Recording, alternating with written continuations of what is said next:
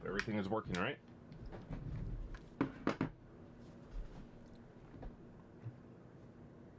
What's up, Spiral? How you doing, sir? Late as hell because I just woke up. Had a rough day. Okay, cool. Alright. I think we're towards the end here, huh?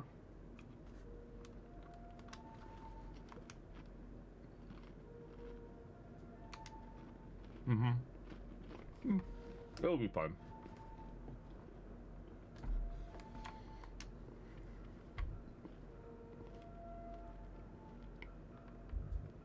End. Well. Yep.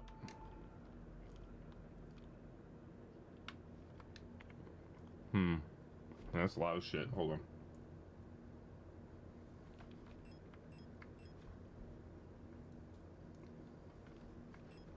Yes, that's just how loud it is. Alright, I mean, what do you think? Are we good? Are we ready for the fight?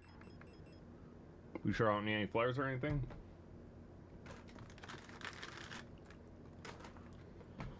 Huh.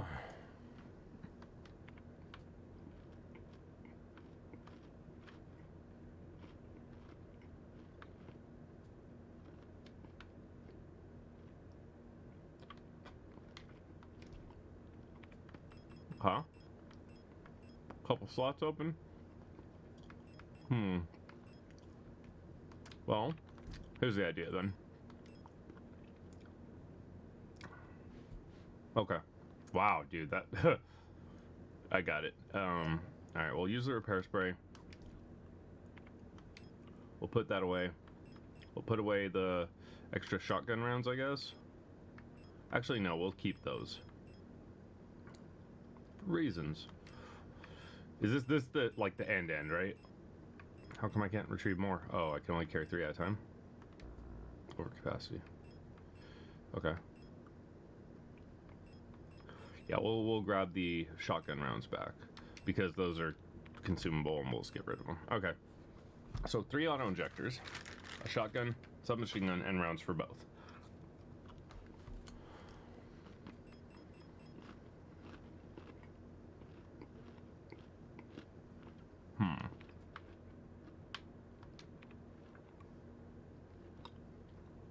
We're not at full health.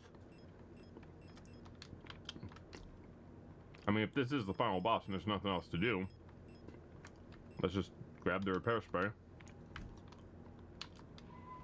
We'll use it, and then we'll head in.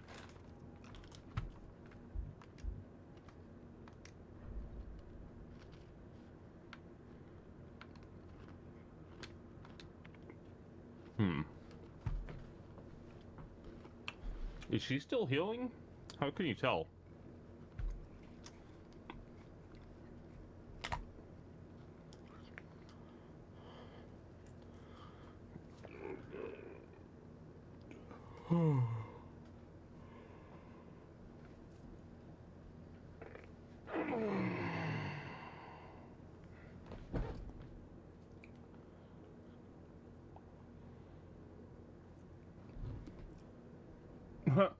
Well, there we go.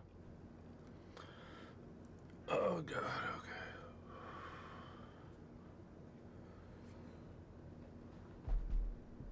Oh, there we go. Alright.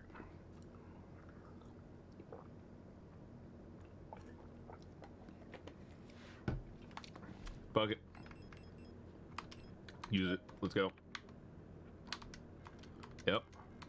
Leaf forever, wow.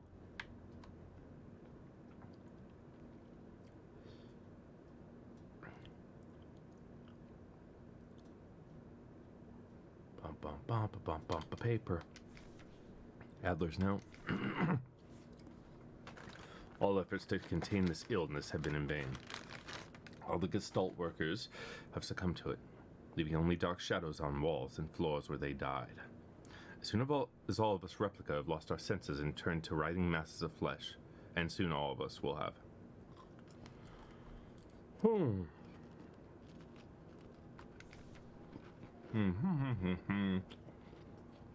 I now believe it was not infectious disease nor some form of poison or radiation. It was the slow corruption of reality itself. So it is Cthulhu. As I've relived the same cycle over and over, each time details change. Things are twisted, added, or moved along until it all turns nothing but noise.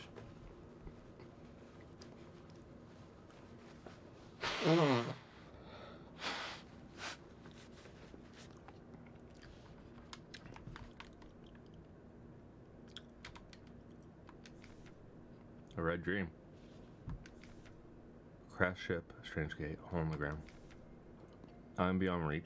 Memories of other lives due to suffering relatives, probably search for someone lost. I saw her in the red emptiness waiting for me. Made me a promise. Memories of stranger rush in my mind. I felt the borders of myself blur. Now I can no longer tell where fake ends and Elster begins, or Falk ends. Elster begins. You must turn back. There is nothing for you here. You've tried so many times and you failed every time. You see that you're ruining everything. It's your final warning.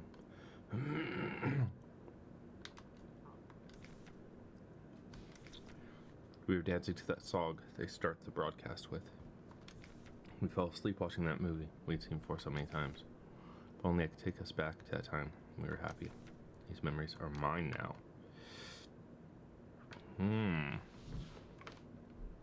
I can't look at the paintings. Bucket. Why did you return? There's nothing for you here. Oh. Oh! She'll never dance with us again. No matter what we do. She doesn't even want us anymore. Okay. One moment.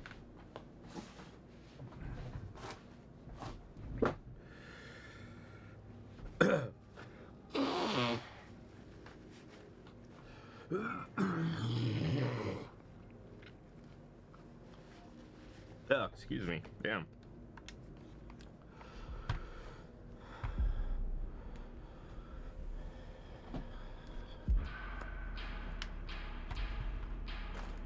Both of us were in sleep.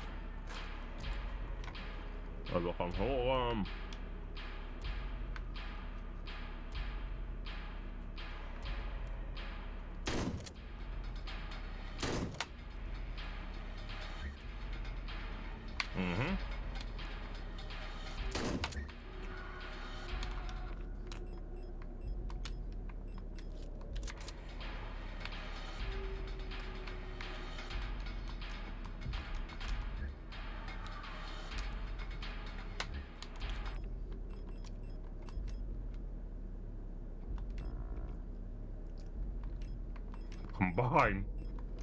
Damn.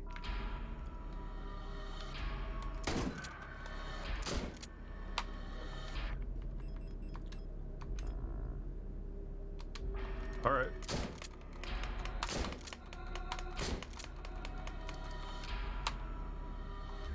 Jesus.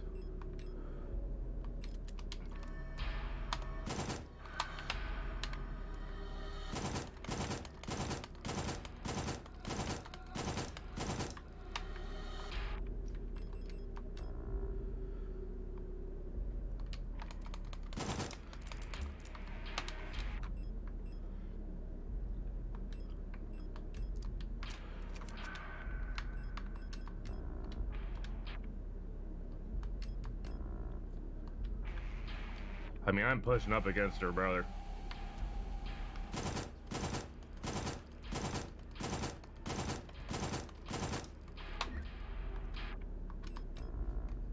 I don't know what to tell you.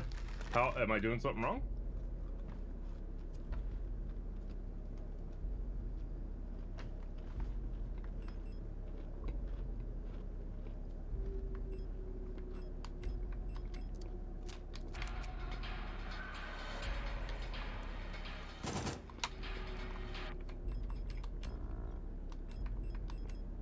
Right.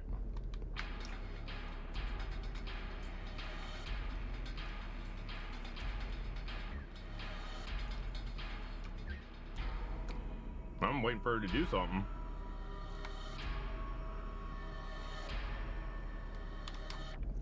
Eye itches. Okay.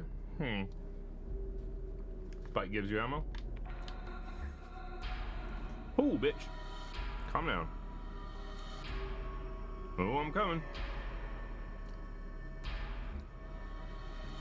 Don't like that way.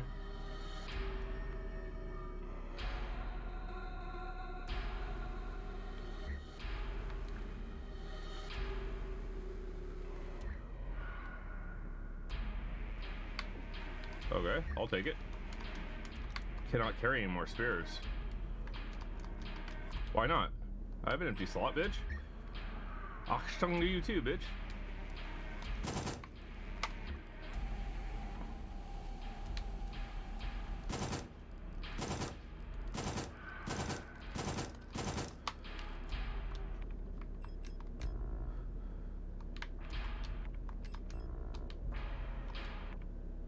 I can't equip it. Combine it with her head? Combine it with bullets. Nope. Alright, I don't know. Whoa. What?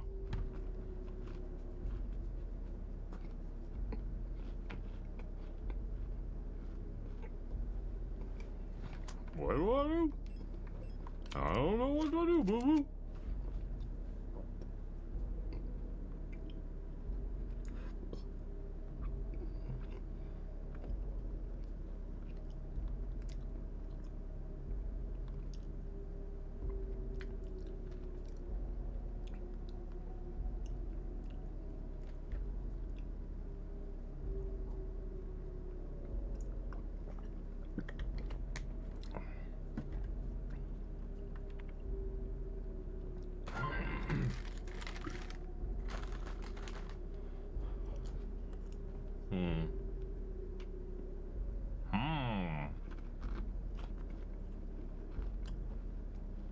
This is interesting. My diagnostics say hypersensitive, fragmented, over clustered, and catatonic.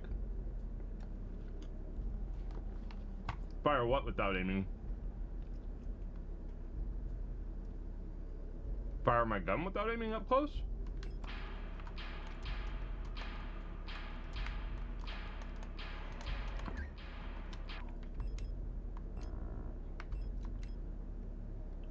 I mean, I'm...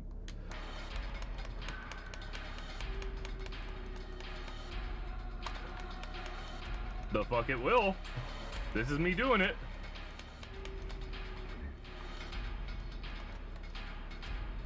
That was literally me doing it.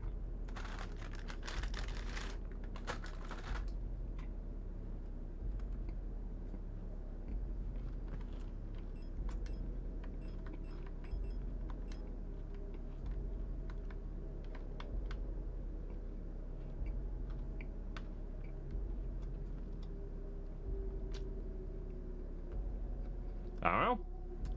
I was smashing that shit, brother.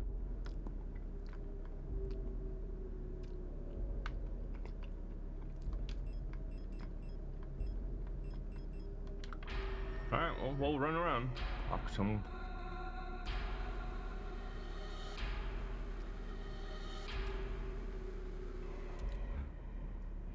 I've been running around, always looking down for spears for me. Skinless bitches. Oh shit.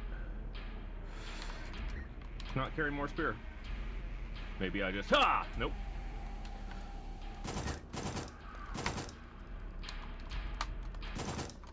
Oh, now I don't have ammo.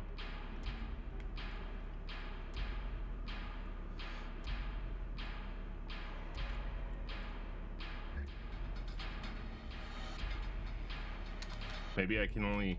Nope. Can't equip it. Can't combine it.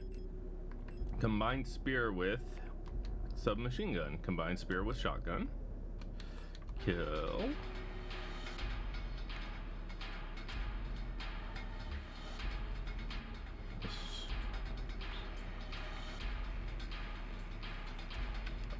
Well, she's not down now.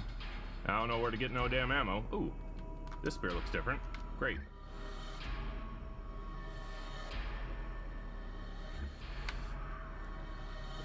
So, what do? I don't have ammo. I don't know how to get ammo.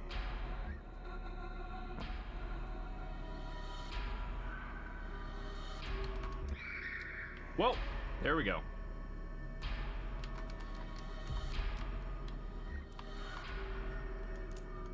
Great. Good for me.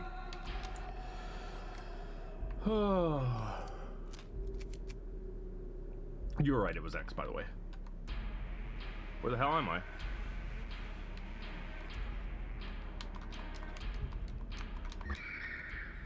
Excuse me. Didn't want that.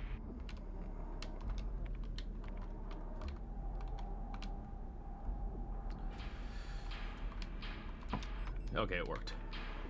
I'm fine with this. Damn, this shit is fucking me up, huh?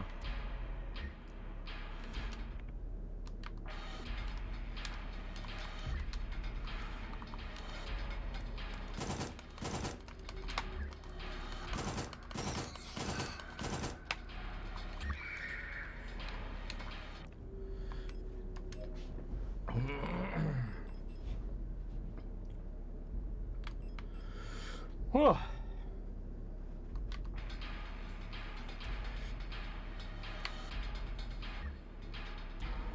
Don't you fucking strip me.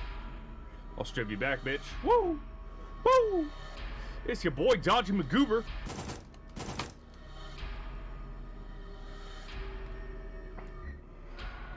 They call me Timothy Dodgegood. Shit. Well, that's unfortunate. Cool. Thank you, Daddy. Ooh. Okay. What? Use. Equip. Cool. Anyways. How you doing? How you doing? I need you to kneel. Kneel to me! Fuck no, I have no ammo. Shit. Daddy says run.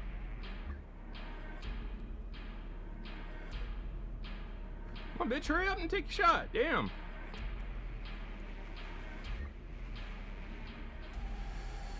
Ooh, swiggity swooty, guess who's coming for that booty?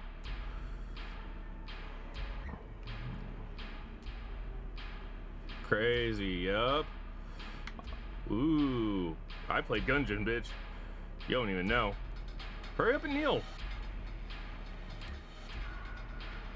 Why you know, Neil? Oh, wow. Bitch can summon dark holes. Oh, that didn't work. Great. Whoa.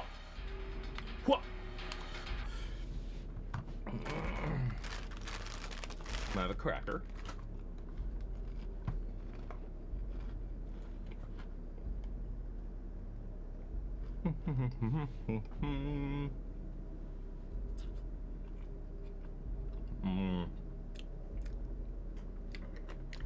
Good cracker. What? There you go. Come here. Come here. Come here. I got something for that ass. It's a spear. Okay. Whew. Swiggity swat. Fuck.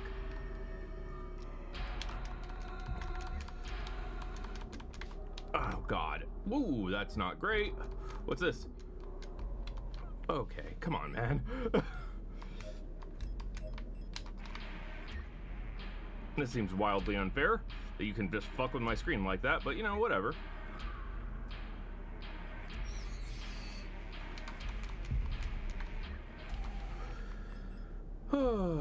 Shotgun rounds, great. Reload, equip.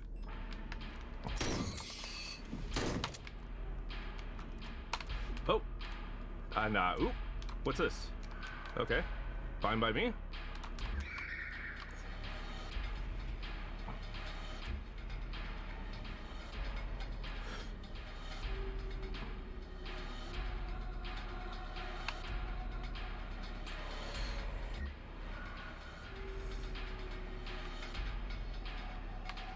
Oh, Jesus Christ.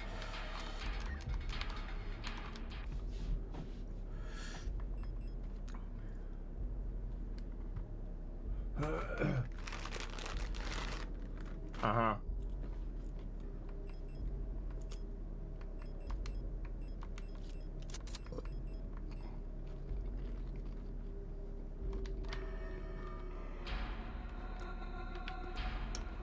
That was my fault. There we go.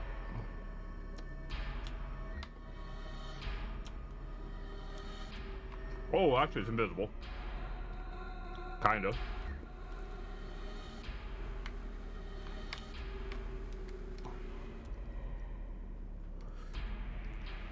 Girl?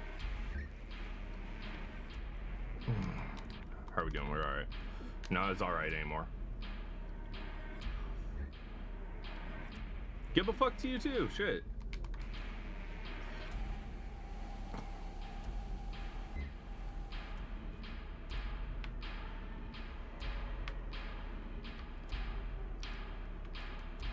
Bitch, would you just fucking... Oh, I'm almost dead again? Shit.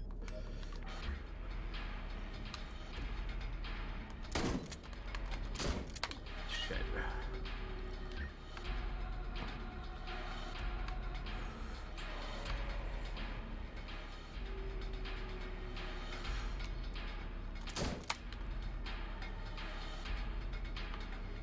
Now I'm over here for some fucking reason. Cool.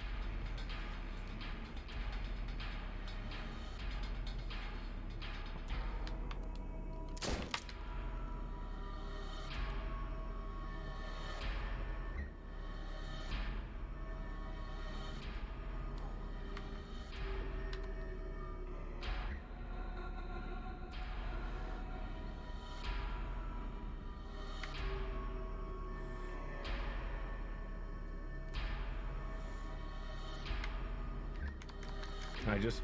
Shit, I can't just use it. Oh, I still have more shotgun rounds? Reload.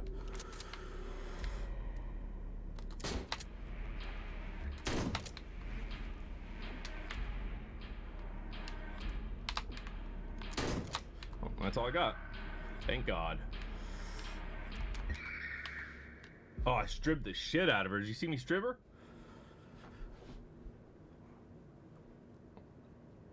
Violent scene missing.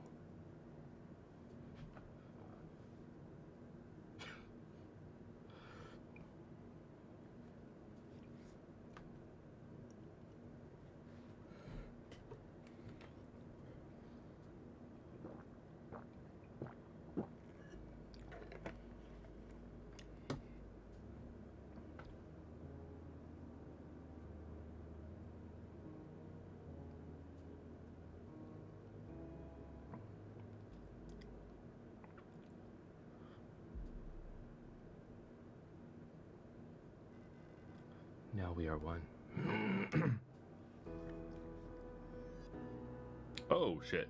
I've been waiting for this for a long time. The space left intentionally blank. Read it with all its emotion.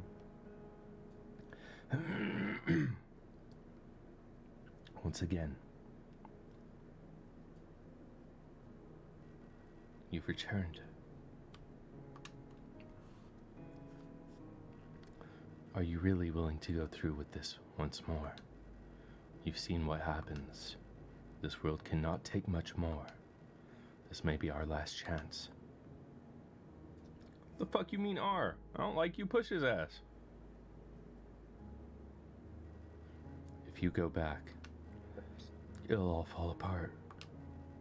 I can't let that happen. You selfish monster.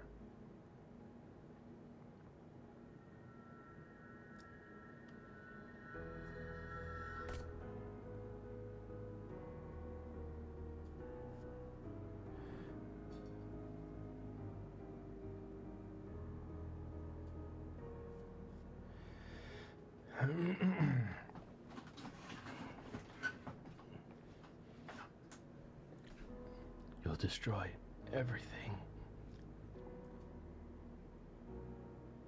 Oh yeah, big time.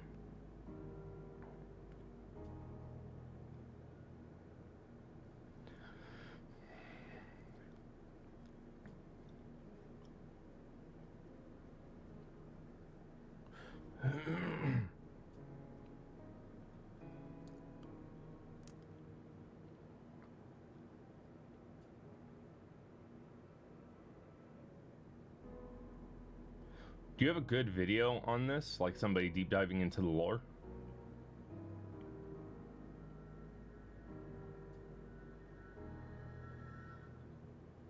Yeah, shoot me that.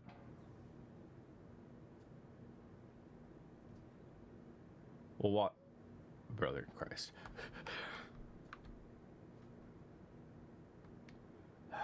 Once more into the breach. Alright.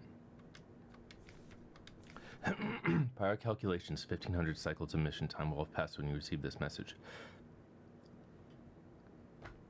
I mean, yeah, how long is it?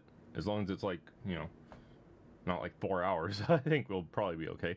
Congratulations, comrade. By now, you should have become fully acclimatized, correct, to your new life on board your ship. As you approach the Orc Cloud, your search for new worlds will begin. Utilizing long-range sensors, you will scout for valuable sources, not reasonable, habitable worlds, or signs of alien life. This is what happens while I just wake up. Remember to rely on your replica to assist you in maintaining your vessel. We all wish you a great success in your initiative to create over 2 hours, goddamn. You got one slightly shorter? Like around an hour?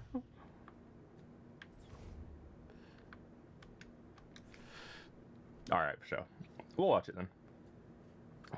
When I signed up for this mission, I just wanted to get away from everything. Cycle 225 down. I was sick of Rotfront, of school, of the photo store. Aw, it was, what's her name? She was sick in the hospital. Sick of the fake smiles and whispering behind people's backs. I saw a photo of that soldier. I wondered who she was. Was she happy? Was her family proud of her? Did her comrades love her? Since we looked alike, could I have been like her? But in the end, I just wanted to leave. Nothing I had done or made ever meant anything to anyone, so why bother? Here I'm finally free. I get to be by myself and to do what I want. I can finally be happy.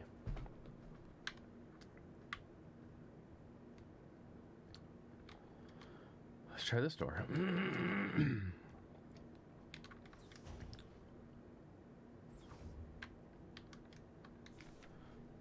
Talked some more to the Elstree unit. She's different from the replicas I knew back home. Nothing like my teachers or the blockwork protector. I know she didn't have a choice, but it feels like she's also here because she didn't fit in. It's like we ran away from the world together. At first I didn't like having someone around, and I was glad that she's quiet and didn't approach me. But lately, I've missed having someone I can talk to. It's been so long since I've last seen another person. I never thought I'd miss it. Except her, everything is the same in here, always. Nothing ever changes. Congratulations, comrade! You've survived 3,000 cycles, reaching the final phase of the Penrose program. With the end of the operational life time of your replica unit approaching, it is time to prepare for the final phase of your mission. If you have not found a suitable world for landing by this point, accept that you will not. Find solace in the thought that others might be successful where you failed. As you're probably aware, your ship's spare parts and rations will soon be depleted. Life support systems and reactor shielding will soon begin to fail, and radiation may begin to leak from the cooling system. We recommend you do not attempt to prolong your suffering by using old filters or rationing supplies. Instead, make peace with your fate. We suggest that you ask your replica, while it is still functional, to spare you a slow and agonizing death, or that you take permanent rest in the cryogenic pod. Remember, you will die having served on your nation by partaking in a glorious demonstration of our power and decrypted transmission. Okay. Cool. I wonder if that's radiation. I had a strange dream. I was listening to the radio with my mother back then. Numbers were on. Mother was taking notes of the book in her lap. It was a book that I saw that shop the window store that translated the yellow hooded figure went by an Erica and her protectors confiscated. Was at least so, but I don't think I remember. Trapped inside ship, all in room, but seeing a thing. Bro, do. You can't catch try anything. It's fog. Whenever I do anything, can't focus. Go outside. Want to breathe. Want to feel. Want to fuck. Okay, sorry. I just wanted to get the hell out of there because it was making loud noises that seemed to indicate radiation. I'm tired of it all. Every time I go to sleep, I wonder if I'll wake up again. I'm scared that it'll be the last time I said goodnight to her. Oh, did I say it right? Will she be okay? What if one of us just won't wake up tomorrow? I don't want to die. I don't want to live anymore either. Everything's just so exhausting. Hey, man, my thesis statement sometimes. I just want to lie down and disappear. I just want to sleep. Please just let me sleep. Please make me stop. Jesus. Whew. Welp, my spaghetti is officially upsetty. How you doing? I couldn't keep my promise despite my best efforts. I eventually fell ill too. It had to end this way. Great. Great, great, great, great. Excellent and cool and not at all upsetting. My spaghetti is perfectly fine. It's time. This is all that's left. Go home. Oh no! No, I didn't mean to do that!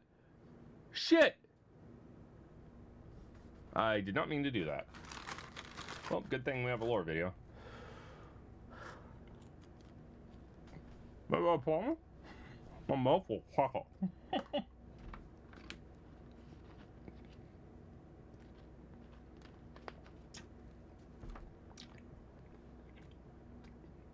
I wanted to search the rest of the shit, man. Ariane. Elster. Looking like Dead Man Wonderland girl? I can't do it.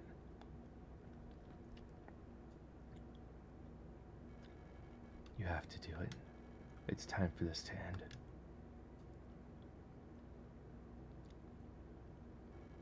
Please. Jesus.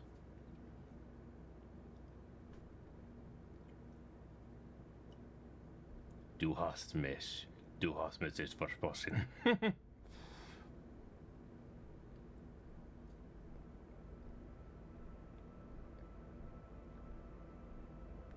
sorry.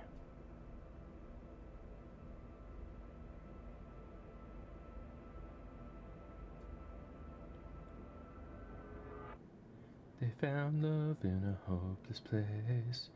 They found love in a hopeless place.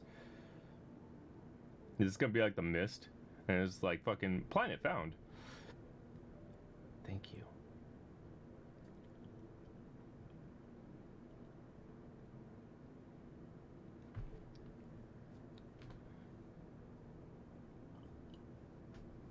Entering atmosphere of livable planet with very friendly people who will give you tons of food and know how to cure radiation poisoning in 3, 2.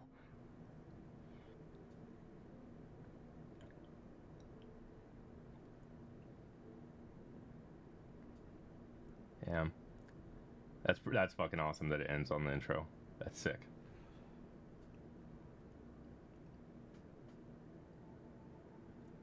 Don't do The Mist. Just don't do The Mist. That's all I ask. Don't mist us. Or they die together? I don't know how I would change the ending. A game by Rose Engine. It's a great game. I'm glad they didn't mist us. Rose Engine are Barbara Whitman, Yuri Stern.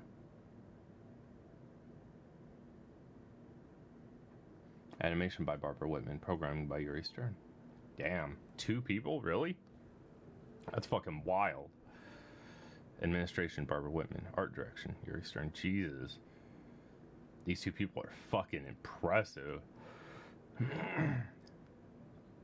They did the concept art, the 3D modeling, the texturing, the rigging, the level design, puzzle design, game design. Fuck. Written and directed by Yuri Stern. Damn. Story by both of them.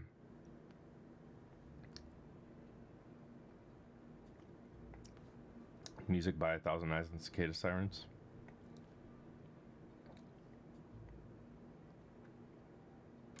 Sound design is Yuri Stern and Gideon Wolf. Additional sound design is Tommy Schley. How do you get different endings? You know? Playtester Stephen Call. Oh, they had a lot of playtesters. That's good.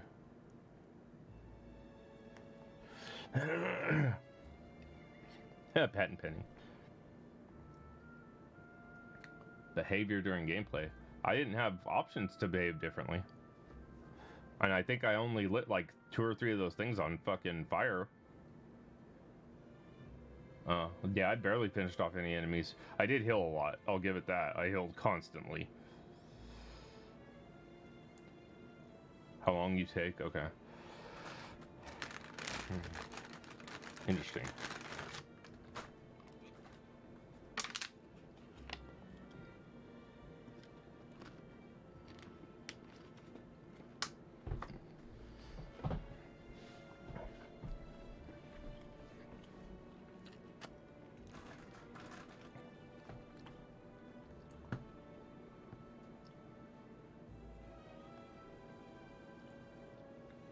I talked to everyone, I thought.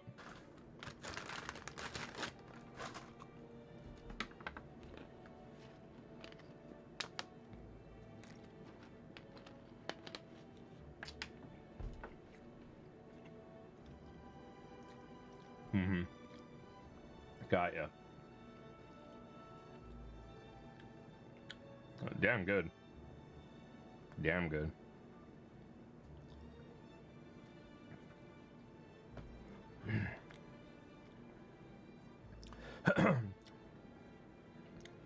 Made in Hamburg. Ah.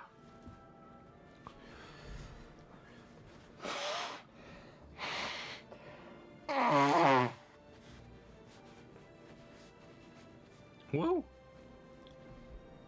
Well, I see why it won awards.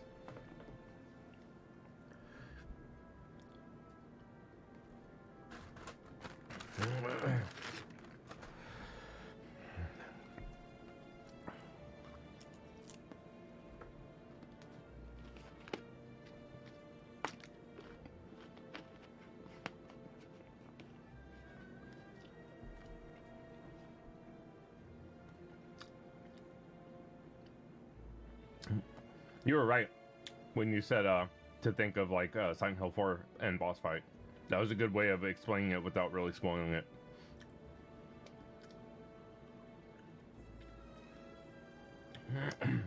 That was quite good. 100%.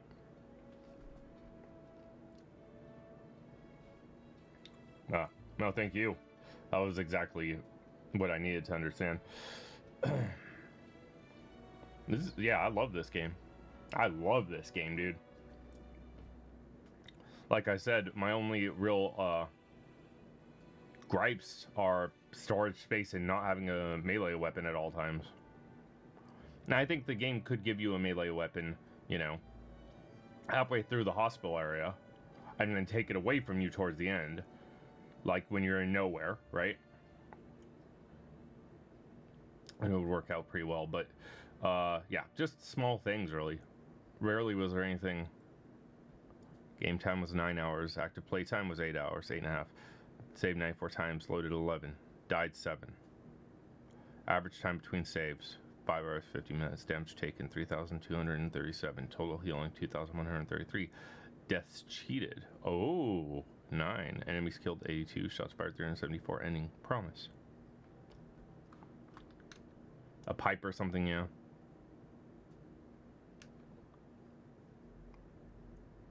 Agreed. I wonder if it's saved.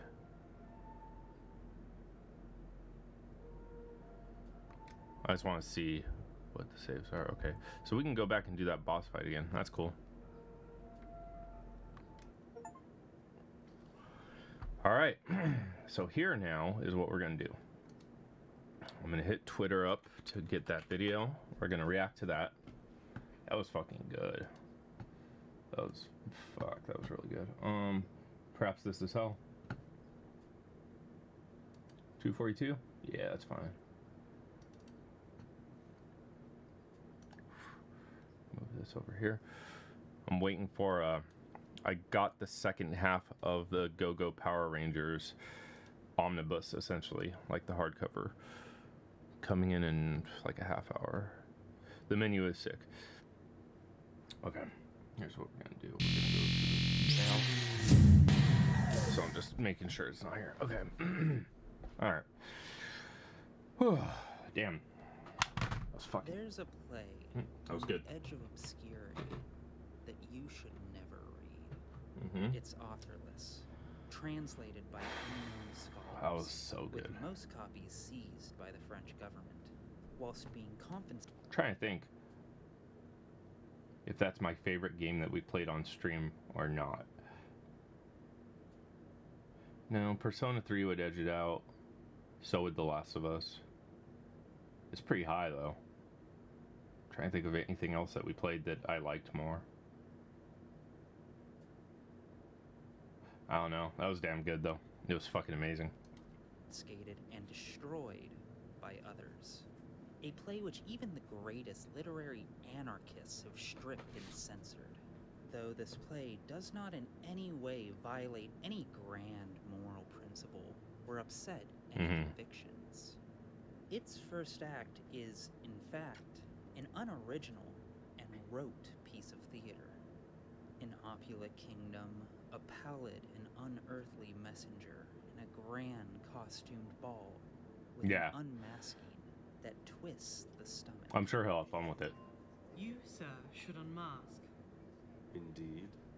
Indeed, it's time. We all have laid aside disguise but you. I wear no mask. No mask?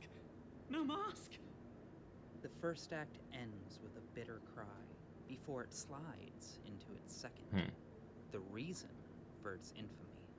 The second act's tragic and destructive nature obsesses, seduces, and decays the mind. 1 second. Something real quick, like that artwork. Of all those who read it, a terrible, twisting tale of a doomed kingdom that spreads from mind to mind, from theater to theater, destroying persona and life alike. Okay, I have to go pick up the package, which it did not indicate it was here. I'll be back in about a minute. Oh, fucking head.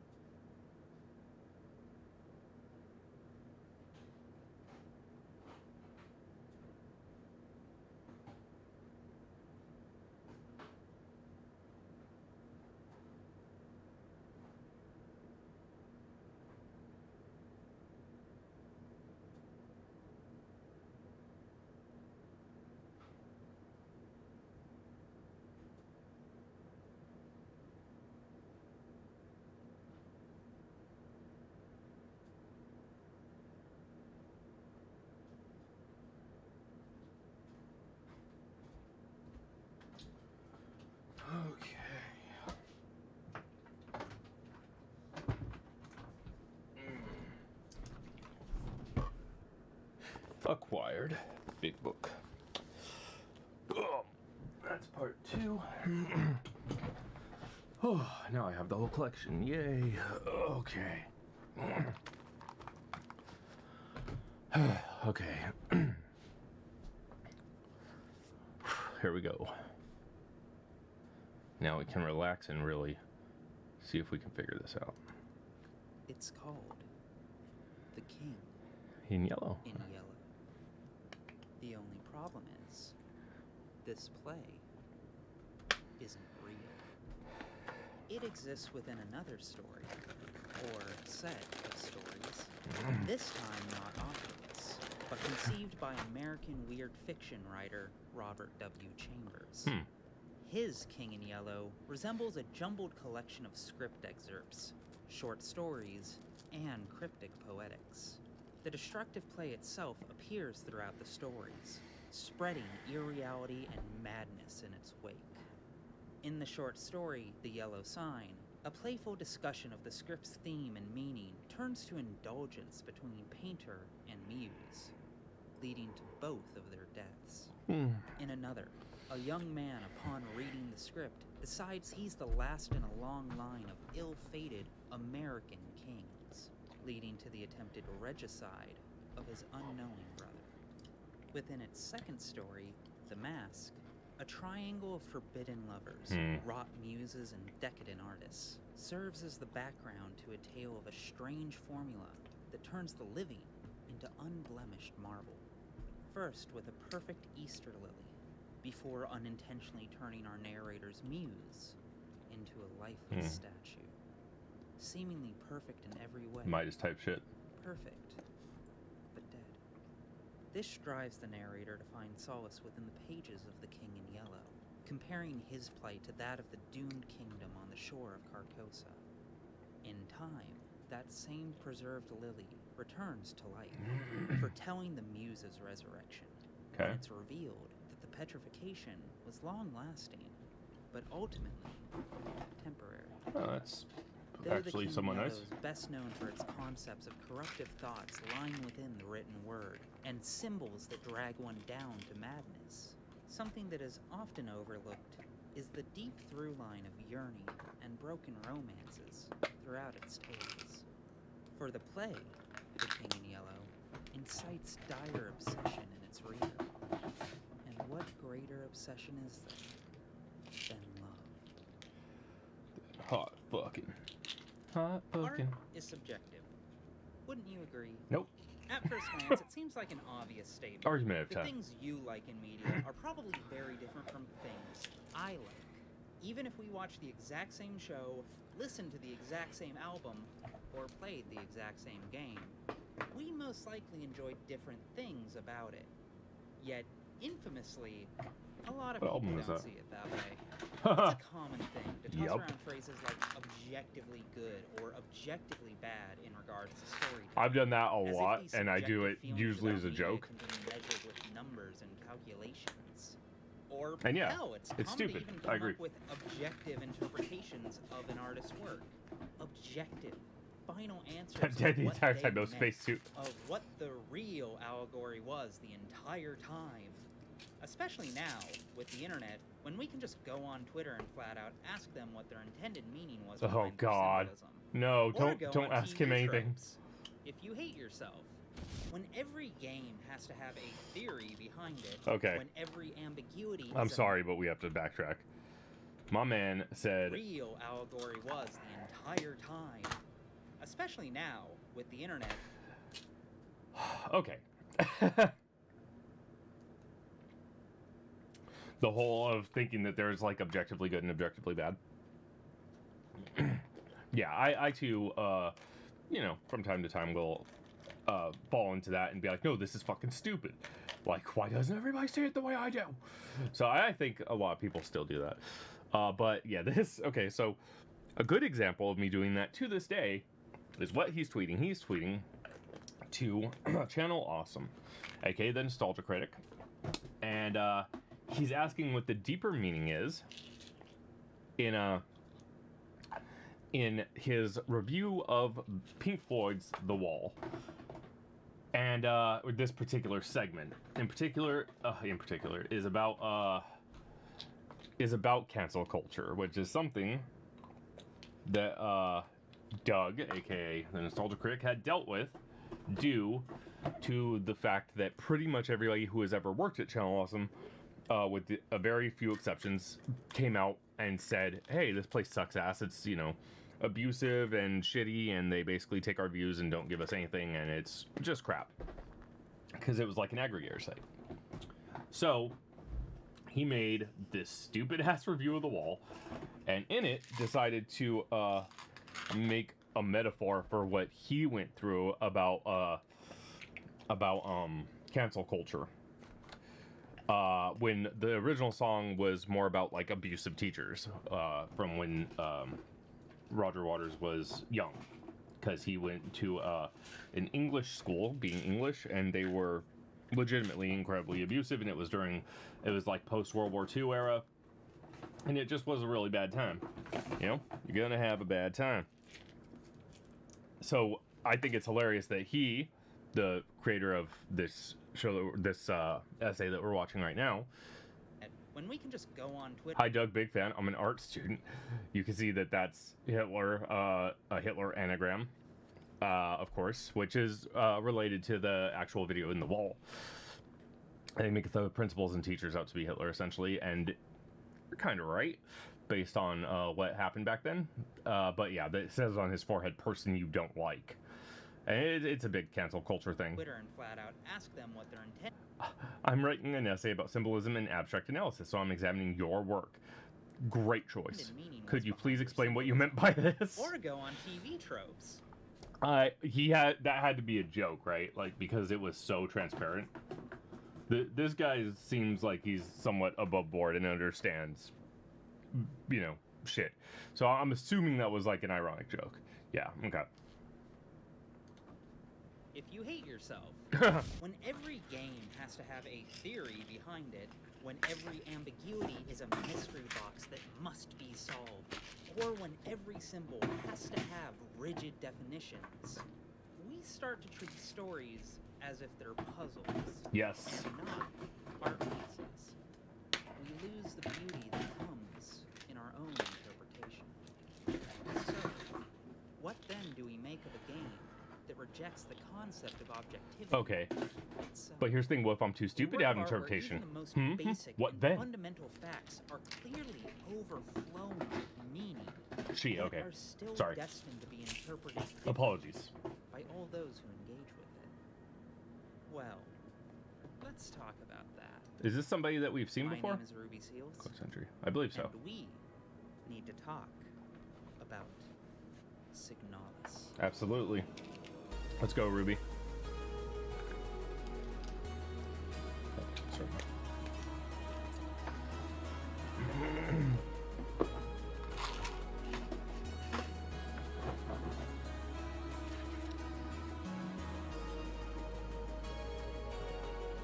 Be not afraid.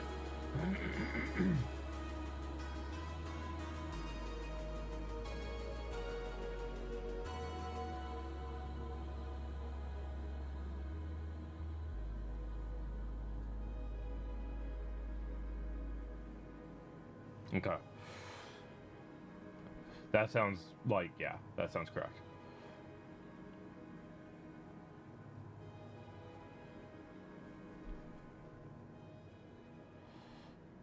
Mm-hmm. Yeah, I could totally see why that would be the case. Wake up, samurai. Signalis is a survival horror game released in 2022 by the two-person indie studio Rosen. Insane. Development began back in 2014, though the team didn't work on it full-time until the events of 2020. Their initial vision of the game was of a 2D side-scroller with We saw, horror yeah, Pathologic. Okay, However, that was over the time, video we it just saw. morphed into an Got it. isometric 3D survival game with occasional shifts to first person.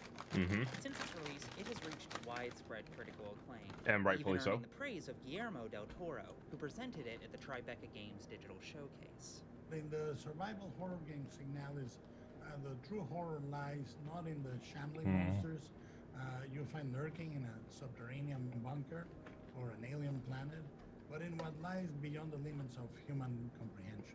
The game's mechanics, aesthetics, and storyline overwhelmingly take small bits and pieces from other artworks, but brings them together in a way that contributes to a cohesive experience which is far, far greater than the sum of its parts. I would agree. A very impressive gestalt, one might say. Don't worry, that joke will be funny to you in like an hour. Signalis Like is a an game hour. that wears its inspirations on its sleeve. Elster, the character we play as, is controlled from a third-person bird's-eye perspective with semi-fixed camera angles and an option for tank controls. As she shoots zombie-like enemies, struggles to find enough scarce bullets to do it. Oh, can that'd only be so carry fucking 6 good. items at a time, and Or maybe solves Jordan puzzles Peele's to gonna progress bring the story. an idea of Homages to Hideo Resident Evil Kojima's and to Silent screen. Hill, particularly RE1R and SH2, I think are a readily Silent apparent. Hill But to distill like it down to story just would these be two gameplay perfectly fine in resemblances Jordan Peele's is to hands. undersell it. There's no He's- shortage of parts that feel like they're Jordan Peele is one of the very few directors I think could handle a Silent Hill very well. There's like him, David Lynch, Cronenberg. Is Cronenberg even still alive? Del Toro. Del Toro could do it. His would be probably a little more whimsical than it would be horror, but I think he could do it. Yeah, so there's what, Peel, Lynch, Cronenberg, Del Toro. If each one of them handled like a different Silent Hill, that'd be so sick. Oh my god. Yeah, I'd like to see Cronenberg do like 1, Peel do 2. I'm thinking, yeah, Del Toro do 3, and Lynch do 4. I think would be really fun, because Lynch would bring a lot to 4 that it was missing, and I think Del Toro could probably maybe do the same for 3. You know what I mean? Mike Flanagan, Kiyoshi Kurosawa, and Shimizu. You'd have Peel do 4. It'd be fun. It'd be really fun. But yeah, that's just a thought. Yeah, I think Peel could probably knock 4 out of the park pretty well too. Referencing more obscure horror. The space station retro feature. And the reason I have Del Toro do 3 is because we know that he's handled like young female protagonists before and things like Pan's Labyrinth very well. So I think that he'd be able to handle Heather relatively well as well. More slow burn moments that Peel is better with. True. Yeah, that's probably a fair point. Relation, Dead Space, and System Shock. The sudden jumps to PS1-esque first-person perspectives almost feels like the space between. The philosophical terror of identity death feels a lot like Soma. The quiet sadness and transhumanism of replicants and gestalts from Nier, as well as its perspective hopping. The list of comparisons goes on. Anime stylings are also found throughout the game. Did that person have a falchion? Sorry. Is that a falchion or a double-sided sword? Nope, that's a falchion. Yep, single blade. As well as its perspective hopping. The list of comparisons. I'm about to pick one of those up. I really like falchions. Anime stylings are also found throughout the game, with several dramatic shots and cutscenes that line up directly with those of Ghost in the Shell and Neon Genesis Evangelion. The liminal brutalism and decayed androids of Blame also seems to be a pretty obvious influence. As for film, Blade Runner's a very on-the-nose influence, as well as the 2001 cult classic Pulse, both in ways that are inherently spoilers to discuss. Oh, and this carpet's from The Shining. Huh. Sure, that has some symbolic meaning behind it that we'll discover later. No, this is not a joke. Remember this carpet. It will live rent-free in your head if you let it. The most overt references that the game gives us, though, are the works of literature and art which are directly portrayed in the game's universe. That of H.P. Lovecraft's The Festival, An Inhabitant of Carcosa by Ambrose Gwinnett Bierce. And then, of course, there's The King in Yellow, a reference that runs so deep we're going to have to hold off until we're finished with the story to begin unpacking it. But, suffice to say, there is a good reason this video opened by talking about it. The paintings Isle of the Dead by Swiss artist Arnold Böcklin and The Shore of Oblivion by German painter Eugene Bracht are also... Falchions are very interesting blades, because... So, I've been getting more back to, like, when I was really into swords and stuff, and I was, like, relearning some stuff. And I think it's really interesting how areas in between Asia and Europe, Middle East, India, generally West Asia, or like, you know, Southeastern Europe, Turkey, Hungary, things of that nature, they have a lot of influence from both sides, which is interesting. So like the katana, for instance, right, is a single-sided blade, only one side is sharpened. Its handguard is called a suba. It's a circular piece, and it's made differentially hardened. Now, when you go towards the European side, you have things like broadswords, longswords that have, cross handguards, right? And they are usually double-sided. They're longer than katanas. They're almost, well, usually intended to be held in two hands, sometimes not, with things like longswords. But in the middle of that, you have Middle Eastern blades, like the falchion. The falchion's Middle Eastern blade that has a blade more akin to a katana, one-sided, differentially treated, but it also has the cross handguard, and it's also longer. Scimitars, yeah, scimitars are another really good example, especially when you take into account that a scimitar is a primarily Middle Eastern weapon, much like a falchion, and it has great similarities with the Chinese weapon, which it obviously would, due to just geographical location and, you know, war. Because, you know, sides in a conflict will obviously take and learn what they can from the other side of the conflict. So you have a scimitar, but in China you have what's known as a dadao. The dadao is also known as a Chinese war sword, is basically a giant fucking scimitar. Three-handed. Has rings in the back sometimes it doesn't. Usually it's for added weight or just to be a flourish, because China has a lot of history of their weapons being, you know, seen as spiritually or religiously important. Same as Japan. Japan, you know, has history of their katanas either being revered as gods or having the soul of the warrior in the katana. And yeah, the dadao and the scimitar are very, very similar blades in that sense. A katana, yeah, katanas are cool. Katana used to be my favorite blade, but now I think it's the falchion. The problem, well, there's a few problems with katanas. One is they're not super long. They're relatively short for a blade. I'm not going to pull out my katana because I'm too lazy, but I will do this. This is a boken. This is a polypropylene katana that's used for training. You can see that the tip to, there we go, tip to hilt, or tip to guard is probably 32, maybe inches.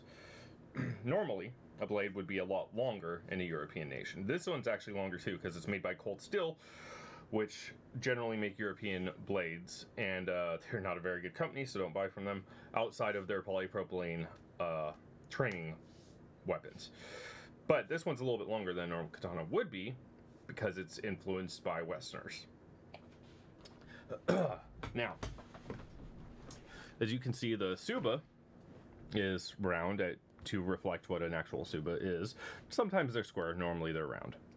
But when you're fighting against somebody else, a katana is not meant primarily to block. Generally, you're going to want to block with the back end of your katana, the blunt side, if at all. Reason for this, katanas are differentially heated. They, in Japan, did not have very good iron, nor did they have very good steel. Steel is just high carbon iron, right? So they used a specialized steel that is found only in Japan. I can't remember the name of it. It starts with a T. But they would fold it over and over and over, usually anywhere between 5 to 10 times. So you would see you'll still see a lot of swords that say 1,000 layers, means it was folded 10 times. The reason for this originally was to fold it. You would end up folding the hot pieces together that would meld together, and all the impurities that had a higher melting point would rise to the top. You'd hit it with the hammer and they'd go flying off. That's what you see, all those sparks and all that, like black dust on iron when they're folding it in like Japanese movies and stuff. Those are impurities that are coming out of the steel. Things like, you know, dirt, other minerals that aren't iron, etc. So that's why they folded their blades, because their steel was very impure and not great. In Western nations, they had much higher quality steel, so they didn't need to fold it, although sometimes they did.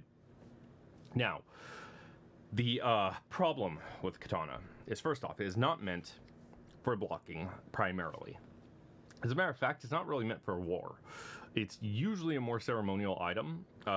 If you look back at ancient samurai, they didn't use the katana for war. Not really. They mostly used pikes and bows. They would use, well, their version of pikes and bows. Long-range spears, long-range bows, because those are more effective. You're not going to get past a wall of samurai with fucking pikes with this. You're just not. So, interestingly, in my opinion, with the katana, the reason it is not meant for blocking is pretty simple. When they do the heat treatment, when they are tempering it, right? After they have forged the blade is always curved in media, but when they forge it, it's not. It's a straight blade. They temper it either in water or specific oil to cool it down rapidly so it keeps its shape, right? What they do is they put what's called a hamon on the edge of the blade. You'll see a swirly thing on the edge of most katanas, especially if they're traditionally made. What that is clay. It's very dense clay that they put on the blade. Then when they heat treat it, the whole sword gets submerged in oil or water to cool it down rapidly so that it keeps form.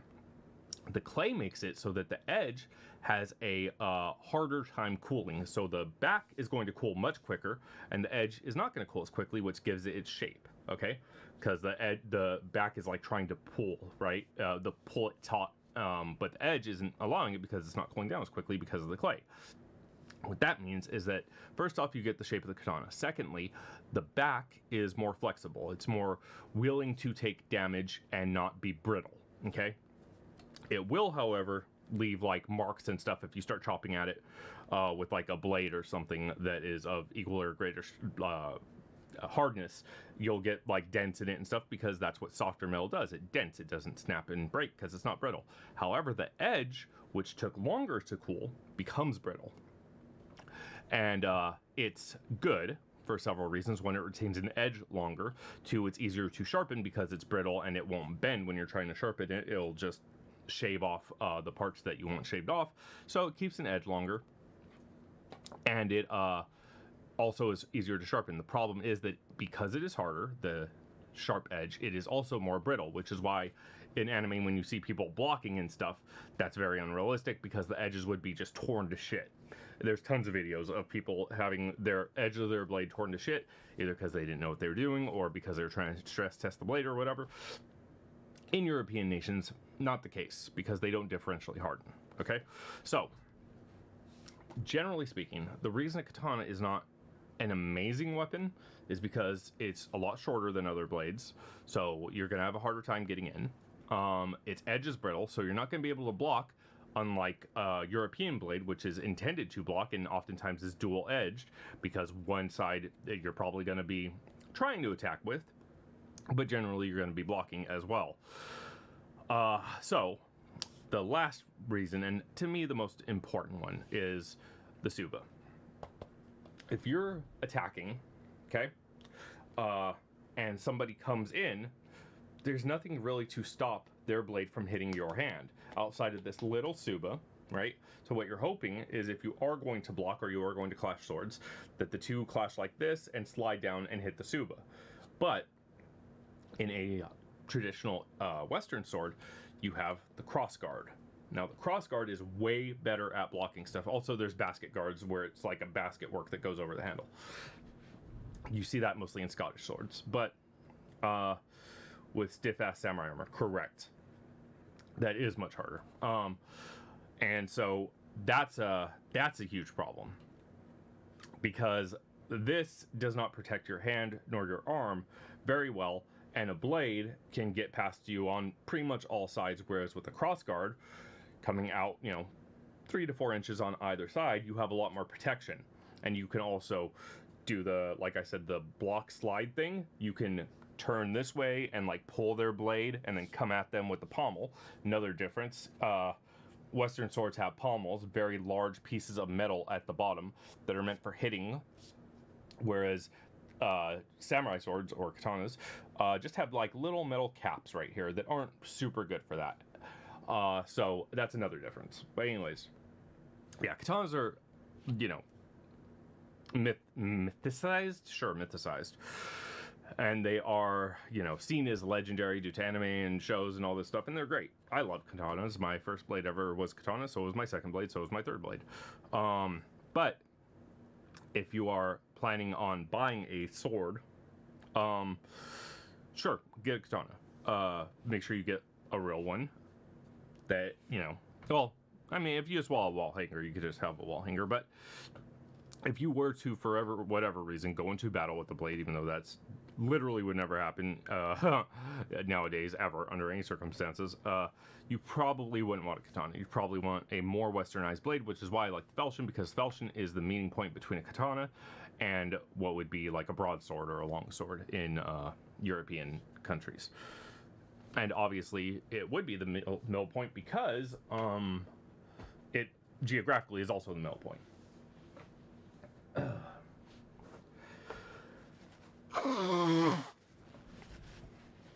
Oh, pardon me. Where it was made is pretty much the middle point between Eastern Asian countries like Japan and you know, Western European countries like Britain, Scotland, Ireland, Italy, France, that would have had more Europeanized weapons. Yeah. So, anyways, just something to think about, I guess, in terms of swords. Featured Bit of a side tangent. Fun bit of trivia. Both these paintings are notable for having been later remade by their creators. 4 times in Bachman's case. Wonder if that will be notable during the analysis, she said, knowing full well what kind of hell lay in wait. If it seems like I'm spending a hefty amount of time fixating on the various references... Well, there's another type... There's another type of blade that is ostensibly just a German falchion. As Germany is a little bit more Eastern European, it also kind of makes sense regionally, and they probably would have been influenced by the falchion. It's called the Grossmesser. Now, or just a messer in general. There's a Kriegsmesser and a Grossmesser. Now, there's not a huge difference between those two things, but it's very similar to a falchion. The difference being that in the handle. In a falchion, the handle is wrapped. Usually you have like pieces of wood or one hollow piece of wood that they stick the tang, so it's called the metal piece that comes through the bottom and ties onto the pommel. They stick a piece of wood and then they wrap it in leather. Boom, that's the traditional way to make a sword handle, right? Or they wrap it in like metal cord or whatever.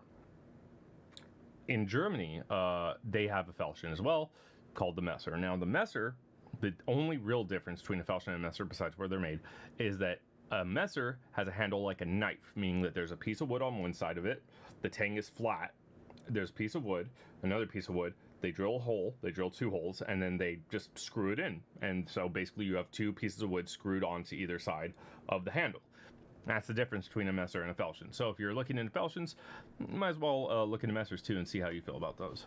Because ostensibly they're the same fucking blade, outside of that one fucking small difference. Differences and influences that Signalis nests within itself, you are correct. Because I am. There is so much to pull apart here and analyze. The game is practically begging to be looked at through a critical lens. The way in which it melds all of these things together into a story that isn't just a series of beautiful homages. Super nice. I'm not gonna say much. Yeah, let's do it. We're already on tangents. So let's do it. Shoot me the link.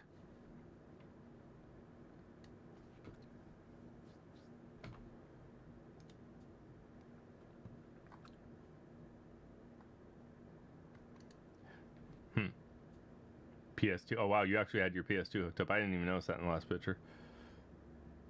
Oh man, playing like fucking OG.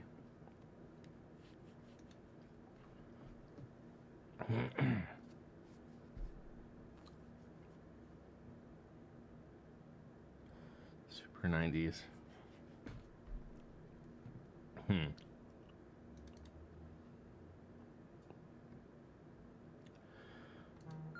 There we go. Enemy 0. Let's give it a look.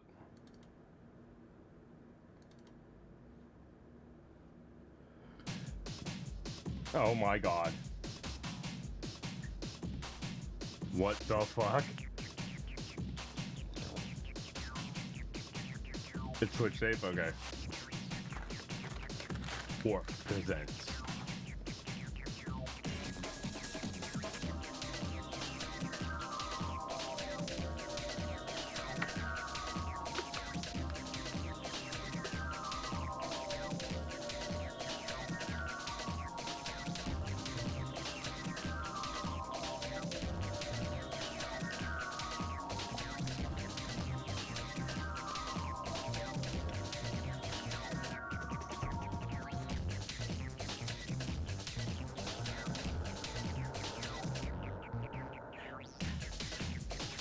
His music is very intense for what's happening.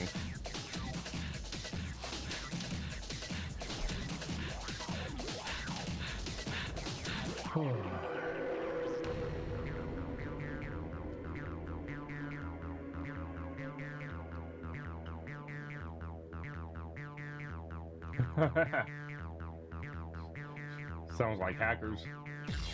Oh, well. You sure it's switch safe? Oh, well, I guess so.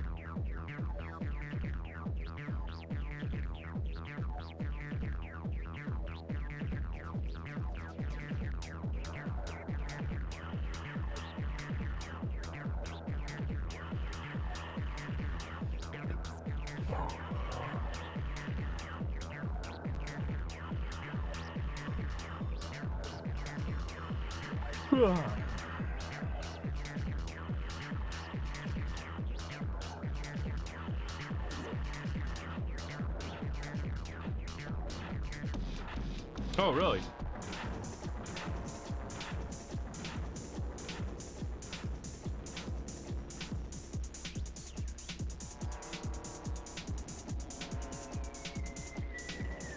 Sorry, what's it called? Enemy Zero.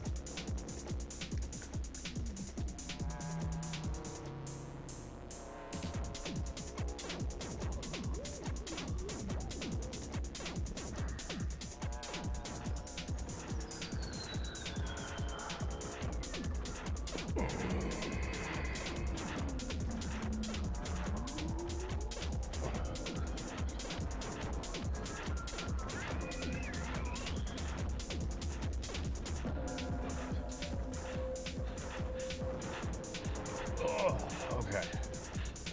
It is very 90s.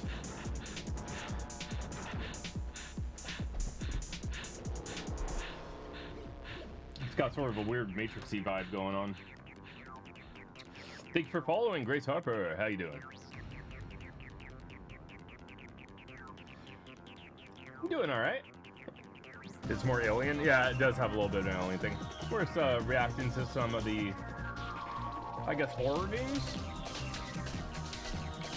Right on.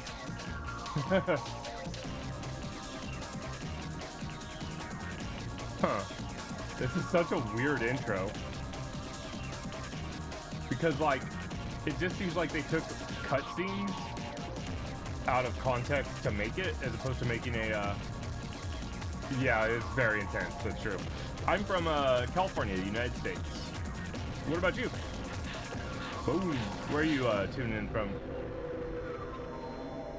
Yeah, they definitely replaced some bits. Enemy Zero, wow.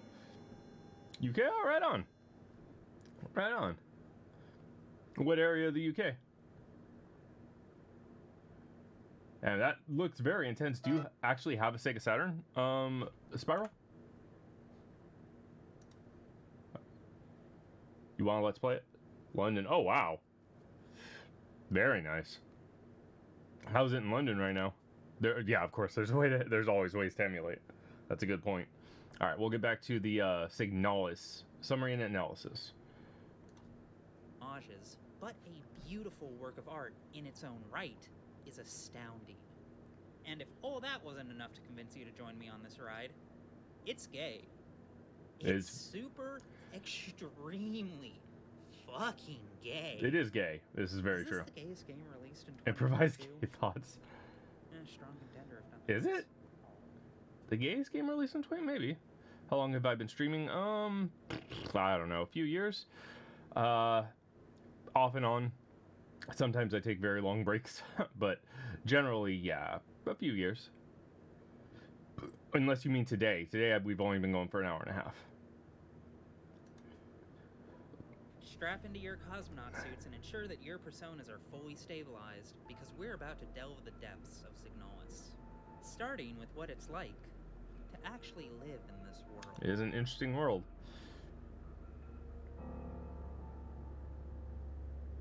Part 2. Gameplay and design. Wow, that thing walked right up, huh? As Signalis wears How its did you... literary and... It's interesting. How did he get that? There must be like a creator way to do that. What's your plans for Halloween streaming?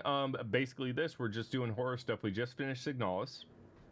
And right now we're looking into a summary and analysis of the game. And just to kind of, I guess, digest what we just went through. And then we're going to get into some reactions. We're going to react more and harder to some like early 2000s spooky stuff. Yeah, and then we'll probably continue horror games pretty soon. I think we have The Observer to play. We have Lost in Vivo and Bioshock. So we'll see how many of those we get through before the end of October. For Halloween itself, I'm not sure. We'll probably play Spider-Man just because the next Spider-Man's coming out and we haven't finished the first one. Cinematic influences on its sleeve, so too does it wear its gameplay inspirations. Mm-hmm. So much so that, for the more cynical, it might be easy to write it off as... Oh yeah, being a if you put rip-off of the original exclamation point Resident Discord Evil in and chat, it Silent should Hill. link you to it. However, also like its other influences, I will say it though, blends them with a lot of style people and who have tone added that me. makes it absolutely unique Yes. in its genre. I will say a lot of people who have added me on Discord want to give me art, want to provide art for the channel. I've noticed, and we don't need any art at the moment. We have our own art for other aspects of it, and I have an artist friend who's going to help me soon with some more specialized stuff.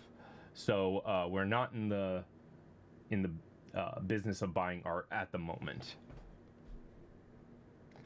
But if you still want to join Discord, exclamation point Discord. All right, no problem.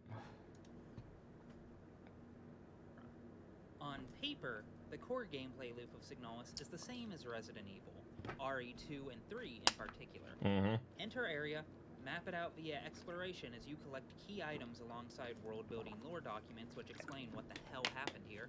Take the key items to their proper homes to be rewarded with more story-progressing key items, all while managing your very finite inventory with essentials like weapons, ammo, and healing as you store the things you pray you won't Biggie need Spiral. in the Universal Hammer Space box.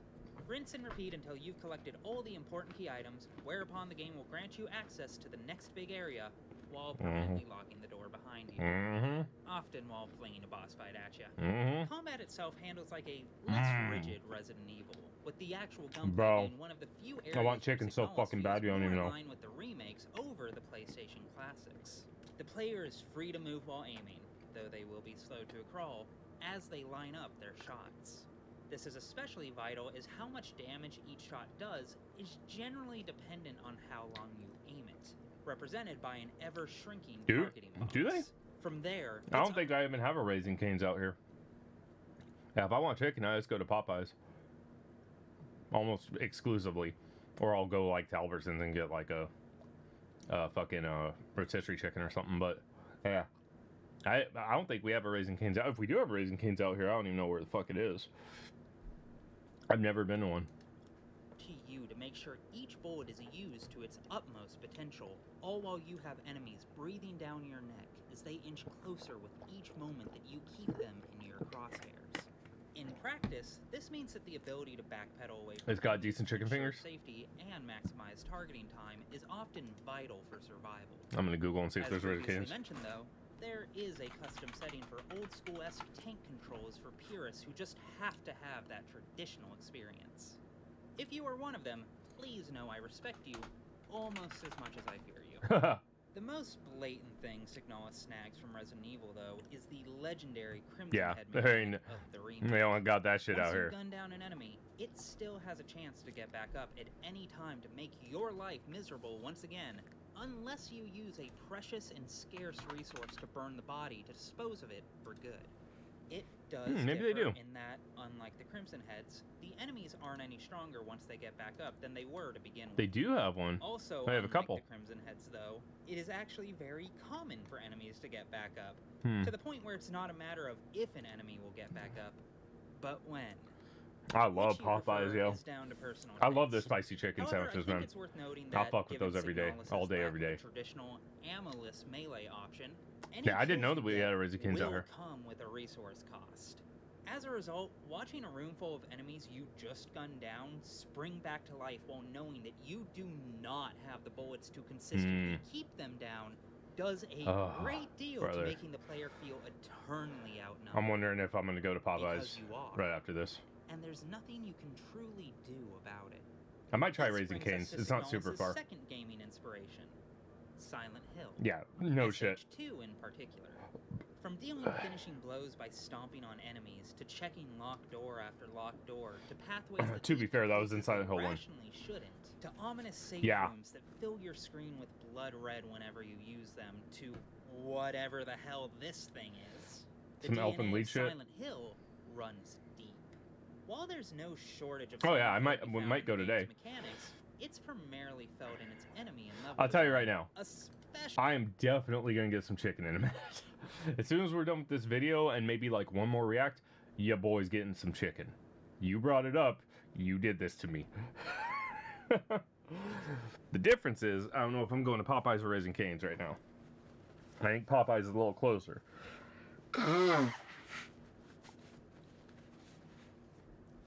But we'll see. We'll see how I feel. Yeah, I don't know. I'm not feeling steak right now. I love steak. I fucking love steak. However, I'm feeling chicken. I'm feeling some spicy chicken. Does Raising Cane's have good spicy chicken? They got some like Louisiana style chicken or some shit? And if they do, I'll fuck. Oh, another place that has really good chicken is Red Robin. They got this amazing Louisiana style chicken. So good. They have sauce. Okay. Do they cook it in the sauce, or are they just like you put your own sauce on this chicken? You sauce up your own chicken, boy.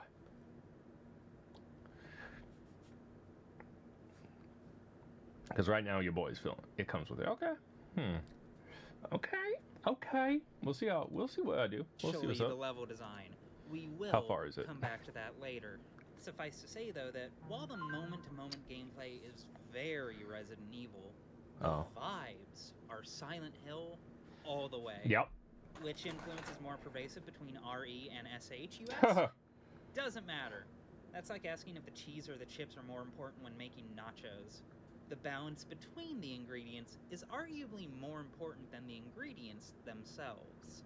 In the same vein, Signalis strikes the balance between its two major inspirations effortlessly and creates something wholly original in the process. What I will say, though, is that while Signalis is not the best Resident Evil game, No. it is, without question, the best Silent Hill game Oh, we've okay. gotten in at least a decade. I was PT gonna does say, not count. ma'am. Did we really say we got PT? Did we really Hell no. get PT? Do you have PT right now? Is it in the room with you at this moment? I have If it PTSD is, over not that getting PT. PS4 can buy you a new house. True. Signalis goes through a lot of effort to mirror Silent Hill's approach to storytelling and match its disorienting, surreal, otherworldly tone in a way that inevitably begs the question of what is and isn't real. There's much more that could be said about this, but it may be worthwhile to let the game speak for itself. So now, with all that established, let's run through the story for the uninitiated and make sure we're all on the same page. Everything about The Konami's story of stupid. Signalis is told in a non-linear At least over the past fashion, 15 years. and at times is intentionally confusing. The flashes and images we see are that of a completely unreliable narrator, Mm-hmm. and the boundaries between one character and another, between fact and metaphor, between dreams and reality itself, are extremely blurry. As such, while I will try my best to be as neutral as possible in my summary, the nature of the story inherently means there will be points where I won't really be able to avoid having my own perspective color and frame certain events. When dealing with a work of art that conveys its story through abstraction and impression, there is only so much you can do before your personal reading begins to shine through. Thus is the struggle of the emotionally honest critic. Such a fucking loser, dude. Be sure to like, subscribe, and kidnap me and drop me on the Fortnite island. Fuck. It is worth noting, though, that no, this description Hello, sorry for is bothering you. I want to not offer going- promotion of your channel. No, thank you. The only thing about Silent Hills, thank you very much. If you about Akira Yamaoka, it would have been interesting to see it with Akira Yamaoka. Akira didn't do the sound for PC, huh? To serve as a replacement to the story, it can't. There are too many subtle motifs and repeating moments to collect them all at once, and too many interpretations of what they mean. And for this video not to be 8 hours long, It feels like, I'm I looking agree. at you, Salmatal, we're only going to cover the most important events of the game, in brief, to the best of our ability, while keeping tangents and asides to an absolute minimum. But there's so much to write about. To an absolute minimum, starting now.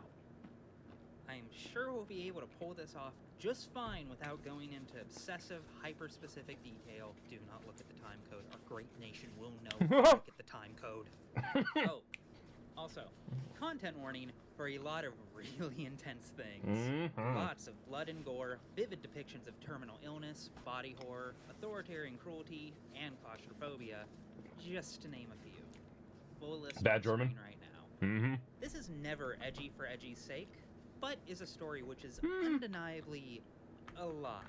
I don't know So if about you're that. not- I would disagree in the sense that when we see, well, I'm going to call the nurse, I know it's not a nurse, but we see it just chopping meat for no reason. That was a little weird. Unless there's a narrative reason that gets explained, I feel like that was edgy for edgy's sake. That was there just to shock you and be like, ooh, look how spooky. Everything else, though, that I can't think of, at least I can't think of anything else that struck me as just edgy for edgy's sake. Feeling up to that right now, then I completely understand. No hard feelings, and please, know that we'll be waiting right here if you ever change your mind. Also, spoilers for literally everything. Figure that merits stating in no uncertain terms. If you've thoroughly played this game already and just want the analysis, feel free to skip ahead to this timestamp. Damn. But I like to include everyone in the conversation when possible. Dear God, yo. Plus, as we'll see, there's a lot of subtle nuance and clues that are easy for even the most keen-eyed fans to miss. So I definitely Now, missed. let's establish the baseline and work from there, shall we? Yeah, absolutely. Bro, I just want chicken now. I want too much chicken. I want way too much chicken. If you click on this and get mad at spoilers, yeah, completely agree. 100%. Affectionately named Elster awakens Penrose starship. Oh, because they haven't An said it yet. LSTR unit, affectionately named Elster, awakens in the Penrose. A starship, though a junk tech one, more resembling something oppressive from Alien than the sleek future of Star Trek. Agreed. We find an operation But that's due to manual lighting. detailing that If ship this were has lit like bright white, I could also see Star Trek, you know? 2 crew members, a replica android, and a Gestalt human. Elster is the replica. But despite exploring the cockpit, the cryostasis pod, and all the cargo holds, her human companion is absent. The Oh, they particularly were observant they weren't may pressurized notice, though, because you that one of crashed. the 2 spacesuits is missing. We pick up a photo of our companion, a white-haired woman named Ariana Young, and exit the ship in search of her.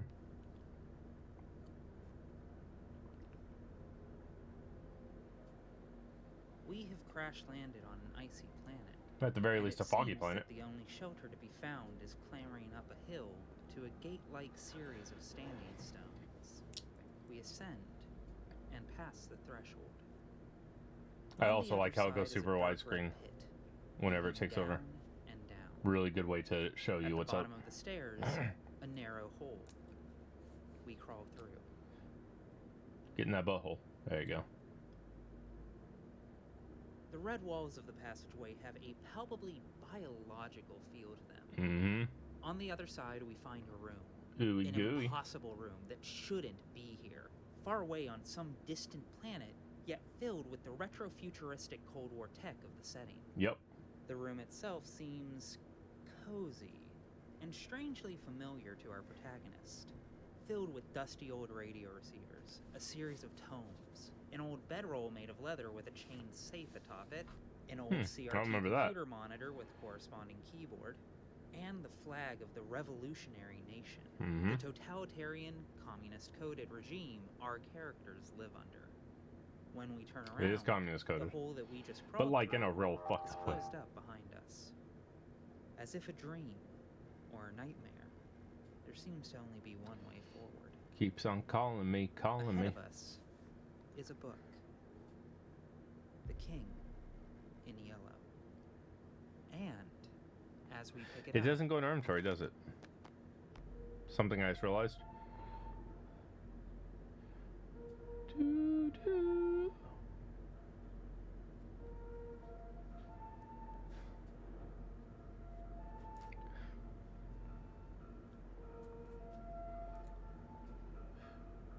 Kiriyama can make a sick beat off this.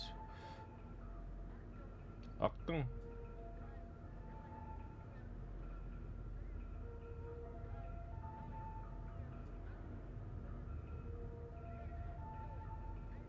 He probably already has.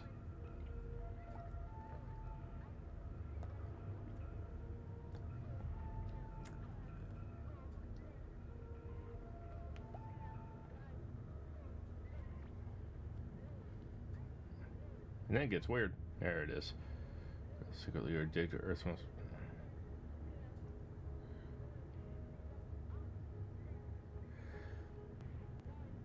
And things learn to crawl. Walk. And then Melty Face.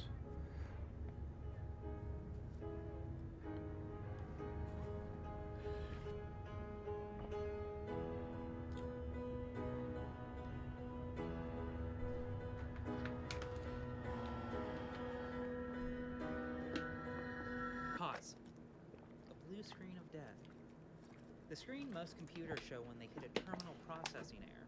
For those of you not in the know. And identical to the screen we see when killed in the game itself. True. Also, those opening lines were from Lovecraft's Festival. Just tuck that away in your mind palace for later. We'll come back to it. For now, cue title drop.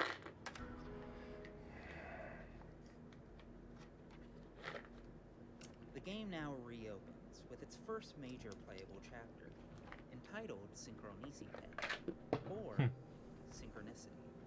In Jungian psychology, the concept refers to the development of coincidences that appear meaningfully related, even when no causal connection is found, up to and including one's personal subjective experience of events in their mind versus the reality of the outside world.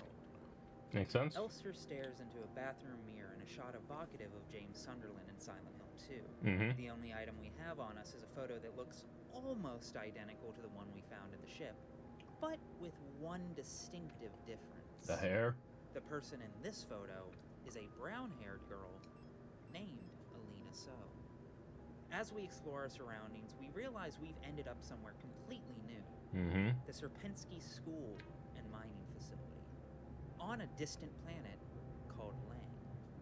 The facility appears to be on tight lockdown, and wherever we look, we find the ever-present scrutiny of security cameras following us, and East German-style propaganda posters. But there are no people, only curled-up corpses. The facility seems to be in the middle of a disaster. We stumble across another android, a I would say it's Starling unit, closer towards the used end of as the local disaster. security. She tells us that this facility is lost, but Elster disregards her. True. We show the star the photo, and she tells us that if Alina's still alive, she's in the mines beneath the facility with the surviving gestalts. But also that they are all almost certainly dead by now. All of this begs the question, who is Alina, and how do we find her? Skirting through a library, several corridors, and a classroom, we eventually find our first weapon, a pistol. Especially useful as, shortly after we find it, the android corpses that litter the hallways begin to spring back to life as they attempt to stab us to death. Their faces shrouded with gauze after their organic components have slothed off. Each of the foes we'll find are named after. I used to have a D&D character who was meant to be really, really creepy named Sloth. Soft-like cry when they notice our presence. Because Sloth, it's a great us. verb. In the library nearby, we encounter another character. This one, a Gestalt, a regular human. Her name is Isola Itoy. Issa, for short. Oh, hello. So, Bisa. You don't belong here either, do you? I'm Issa. Issa Itoy. You should Is be that how you careful. pronounce that? There's something wrong with this place. I don't know what's happened, but it's probably dangerous to go any further. That's okay. I understand. I have something I need to do too. Take care. I hope you find who you're looking for. I'm wondering how quickly we could get through the game if we went on a second run. And just didn't fucking fight table outside of nearby, we find a the note necessary with fights. her motive for being here. Much like us, she too is here in search of a loved one. But then we would take a and lot of rescue damage. her if she can. Erica, if you find this note, despite everything that's happened, True, I do know what to do, it's true. I've come to look for you. Issa. But I also forgot at See least half of it. Bare minimum. Echoed in her. After solving a couple puzzles, we find the key card to the final classroom, where we find a giant hole waiting for us. We jump down.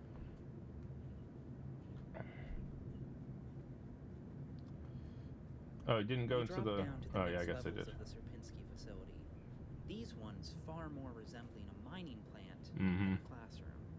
We see evidence of a totalitarian state. That room had me fucked up. Gestalt workers kept 'Cause I couldn't tell what the hell was happening. caged bunks in cramped dorms, while treated to appalling working conditions. Mhm. Hauled up to heavy-handed police and violently interrogated for even minor infractions. Yeah, very minor. We even find fragments of Alina's diaries, though they tell us very little about where she is now. Only that she too seems to be exploited as a worker, made to work double or triple shifts for the crime of passing out due to either illness or exhaustion. Yep.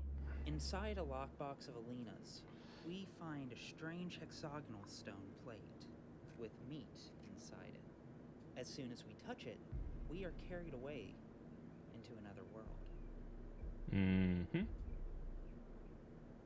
Abruptly transitioning from the top-down 2D perspective into a 3D environment is disorienting, though it seems that Yes. this vision can't be one of Elster's own memories.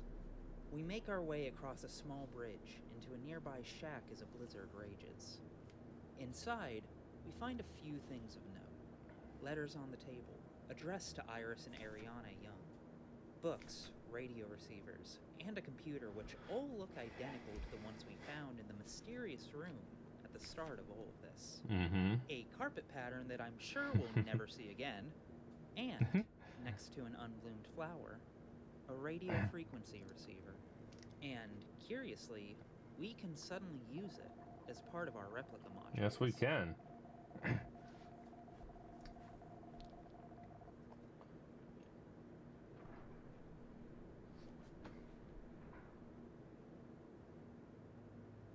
We abruptly return to the present, but with the radio somehow still on our person.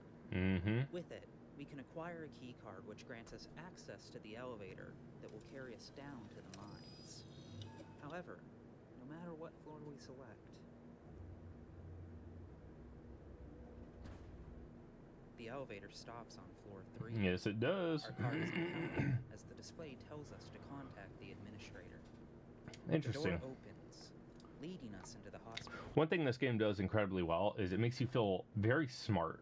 The puzzles are done in such an intuitive way that I feel like most anybody can probably figure them out on their own, with maybe one or two slight exceptions that are a little too difficult for like the average person who hasn't like played puzzle games or whatever. Outside of that, though, it makes you feel like you are actually accomplishing something. Like when you figure it out, you're like, "Fuck yeah, I am big brain boy," you know. So I really appreciate that, and it's just they did such a good fucking job in the design of every aspect of it, really. But in particular, I will say the puzzles.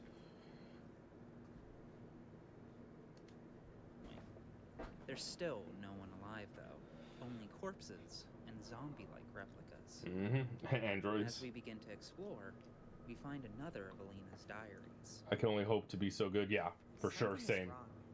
Nobody will tell me what's happening, but ever since I woke up, everyone has been behaving strangely. protectors won't let me leave my room and return to work, even though the wound from my fall is already healed. Mm-hmm. I think there must have been an accident in the mine. Yep. I overheard two Yules whispering in front of my room that they're running out of staff. I'm worried that something Even has the happened to puzzle Ghost. conclusions. I haven't heard from her. Oh yeah, agreed. I can't just sit around here any longer. Agreed. The records in the hospital illuminate very little. Only that a sudden sickness befell the whole staff of this Rapinski facility, beginning with vomiting and quickly progressing to a hemorrhagic fever, visual loss, inability to communicate or think anymore, and ending with the skin and hair slothing away. In Come on, man. Gestalts, this leads to death. In replicas, this leads to the zombie-like appearance and rabid defense responses that we've seen so frequently. No, I picked up what you were putting down To there. get out of the hospital, we must collect multiple key cards to pass 5 of through them, a 6 of door. them. Yeah. Another gameplay motif that will reoccur several Mhm. times throughout this game. Most Doesn't. of the keys It's not are always fairly keys, but yeah. obvious, found in locations that correspond with their names. Element. Yeah. Perhaps the most notable key, though, requires Stone? us to locate a video cassette. Mm-hmm. After finding it, we carry it back to a player. We put it inside, and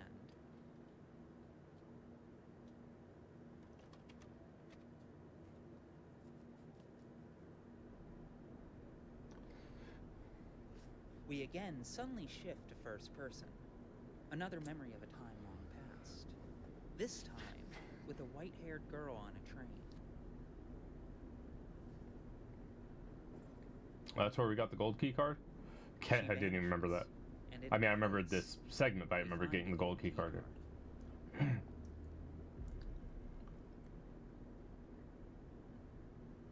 After returning to reality, though, we find the gold key card in our inventory. Mm-hmm. Whether we just ended up in the past, or how that allows us to progress in the present, are left intentionally unclear. Once all the key cards are collected and the door open, Yeet. we are presented with our first boss fight of the game. Yeah. A huge, hulking replica called Mina. And it's the second one.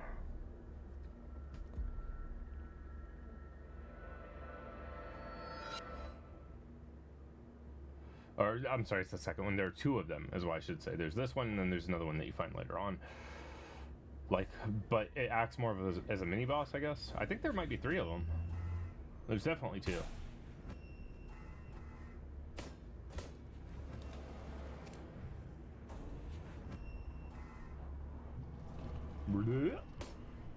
Violent scene missing.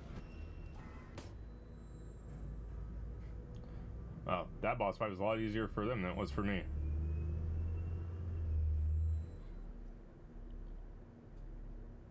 The very next moment, we are standing in front of a new face. A replica Bitch boy. called Adler. Visitor, welcome to our facility. It's a pretty good voice for Caught Adler. us at an unfortunate time. How can I help you? I'm looking for a Gestalt. A worker at our facility? Let me see that picture. Would you like to see the bottom of this shaft? Goodbye. Lena C. I believe she's one of our fellow workers. However, Goodbye. It's fucked up they threw it, dude. I mean, he's fucked up in general. you But shouldn't have returned. tell me how to live my life, bitch. It's calling me. Dream about dreaming. We awaken. But this time, somewhere else far different. Mm-hmm. As someone far different. On a different world. Snow outside the windows. Issa wakes up in a classroom. She walks through the concrete hallway of her school, looking for her sister Erica. That shit's hella impressive. Instead, she finds a white-haired girl being attacked by faceless boys. Those are boys? Oh, boys, right?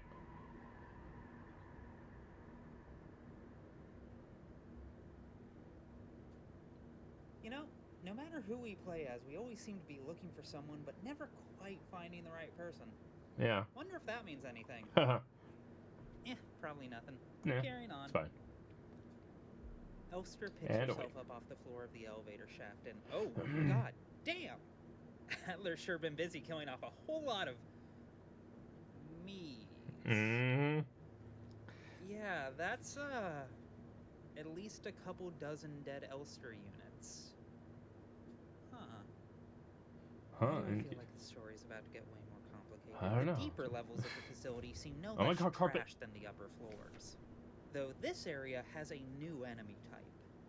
The colibris, or hummingbirds, I hate are them. a type of replica that have been engineered to have an ability called bioresonance. Called piss me off. The ability to sense and amplify the feelings, emotions, and mental projections of others.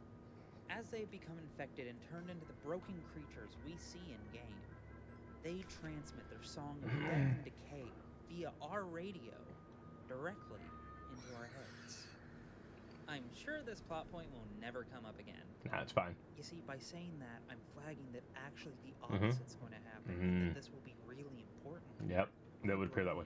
It's huge. So many wrinkles. Speaking of, why does this painting seem My familiar? brain is Shortly after we jump down huge. another hole, we see Issa making her way through another part of the facility before being greeted by Adler.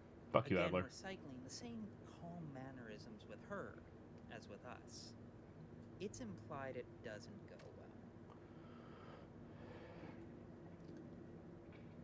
well. I'm just here to help, he lied lyingly. None of us are here by choice. Well, yeah. In this area, we also find a model of the solar system. This is essential for a later puzzle, but also serves as one of our few glimpses into the broader world of Signalis. On it, we see 8 celestial bodies, 6 of them named. We've seen many of these names before as propaganda posters littered around the station. Yes, we have. But now we have Kojima and Pill working on Silent Hill together could potentially make me mad. Kind of sounds like put it close to. Maybe. I mean, we don't know.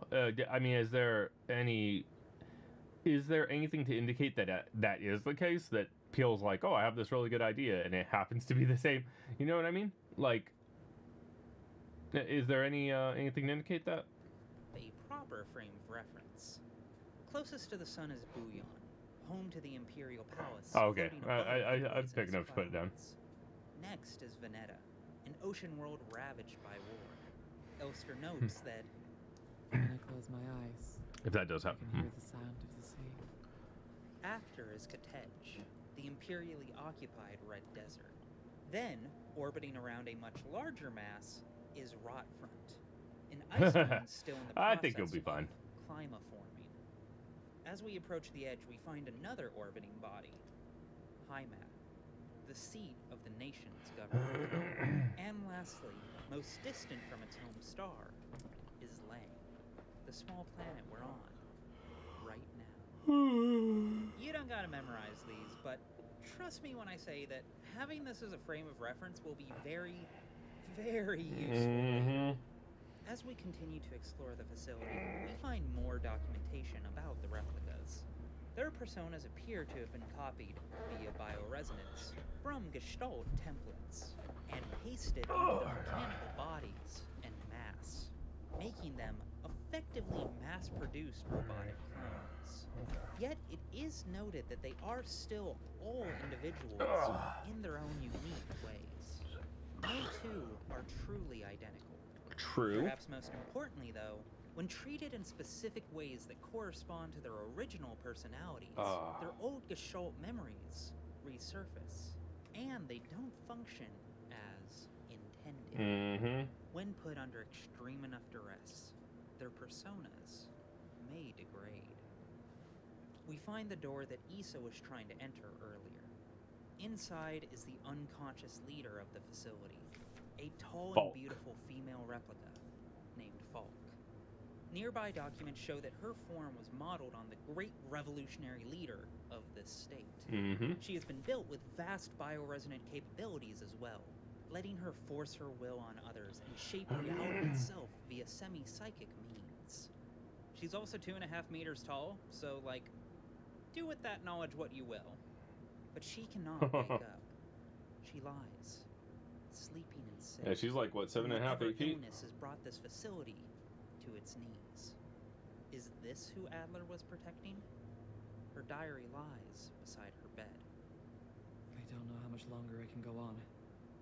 I do not want to live anymore as what I have become. The red eye beyond the gates showed me, no, touched me, poisoned me. It feels like my mind is being contaminated, defiled by another person's memories. I'm no longer fully myself anymore, but I've not fully become someone else either. I'm stuck here, between her and me, with half-formed dreams and recollections penetrating my brain, dictating my every action.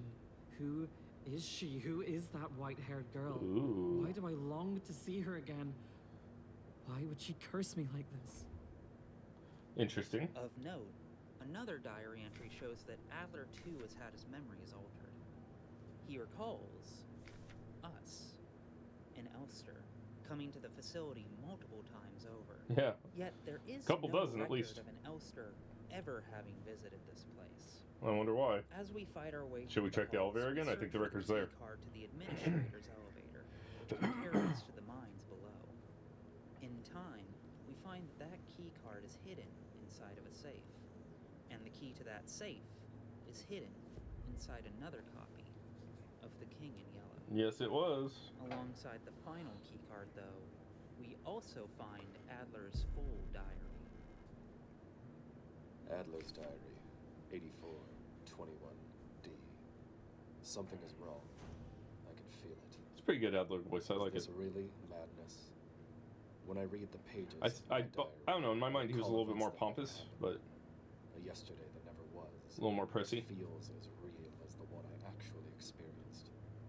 This cannot merely be a defect of my mind. It feels as though in this room I peer into another version of reality. How? I do not know. Perhaps I too have become sick like the others without realizing. Oh, you But I can will walk not right past succumb. him? Well, that's something good to know. Slow accumulation of reproduction errors, a gradual corruption of information, a story, misremembered, slowly morphing with each retelling, like genetic material mutating and evolving like the replica mind copied over and over from an aging template. I do not know. But I will find out. The answers lie below. I can Much feel like it. suffocating. Something calls me from there. In the mine. The answers We lie descend into the next below. chapter. Liminality. The quality of ambiguity and disorientation when one is at the middle stage of a rite of passage. When you've left one old life behind, but have yet to Liminality, yeah, truly like take liminal. a new form. Was this game written by trans people? Haha. Oh yeah, I guess it was. Of course it was. Of course it was. Of course it was. I see y'all. Same hat. We see Adler Same hat. hunting down Issa, trying to stop her. But stop her from doing what? I know you're here. I've done this countless times before. Not with her. You don't belong. Yeet his ass. Yeet his ass. She said, fuck you. Right in the face. She said, my gun now, bitch. Oh yeah, we never got the rifle. Isn't that weird? We have rifle bullets, but we never got the rifle. We follow them. So we Now definitely we're did at the something wrong. hub of a map. Yeah, I didn't like this As we area. make our way down, we find 3 survivors. All We do? are important. The first is a Mina unit. I don't remember just that. like the one we battled as a boss, laying Oh, slumped yep. in a remote. Never met that person. Hello. You're not a protector, are you? What brings you here? I talked to her a few times and didn't wake her up. If you're down here, probably looking for something. So maybe that was something on I me. can help you, but one of my hydraulics failed and I can't move. I'm pretty much done for, so you can just leave me here. Damn. There's no point repairing an old unit like me, so don't worry about it, okay? Oh, it's a side You'll waste quest. the resources. If I knew how, I would have done it. Don't Maybe worry that piss about bottle? me. There are many replacements. What was that piss bottle about? Maybe that. We're just replicas after all, right? Jesus. In the end, what's one drop to an ocean? When I die, I'll just make another. Yeah, it's probably the piss ball. Thank you for talking to me. Splash on her, she gets mad and wakes up. Hope you find what you're looking for. The second is a couple. A star unit that lays dying as she attempts to console a Yule unit. Yeah, I remember that nearby. one. The star reminisces on good times past. Then, she makes one last confession. Hey, listen. I'll let you in on a secret. I can remember my name.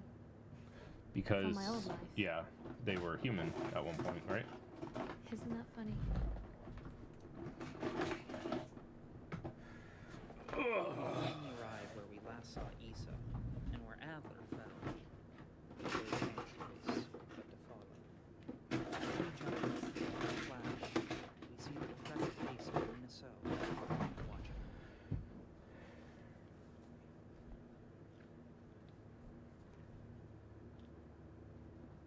We find ourselves in first person, again, disoriented, on a distant shore. In the distance, we see an island, a coastline reflected in our old dreams, and seen in the paintings hung on the facility's walls. There are fragments of writing across the beach. Along the shore, the cloud waves break, the twin suns sink, yellow how the shadows lengthen.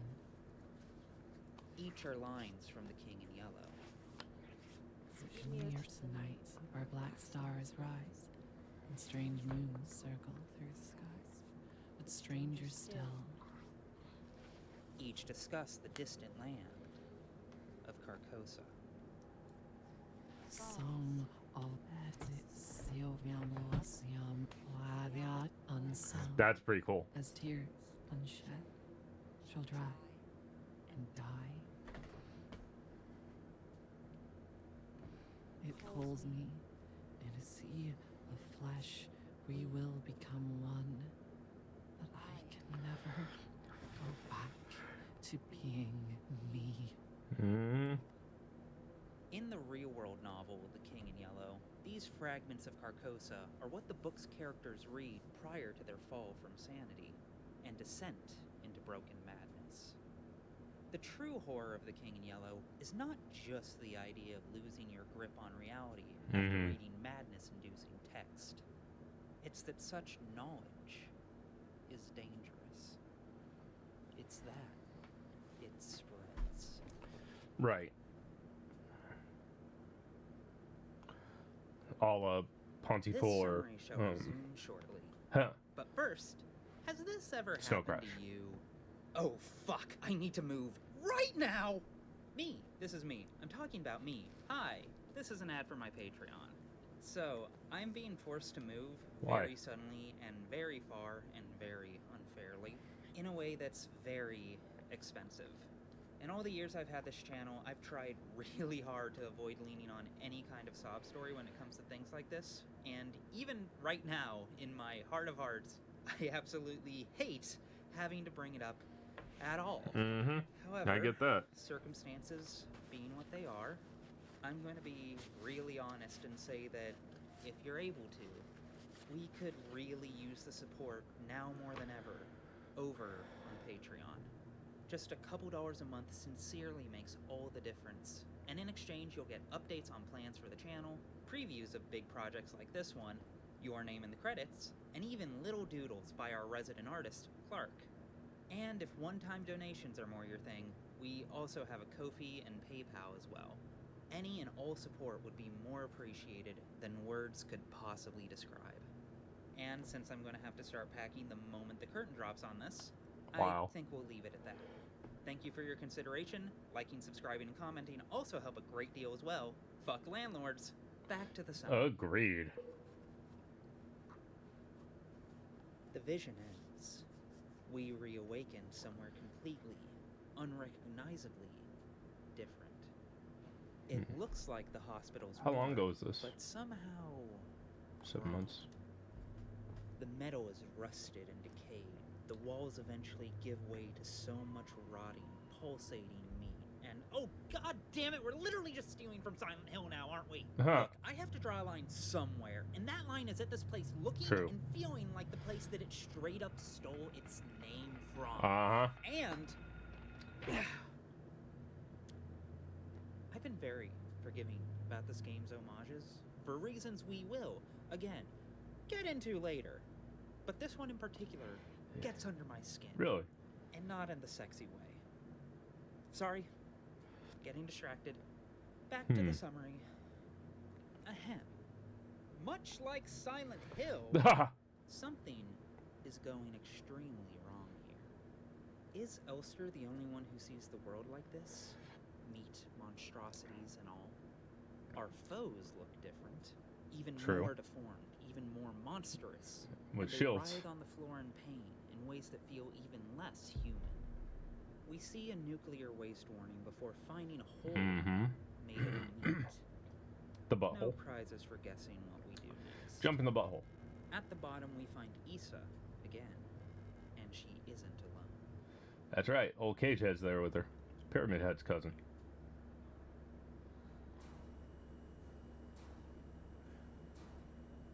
They just want hugs.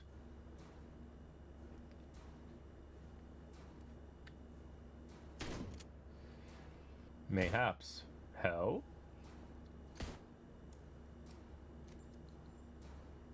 Oh, I didn't know you could go around those. I mean, I kind of whipped this thing's ass, but yeah. Mostly because the revolver's a fucking beast. Wait, what? After fending it Oh, off she long shot enough it. to give Okay. her a chance to reload, Issa fires an anti-tank rifle to kill it, knocking herself unconscious in the process. Mm-hmm. Okay, so it was dead, because we tried to light that Once bitch it's on dead, fire. The wall that And it was was like, marked no. with the radiation warning becomes a doorway. Inside, we find what looks like a morgue. In the center, what appears to be a coffin, or a hospital bed, or a cryopod, Yup. with only the shadow of a body left behind. That's actually really cool. I Here like we that. find a bottle of smelling salts that we can carry back Oh, to Issa so to it was the wake her piss up. ball. Damn it. She thanks us by giving us the right. We had that piss ball the whole and then time. proceeds to vanish That sucks. once we leave. Fuck. I wish we would have done that. Shortly after, we discover a door with slots matching plates similar to the one we found alongside the radio module back on the upper levels of the Sierpinski facility. That plate is used here. 5 more similar plates with unique carvings are found all throughout the flesh-filled One of area, them's a shitty, all shitty hidden one. behind a series of intricate trials and puzzles. Mm-hmm. It can be easy. Thank you to for miss on following first Smither... playthrough, but this is not the first time we've seen Smith these Erickson? plates. Smith Erickson? All Smith 6 of them Erickson. first Jesus. appear My in brain the does not work mysterious good. room we Thank you for entered the follow. at the beginning of the game, sealing the King in Yellow shut. How they arrived here, or what caused them to detach from the tome, is anyone's guess. Right. As we search for them, though, Yeah, that room we sucks. find what ultimately turns out to be Alina So's final diary. Mm-hmm. Oh, it was the final one? How long has it been that I'm down here? How did I get here? Where is this place? And why am I here? My memory feels so blurry. And everyone's As so if I had fake. always been here. Forever. Mm-hmm. Even my hair is slowly turning white. Oh. I remember my name. And I remember my life. Really? Okay, I didn't remember But reading I that. also remember a different name. And a different life. We might have sped through that note. Feels like the line between her and me is blurring the longer I stay here. Interesting. Plate of love. The line between the self and the other blurs, Huh. as the ways in which we identify ourselves fall apart. Right. Who are we if we aren't the person Also, our fuck that room. memories tell us we are? We bring the plates back to the door and open the path. Mm-hmm. Upon stepping outside, though, the place we find is immediately familiar. Yes, the fuck it Opening is. the door doesn't lead to Alina, or Ariane, or escape. Is that the name of the first girl we're looking for, Just Ariana? leads back I believe to so. a deep hole in the ground, right where we started from. Mm-hmm. At the top of the hole is the same dark stone gate, shrouded black against a bright red sky. I don't ran up It them is stairs and drop impossible kicked his to ass. go on. I've been here so many times, but I have never returned. The commander never never spoke about what she saw out there. The commander was Falk, right? I'm sure whatever it was what made her fall sick. Something about her changed when she returned. Yeah. She was no longer our beloved leader, Falk. There we go. What awaits beyond the threshold? I'll throw his ass through it and find out. It doesn't matter.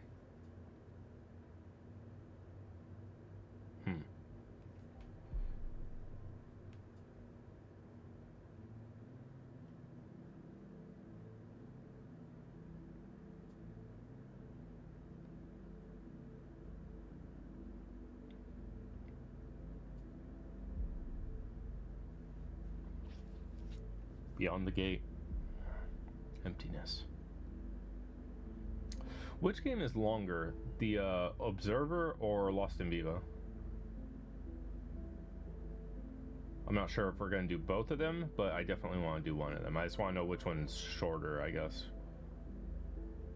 Observers... Oh, I'm sorry. I think I asked two different questions. Which one is shorter, is what I should ask.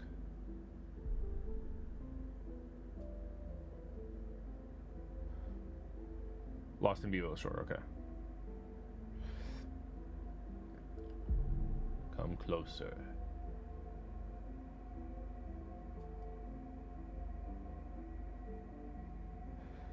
Hopkin Angst.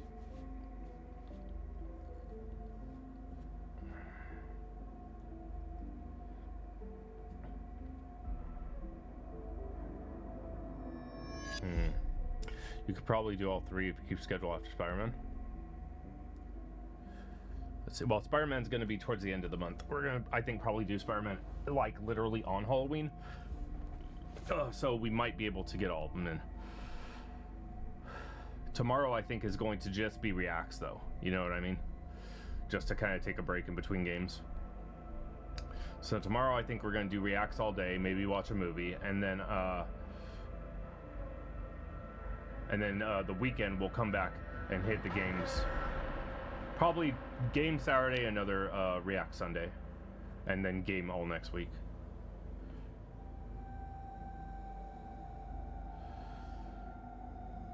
If we could beat one of those games in one stream, that would be perfect for Saturday.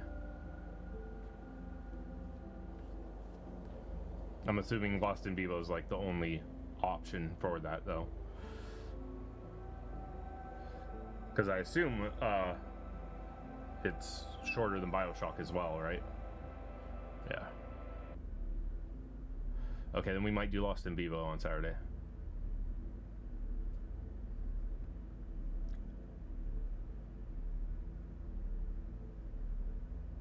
BioShock isn't long either.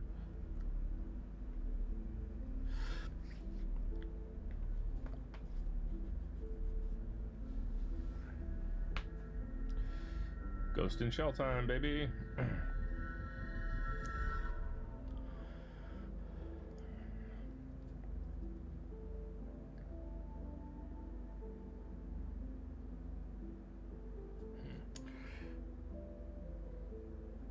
Any idea which is longer between Vivo and BioShock?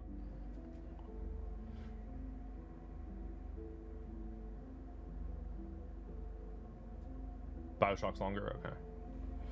Yeah, that's what I assumed.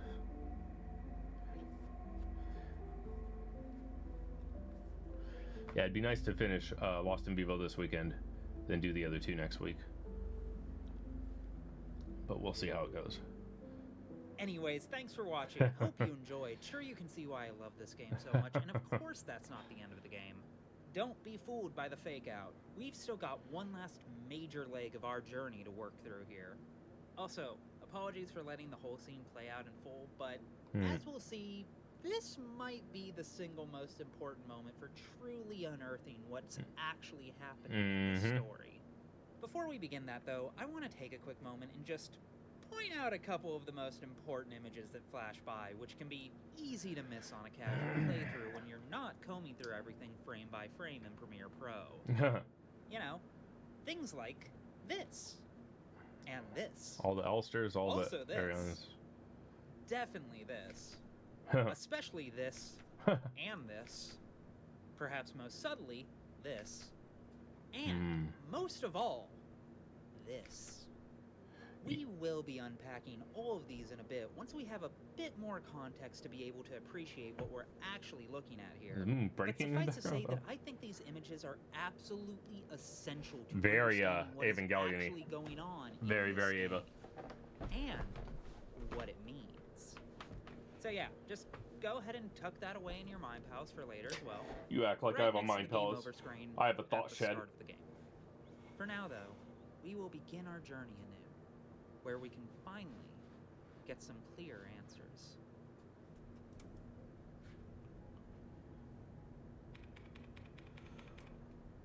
Wake up. Why did you put on a wake up? Why'd you leave the keys up on the table?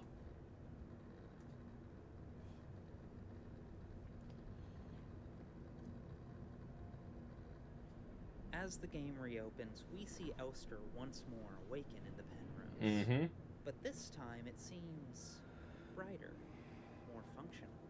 And it isn't long before we realize the ship is in flight.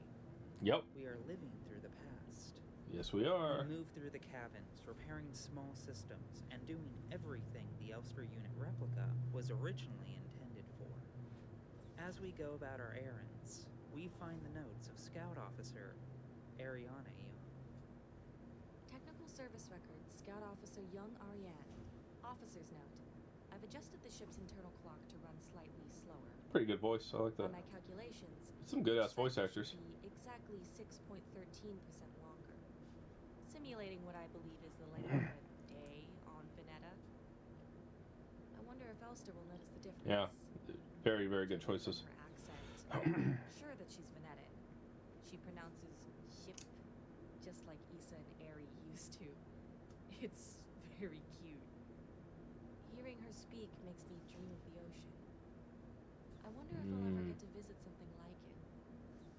Maybe on a distant world? Other documents show that this vessel was designed to search beyond the solar system Yep. for distant, resource-rich planets. They out there trying to find more stuff to The implication is steal. that we've been in space for the better part of 8 years. I thought it was longer We than that. see Ariane's paintings scattered around. She seems like someone who cares immensely about art Mm-hmm. and self-expression. Yep. We And she got in also trouble for that find shit. Another document. This one meant for the eyes of Gestalt officers only, but still sealed. We look at it anyways. Damn right we do. We don't give a fuck.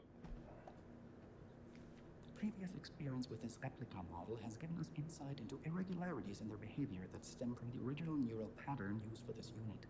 Due to the sensitive nature of this information, this document should be destroyed after reading. ELSTA units were chosen for the Penrose program for their adaptability and reliability under long-term isolation conditions. Stoic and reserved, ELSTA units have a relatively stable neural pattern. Mm-hmm. It is best for you to leave it alone and interact with the ELSTA unit as little as possible. Elsa's neural pattern was a soldier of Venetan origin, so their needs are basic. Avoid talking to the Elsa unit about the war. Penrose vessels are fitted with a specialized calibration pod which may help with persona stabilization. To avoid the surfacing of Gestalt memories, do not show or give the Elsa unit photographs, Look at especially that. of soldiers during the war. Do not show the Elsa unit movies or let it listen to music. Do not try to befriend the Elsa So unit. these were people who apparently grew up on the planets that they took over, I'm assuming, and were then turned into this. Reminds me of my favorite book, Shade's Children. It's by Garth Nix, and it has some similarities, I would say. The warnings from her totalitarian state fell on deaf ears. Ariane has already befriended Elster, That's a way to put it. though that is underselling it. They're fucking. Elster, you're up.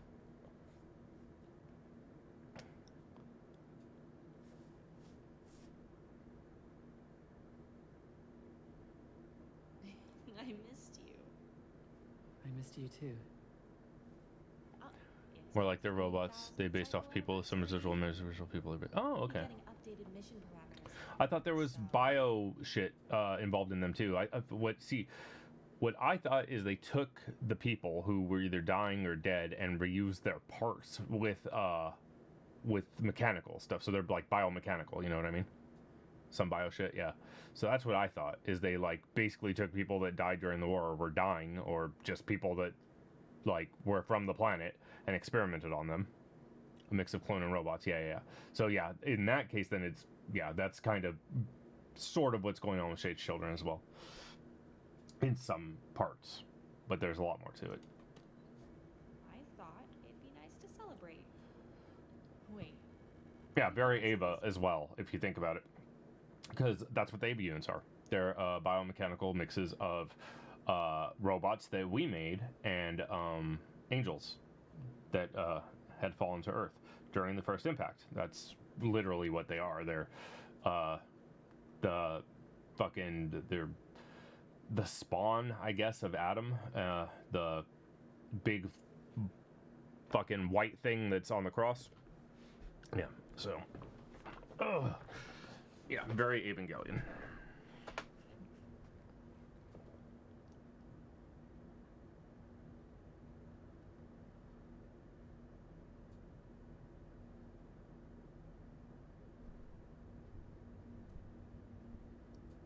Or is that Lilith? I think Adam was the first one, Lilith was the second, right? I can't remember. I don't remember which one's on the cross. I think Lilith's on the cross. And Adam died in the first impact or something.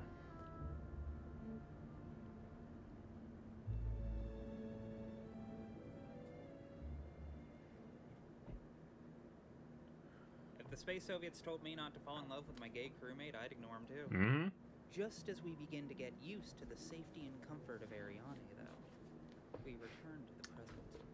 We see Ariane, her once short white hair falling over her shoulders. The same pose as Issa, the same pose as Alina.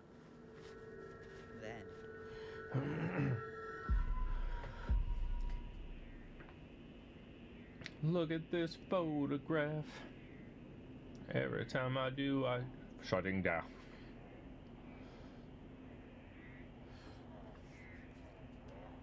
The Penrose is broken. The life support systems are non-operational. Blood-stained diary entries lie scattered on the floor. Lost it. Oh, God. Lost another tooth. Mm-hmm. There was so much blood. Mm-hmm. My hands were shaking. Mom spaghetti. Why is my hair falling out? I can't sleep. I just want to sleep. Please just let me sleep. In the cryo bay is Not gonna lie, mass shit's of upsetty roiling spaghetti. flesh, sinking madness in its center. Beside it lies a dead Elster unit, specifically a combat model Oof. with chestplate armor. Mm-hmm. And we, of course, take what we need. I mean, you gotta snatch an arm. I made a promise. Gotta do what you gotta do, right?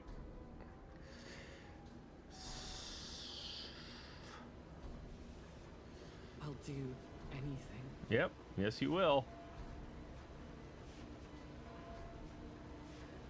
Yep. Look at this photograph. Every time I do, I take a crap. How did our eyes get so red? And why is that baby's head shaking all creepily? Can you imagine these guys working on follow up this game with Drac? Oh my god. Hell yes, I could. We drop down another impossible. It'd be amazing. And It would probably have to be a spiritual successor though, because I feel like they've said everything they want to say, or it could be in the same universe but like other stuff going on. Because I do kind of feel like this game stands on its own, and if you try to make a sequel or you try to make a prequel, it might not go super well. Maybe they could pull it off. Maybe they have ideas, but it just kind of feels like leave it alone type thing. Kind of like the first Matrix movie. It's like, man, I want to see more about this world, and I want to see like what's going, like when you first see the Matrix, obviously I want to see what's going on, I want to see more of this world, these characters, and then you see the Matrix 2 and you're like, maybe we should have left it alone. On that distant shore of oblivion, which we now recognize as the island from Ariane is Reloaded's definitely better than Resurrection, or well, yes, that too. It's better than the next two Those who movies. sing the same song have heard it in their dreams. A dark tone, the edge of hearing, a silent voice, whispering to my heart, "Come join us. Together we will be eternal. There is no escape. We will be one. But I fear that dark sea will swallow me. Mm-hmm. Something old, far older than humanity, sleeps deep below the ground. Those of us who can hear its call in the night, an invitation, an ocean of memories where I ends and we begin. Sure. Great holes secretly are digged where the earth's pores ought to suffice, and things have learned to walk that ought to crawl. We should have never left the primordial soup. Only through death can I escape the call of the one who rules above all life.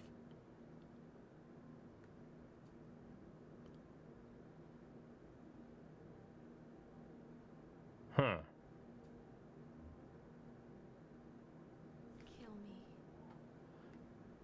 Kill me. Kill me. No, thank you. Kill me. Uh, Kill me. I'd rather not. Kill me. No, no. Kill me. Okay, fine. Kill me. Nothing really popped off for you? Thought those T is Ted. Really? Oh, I liked those T. We reawaken again. Chapter 3. Gestaltzerfall. The psychological term for staring too long at a complex thing until it breaks down into its constituent parts. Meaningless as a whole. That's interesting. Elster Never heard stares that. at herself in the bathroom mirror, again mirroring James Sunderland. We have returned to Sierpinski. The cycles continue. Again, we are still trapped. The facility is even more decayed than we left it, covered in flies and flesh. A chalkboard confirms what we already know. You've been here before. We perform the same actions. We open the same safe, using the same code. We fight through the same corridors. We jump down the same gaping maw of a hole. Gotta let As your we maw fall, gape. We again see Adler and fall. Really? I liked it. I thought it was pretty good. Changed. But I He can also kneels to kind of kiss see her where it comes from. forehead as she lies unconscious.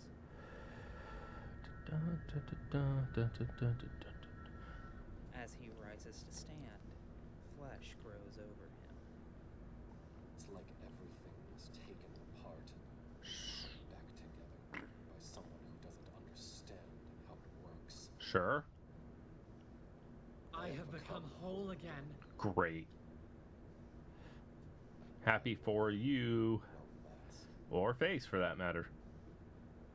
And I hate everything. Brother, again, you're preaching to the choir on that one.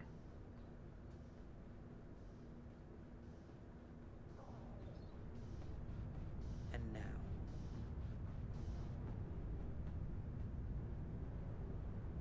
Ba-bum-bum-bum.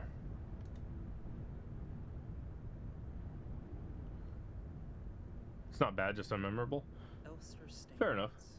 awake and unafraid, in the colony of Rockfront, a distant moon of a different planet. Despite this being a completely different location and colony, echoes of what we found before remain. The southern subway looks like fragments of the flesh world. The alleyways feel almost familiar to the Sierpinski halls. Right. They are patrolled by the same foes, and we jump down the same ominous holes. Gotta get in those ominous It all holes. begs the question of if any of this is even real. If not, then who's creating this? Whose memories are we living? Fucking Steve. Who lived in Rockfront? There are a lot of really important files here. Too many to possibly include in full. Reports of the nation struggling to get ration shipments to Veneta at the height of the war. An acknowledgement that the replicas are a byproduct of bioresidents that they have very little understanding of. Mm-hmm. And, in fact, are so far advanced beyond the computer technology they have that it will possibly take them centuries to be able to make a fully synthetic replica. A dream journal depicting a series of grisly ends that consume the dreamer. An email from Ariane's aunt discussing how her niece has the only key to their photo store. Rumors from multiple sources of an Imperial spy somewhere in this sector. A teacher's evaluation of Ariane, scornfully describing her as remarkably odd due to having been raised by her mother instead of a community overseen by a block warden. Yeah, it's because of her shitty. obsession with art and other such nonsense. Yep. As well as her friendship with the Atoys.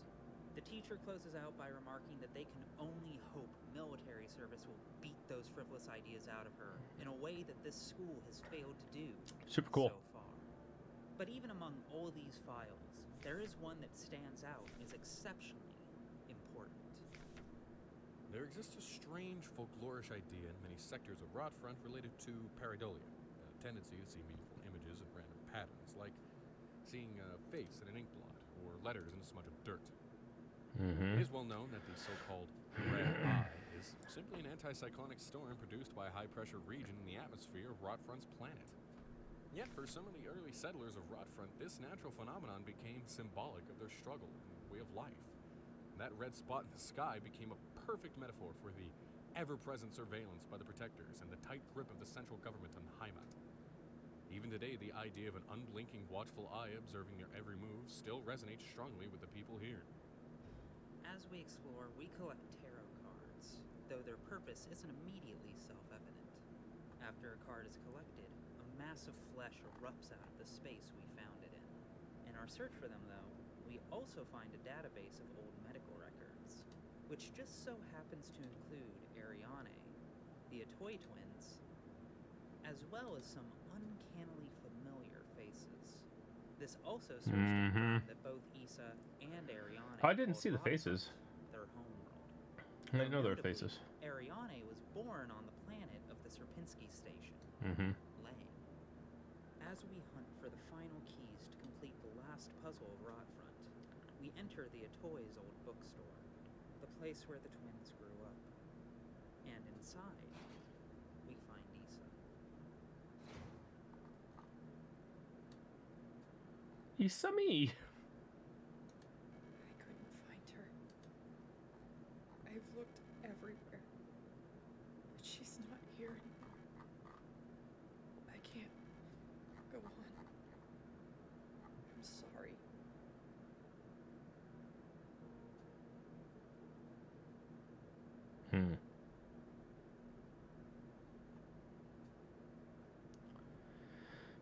Yep.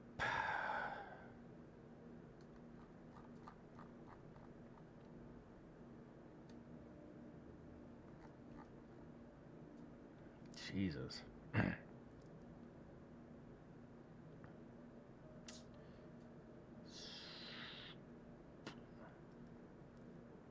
Yep. Okay.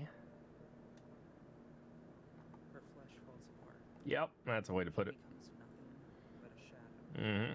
on the floor. Yep. Behind her, we find the tarot card for the Death Arcana, lying in front of a shrine with portraits of Erica and Issa. Mm-hmm. In the back room, we discover a book that was banned by the nation. How come? Well, There exists a connection between all of us that few are fully aware of. A song that we all dance to, but few can hear. This deep vibration of the cosmos cannot just be heard and felt.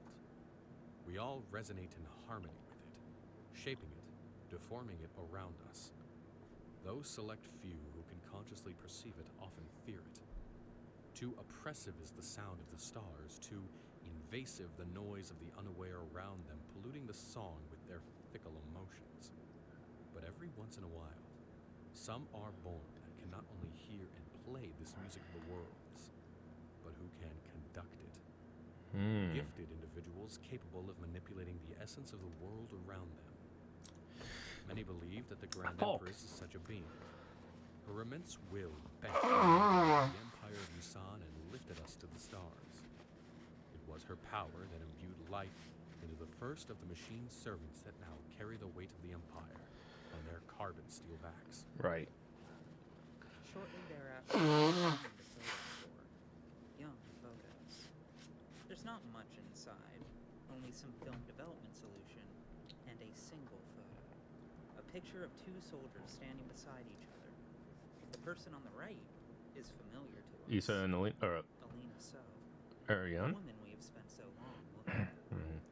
Though she is missing one eye, the face of the person on the left also feels familiar.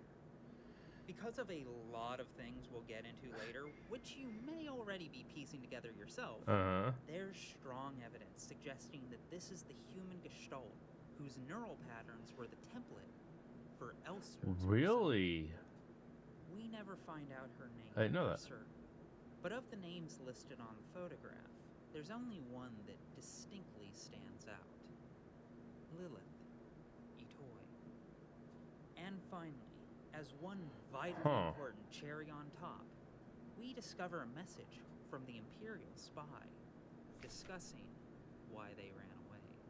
They've been found out.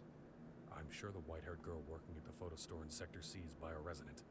Be careful. We set the tarot cards down in accordance with an anonymous person's dreams, giving us the answer to the final puzzle of the game. Yep. Once it's solved, a familiar tunnel of flesh opens up. Nom nom nom. Good old flesh tunnels. We crawl through until we are out the other side, into a small room with a radio in the corner. Elster now noting that it's Ariane's, and that it's still transmitting. Textbooks on radio operation, belonging to Ariane's mother, alongside Ariane's favorite Imperial cereals. Ariane's old wardrobe, Ariane's old bedroll, black and white photos of Ariane's paintings, the CRT monitor on the table, a chained safe in the corner, the flag of the nation, this time described by Elster as meaningless. And, lying upon the table, a copy of The King in Yellow, with no seals remaining to bind it. The last seal has been broken. It's time to go home.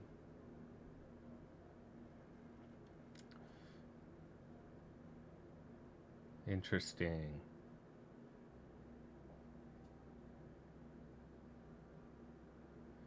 Time to go. As we enter the final safe room, we find more documents scattered. Letters from Ariane's family, official documents suggesting that if Ariane didn't get into the Penrose space program, that she would have been assigned to the Sierpinski mining facility. A letter from Ariane's mom, mentioning that she saw the photo from the store, and that she feels like Alina and Ariane look so alike, they could have been twins. Even if they don't have anyone named So in their family. But nothing that changes what happens next. It's time to leave forever. As we make our final approach, papers on the ground tell us everything we need to know about the replicas who were never on the Penrose. All efforts to contain this illness have been in vain. All the Gestalt workers have succumbed to it, leaving only dark shadows on walls and floors where they died. And soon all of us replica will have lost our senses and turned into writhing masses of flesh. I now believe it was not an infectious disease, nor some form of poison radiation. It was a slow corruption of reality itself, as I'd relived the same cycle over and over. Each time details changed, things were twisted, added, removed. How long until it turns into nothing but noise?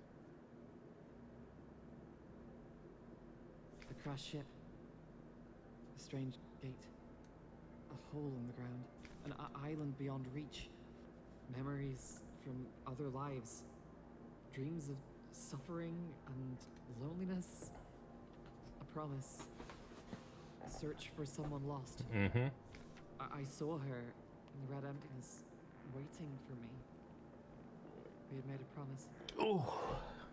As the memories of a stranger rushed into my mind, I felt the borders of myself blur.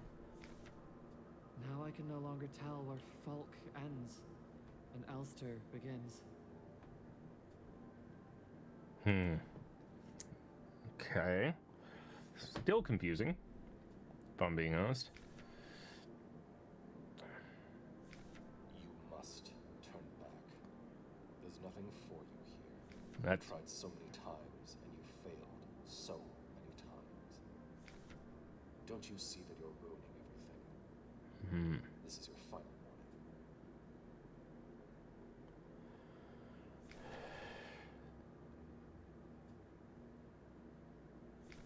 We were dancing to that song they start the broadcast with.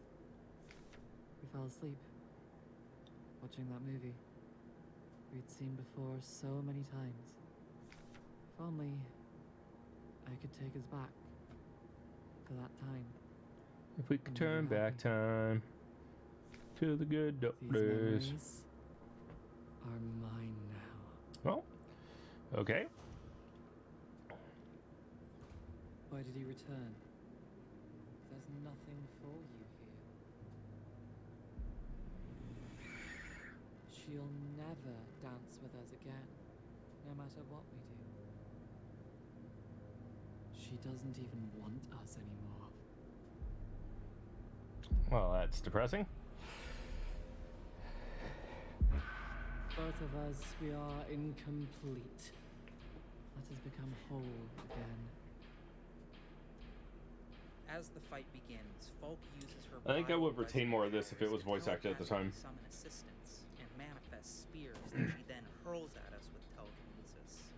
Each of these attacks is accompanied by a flash on the screen, a glitch, with text alternating between begging for help and threatening us with death. We use Falk's own weapons against her, and with By each pressing spear X, we return, apparently. she lets out a bioresonant scream that completely changes the world around us, twisting and shifting it into shapes recognizable to both herself and Ariane. 6 rounds of slaughter, 6 shields orbiting around her, 6 spears stabbed through Falk's Yeah, we got face. pretty lucky, actually. We were down to our last bullet.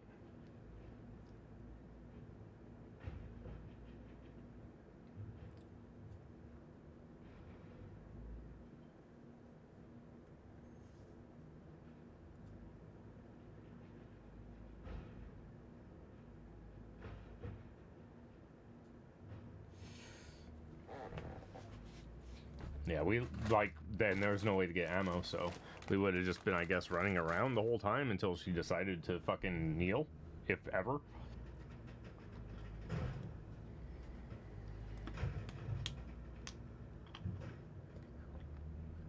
With the last, she tells Elster, Now, we are one.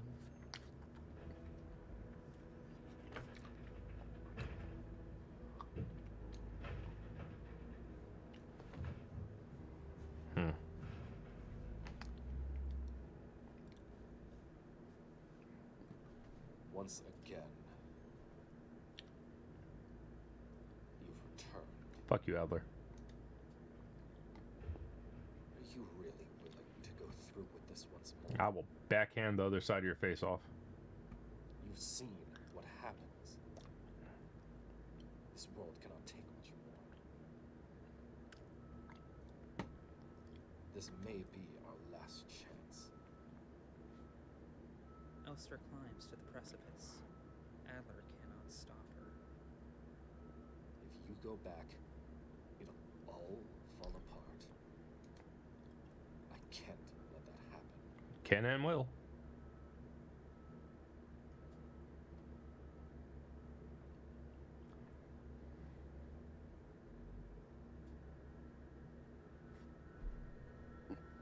Haha. He moves to stab her, but she shoots him in the stomach. I mean, he did stab her. The knife destroys her right eye. Like, there's no two ways about that one. Past the gate. Adler lays dying on the floor. You'll destroy everything. Good.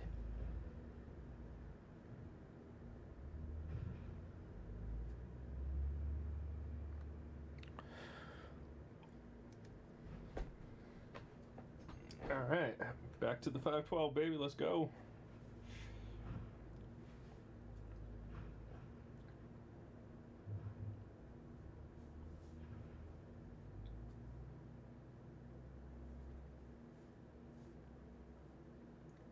Elster reaches the Penrose.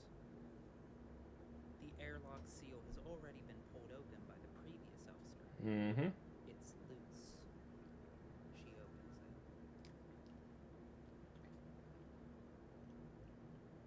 So the previous Ulster got as far as any of them had ever gotten. Inside, we find Ariane's final notes. Cycle 225. When I signed up for this mission, I just wanted to get away from everything. I was sick of Rotfront, of school, of the photo store, sick of the fake smiles and the whispering behind people's backs. When I saw the photo of that soldier, I wondered who she was. Was she happy? What her name, Jeff? Was her family proud of her? Did her comrades love her? Since we looked alike, could I have been like her?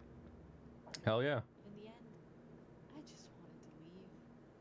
Nothing I'd done or made ever meant anything to anyone, so why bother? Here, I'm finally free. I get to be by myself and do what I want. I'm finally happy.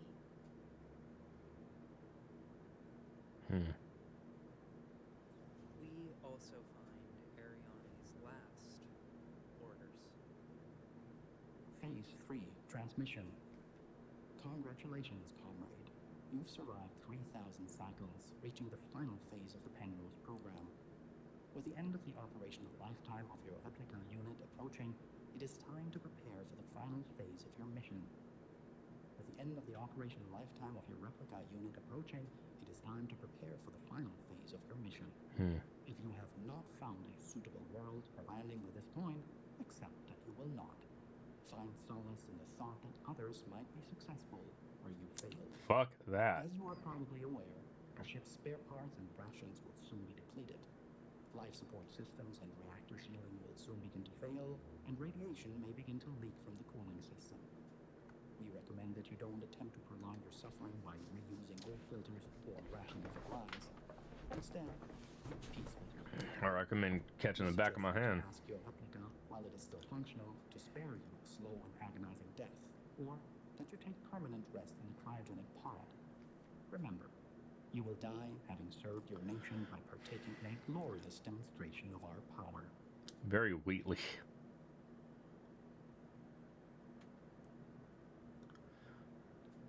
But now we're stressed out. Turn back time. Good dope day. Unfinished painting. There was never enough time.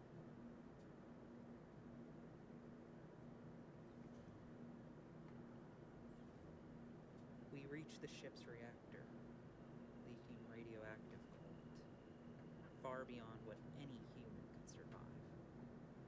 Cycle 2503. I think I lost more hair. I'm sitting here getting older, and every time I wake up, I feel older, weaker, and sicker. I get out of breath so easily lately. My back hurts when I sit down. Damn, girl. Same. How much longer will this go on? Years. It feels like I'm just slowly dying. Welcome to human. Yeah, it sucks. Cycle 5,000 something. Damn. I'm tired of it. Every time I go to sleep, I wonder if I'll wake up again. I'm scared that it'll be the last time I said goodnight to her. Did I say it right? Will she be okay? What if one of us just won't wake up tomorrow? Oof, okay. Depression. I don't want to die. Yep. I don't want to live anymore either. Everything is just so exhausting. I just want to lie down and disappear. I just want to sleep. Please just let me sleep. Please just make it stop. Please. And in a side room, the room where they they danced all those years ago, we find the corpse of the original Elster. I Yeah. couldn't keep my promise. Despite my best efforts, I eventually fell ill too. Huh. It had to end this way.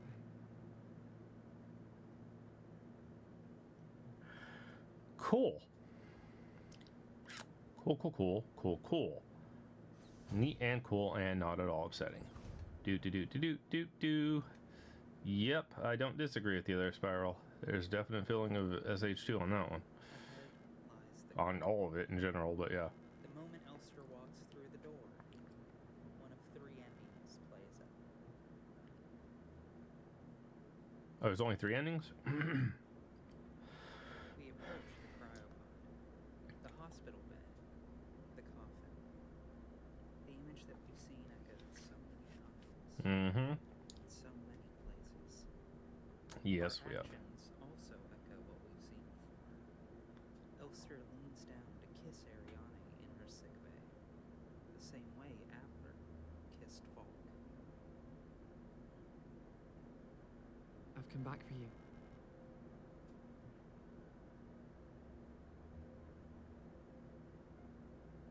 It's me, Elster. Elster. I'm sorry. I don't remember. Ooh. That's okay.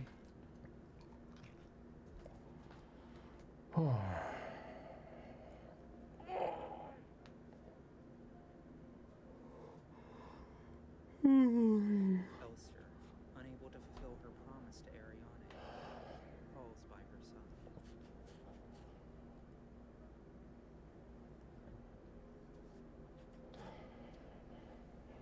Please, just let me stay by your side a little longer. Oh.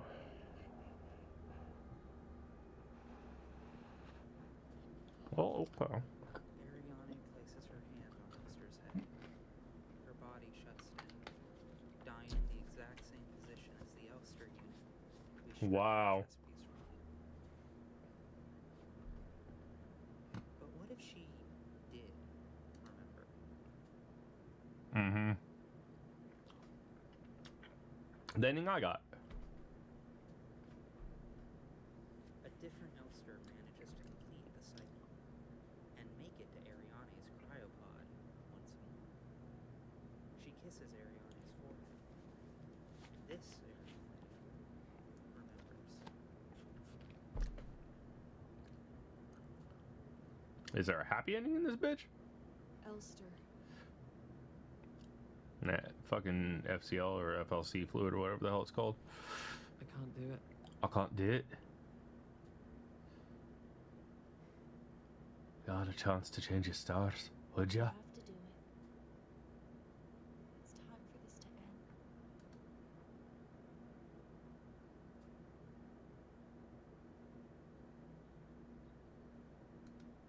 Please.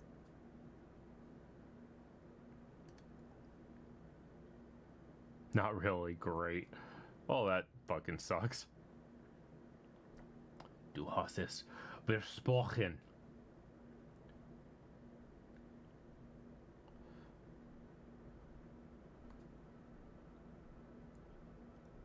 I'm sorry. Mm-hmm.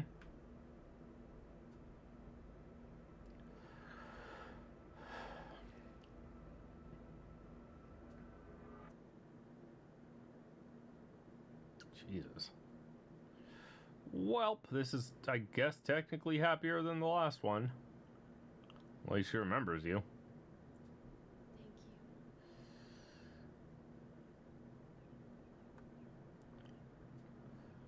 Thank you. Oof. This is making my feelings hurt.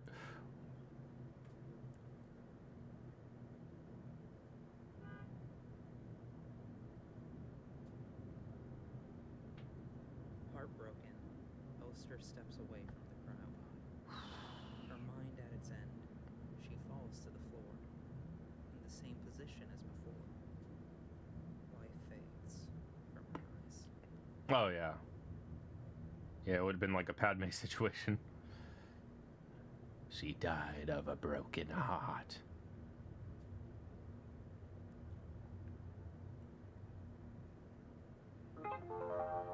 Fucking beep at me like you know me.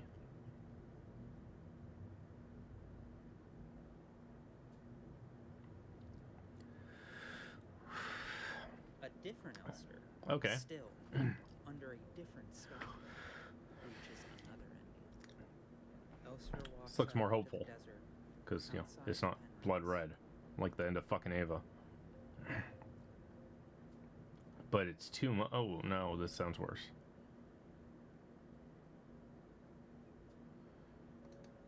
Her combat harness lies on the ground. Sure.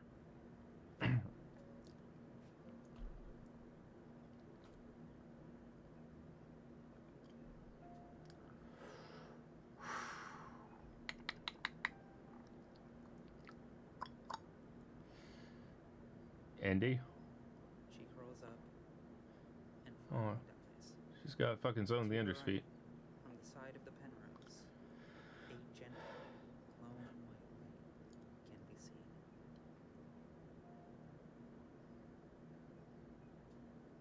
Oh, so that's just demonstrably the And most depressing. those are the 3 endings you can earn. Well, by default, anyways. Because I lied. Oh, that's good. There is actually one more. I guess we technically got the best of those 3 endings? At least from my perspective. A final, secret ending, which allows the player to skip the last fight with Volk, can be found. Okay. If the player tunes their radio to the right frequency in the right locations, which can be discovered by running specific radio transmissions through a spectrogram, they can collect a trio I'm sorry, fucking what? of deeply obscure keys. Once they're found, their descriptions become Love, Eternity, and Schadenfreude. Sacrifice? Oh. Key of Love. Cycle 888. I've tried to teach Alster how to dance. It's so cute how clumsy she can be when it comes to these things. Cycle 1024. Before I met Alster, I never believed that I would find someone I could fall in love with like that. Key of Eternity. Are you still looking for answers where there are only questions? There's nothing but heartbreak at the end. The Key of Sacrifice. On the horizon, I saw a star fall into the sea, and the sound of thunder, like trumpets of angels, flew over the water. A mix of hail, fire, and blood hit my wet face. Gross. And a third of all creatures that lived in the sea died. If the player has collected all 3 of the keys by the end, they will be able to remove the chains from around the safe in the room where they find the King in Yellow. This will allow Elster to input a 20-digit long password. Oh my god. Which the game tells you directly during Yeah, the main it sure story, did. in order to unlock the safe itself. I knew that Inside that 20 is a potted white bulb. sequence was going to be important. After being prompted with the only blue highlight Oh, the text bulb in that didn't... game, Elster picks the lily up, and The bulb that didn't bloom in that room. I'll let it speak for itself.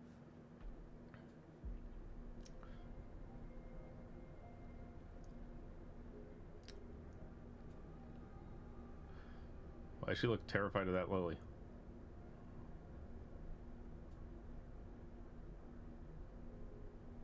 Oh. Okay. Cool. That's the room where you fight Falk, I think.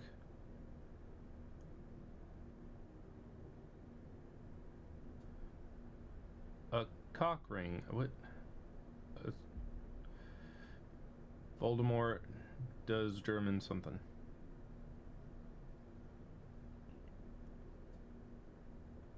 Oh, red eye. I'll get them clear eyes, baby.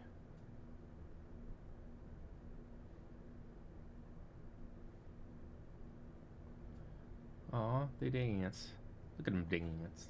They just doing little dance. It's adorable!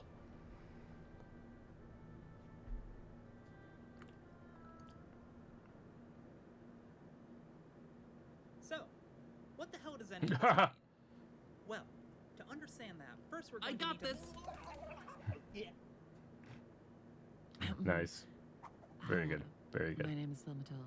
What's up? You might know me from my own incredibly long pathologic videos. I don't. Over that time, I got entirely too emotional about the Jedi XL for 8 solid hours. Oh my god, and I girl. need to explain to you what the game actually means, because much as I respect and love her, I don't trust Ruby to do it correctly, which is why I'm now insisting on this mutual collaboration using this taser. Of course. So, without Friendship. further ado, let's finally start analyzing this rich text in full. The friendship taser.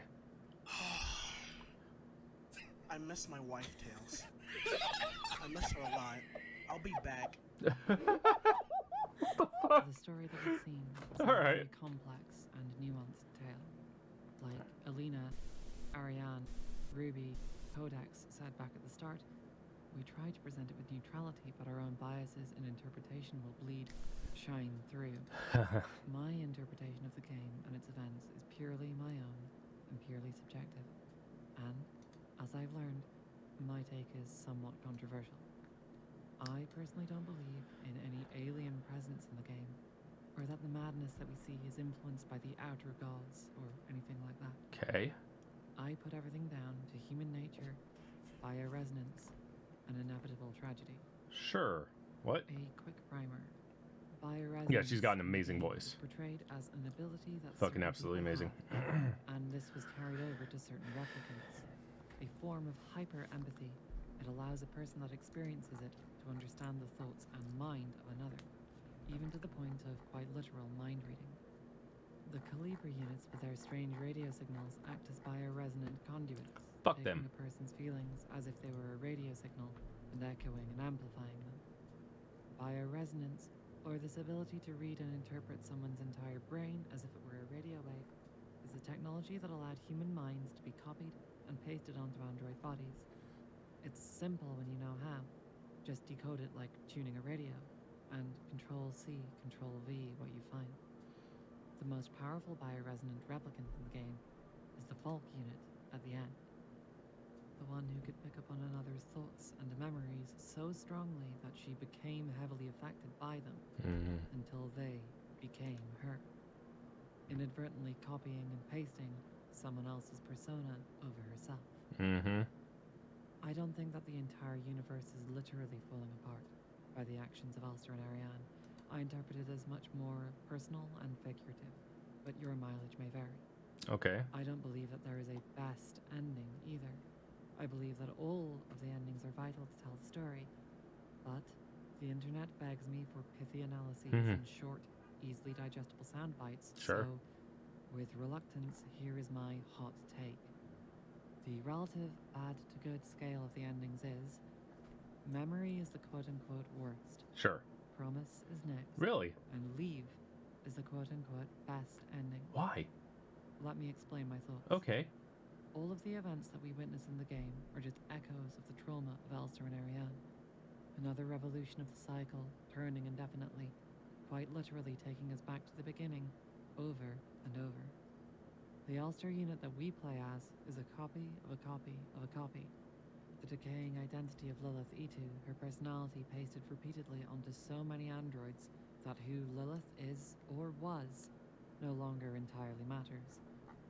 My assumptions are that Lilith was a soldier in the war and likely fell in love with her comrade Alina Sia. Okay. We never find out what happens to either of them. It's possible that both of them are long dead before the game begins. It's possible Yeah, I that think Alina Promise is Sia best too. really did go to Sierpinski after the war, and that Lilith really did try to follow her, but we can never truly confirm it. Given how much of their story is just conjecture, assumption, and the reports of unreliable narrators, it's hard to tell. But I assume that Lilith fell in love and was extremely devoted. Perhaps she made a promise to find Alina and protect her no matter what. Perhaps she spent her life loving her partner and being her metaphorical knight in shining armor. Lord knows I understand the drive to do that with my gay loves. And then their stories played out once again between Elster and Ariane. Elster, the copied personality and memories of a quiet, reserved, queer woman, is placed aboard a ship with Ariane, a joyful and expressive queer woman. One who even looks a lot like Alina used to. It was inevitable that Elster would once more fall in love, just as it was inevitable the mission would be doomed to failure, as their totalitarian states sent them to die. Yep. To the revolutionary government of Yusan, they were just expendable, cheap meat. And as the game begins, we find a copy of Elster, or a copy of a copy, who has lost their loved one, and who feels she must search to find them against all odds. She doesn't know why she has to search, only that she must. It's not even conscious knowledge, it's instinct. Yeah. It's echoes of someone else's memories, someone else's devotion, but without the substance of who they were devoted to or why. She has to act on that instinct, even though there's a part of her that knows that instinct will only ever lead to tragedy. Elster's memories are unreliable from the beginning. Confusing her former human life and her current one, she can no longer tell the difference between herself and Lilith. She can no longer tell the difference between Alina and Ariane. She only understands herself by what she feels she must do, be loving and devoted, and to trying to find her loved one no matter what. Sure. We see this doomed search reflected in Issa Itu, who, like Elster, is determined to find her lost loved one no matter what. But there is no way that this can possibly end in success. Her loved one, Erika Itu, is likely already dead. Yeah. And, like Elster, that eternally devoted search will be what kills Issa in the end. Perhaps Issa is already dead and just a ghost. There's a memorial to her in Rotfront, after all. Perhaps she is a memory playing out in Elster's perceptions of someone else whose care and courage will kill them. The pattern of Elster broadcast to another, the pattern of devotion and love in a doomed world, and an inevitably painful end. We also see this reflected in the interactions between Adler and Falk, one sick and comatose, the other devoted and caring. Adler's kiss to Falk on her deathbed is almost exactly the same as Elster's kiss to Ariane. Yeah. Adler's seemingly selfless devotion to Falk is reflected in Elster's devotion to her lover, even when she can't tell who her lover is anymore. As Adler begins to fall apart and into pieces, he seems to become more closely tied to Elster, as if subconsciously he is becoming her. Falk Okay. herself resembles That's an interesting way of putting Ariane it. in some interactions, Elster in others, and even Alina at times. And her diaries clearly state that the identity of Elster is bleeding into her. Falk is becoming someone else too, though I'd argue that Falk is the horrific amalgamation of both Elster and Ariane. She is the person that Elster must struggle hardest to kill, the way she struggles to kill Ariane. She is Elster in her cycles of guilt. Even the physical signs of Elster are slowly copied onto others.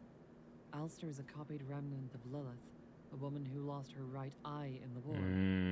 As Adler approaches his greater understanding of his world's slow death, he too loses his right eye. Issa, as well, has lost her right eye by the time we find her in Rotfront. And by the end of the game, in order to see past the precipice, our Elster too loses her right eye. The symbology to me is important. This is akin to the sacrifice of Odin to understand and know what lies beyond the stone gate of death. But what are we to make of everyone slowly falling into these dynamics of Elsters and Arianes, of the star-crossed lovers, one doomed to search and never find their love, the other doomed to sickness and death? Not only are these cycles repeating, but they are amplifying like a radio signal, echoing over and over in an eternally growing feedback loop. This is the horror of the King in Yellow, not that there is some malevolent god with evil intent. It's just echoes, radio signals in the dark, crashing into each other and amplifying. The natural laws of a universe, as inevitable as mathematics, as insidious as radiation. Cancer has no will, no thought, no intentional malice. It's just Yeah. It's bullshit. a shitty thing that happens. Yeah. There you go. But that doesn't mean that the suffering it leaves in its wake is any less horrifying to those who experience it. True. There's nothing good left here. There is only pain. It's eternal recurrence. How's it going? and it's Eli exponential Michael growth. 06. How you doing? The cycles. Or Ella, I'm add sorry, Ella to Michael. add. Thus, to me, Adler represents someone who wants desperately to preserve what little comfort remains in his world. He has killed many an Elster to do it, and he will do so again. If he must prolong the cycles a few revolutions more just to preserve the decaying remains of a folk he loves, he'll do so. He is afraid of what lies beyond the threshold. Like Elster, he has made it to the precipice of the stone gate of death. But unlike her, he can't bring himself to move beyond it. Interesting. The memory ending to me, in which Elster chooses not to kill Ariane, is ultimately a tragic one. Ariane doesn't even have her memories that's of pretty Elster fucked. anymore to comfort her. She's just suffering. I agree. To allow Ariane Excuse to live me. on, as Elster tries to cling to what few Um, positive memories remain, Starting to think so. only prolongs an already painful process. To come to this ending is merely to be like Adler. It's to come to the precipice and choose not to do the right thing. Because she's afraid. Because she doesn't want to lose what little she has left. Mm-hmm. Because she can't bear to do it.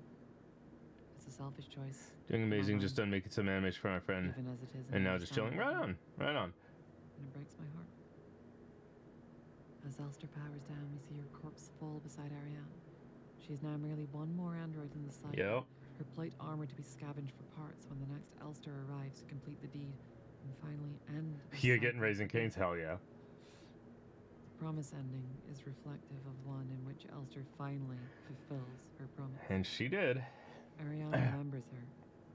It's so bitter, so sad, so painful to watch. But Elster does what Ariane asks her to do. We even see a little note on the screen saying, "Thank you," Yep. indicating that this really is what Ariane wanted. Oh yeah. Of course it is. It hurt. I cry watching it. I mean, she's in a tremendous amount of pain, and Elster should never have horrific had to say existence. something like that. It's not fair, Yeah, it fucking sucks. but it's the right thing to do. And yet, even as she does so, she still falls beside Ariane, heartbroken and faltering. Of course. Her corpse, once more, becomes the same Elster unit that we stripped for parts in the third act. Even as she's done the right thing for Ariane, that doesn't free her of her anguish or pain, or make everything better for Of her. course not. It would make it worse. In life, we rarely conclude our stories with one big dramatic act. We rarely get full closure just by finishing the story. We ruminate. We reflect. We consider if we did the right thing. Yep. We torture That's- ourselves with guilt or frustration or anger. And Mm-hmm. while we do so, we cannot find peace. We may have finished the chapter, but we have not yet let go. And so the cycles must continue. To me, the leave ending is the How? only true Okay, way to finish this the is cycle. what I really want to hear. Is her explanation on this It one? was all too much for Elster to take. So she just She couldn't dips? stay by Ariane's corpse any longer. While some see this as Elster choosing the coward's option and that it is a mutually exclusive ending with the others, I see this ending only occurring after Elster has already completed her promise. Outside, dawn Oh, so surfaces on the they wreckage think of the Penrose. in the end I A had to new leave the... dawn with golden light, not the darkness we've come from. True. Elster leaves the ship behind, walking out onto the beach. We see her discard her combat harness on the ground. She doesn't need it anymore. She doesn't have to repeat the same cycles and fight and die and kill anymore. She doesn't have to keep torturing herself. Uh-huh. She collapses on the beachfront and dies, curled up in the fetal position, but with the sun on her face and wind in her hair. She gets that heaven off the ship that Ariane so wanted to experience. No longer burdened with Interesting. I pain, mean, yes. no longer weighed down. But by doesn't that mean... cycles of guilt. Okay, so she's The final time. extrapolating in this that she has already fulfilled the promise. But during the ending there, she says, I'm sorry I had to leave. I couldn't deal with it. Doesn't that insinuate to anybody else that she didn't fulfill the promise and Ariane's just on the ship suffering, like, endlessly? You know what I mean? That's why I don't think this is that great. But, okay. Title card that we see in this conclusion simply says N at the bottom left. The last that we see of Elster is her body, as flecks of golden light wash Yeah. across the planet's surface. It's still a deeply sad ending, but at least But are now they? they're both free. One from a life of ongoing torment, the other from her cycles of endless guilt. I don't know. I think that these endings can only be understood alongside one Agreed another, on that, for sure. and not entirely on their own. Uh-huh. My interpretation is, after all, based on a gestalt, as it were. I have a lot more thoughts about the game that I'll probably distill into a full video of my own. I'd watch in the that. not too distant future, as there's, so much fun. Yeah, I'll absolutely watch I that. disagree with a lot of that rating, but it does make sense. Agreed. Jesus, I stun prodded you. What the hell are you doing here? They get back You up. forgot to step on me, so I revived less than a minute later. I've just been hanging out in the corner because I was curious about your take. Ah. Nice. Okay. Well, Well done, I'm well glad done. that you like my reading either way, so, no hard feelings about the electrocution? Oh no, I'm absolutely livid. That hurt quite a bit. Plus, I still need to give the real analysis that I originally planned on before I was so rudely interrupted. And we still haven't gone over the which final means that I ending. need to get you out of here. So... Well, fair enough. Well, look, it's okay, babe. I'm into electricity anyway, and... And Why does it we're hurt so back. bad? Fortunately, she did lay a lot of the groundwork I was already planning to establish, so honestly, it all works out. However, there is one final reference to it, and one that I oddly haven't seen anyone else talk about. Okay. The name of the station itself. Sierpinski? Sierpinski. Let's talk about a Polish mathematician. I apologize in advance for the pronunciation that's about to be butchered.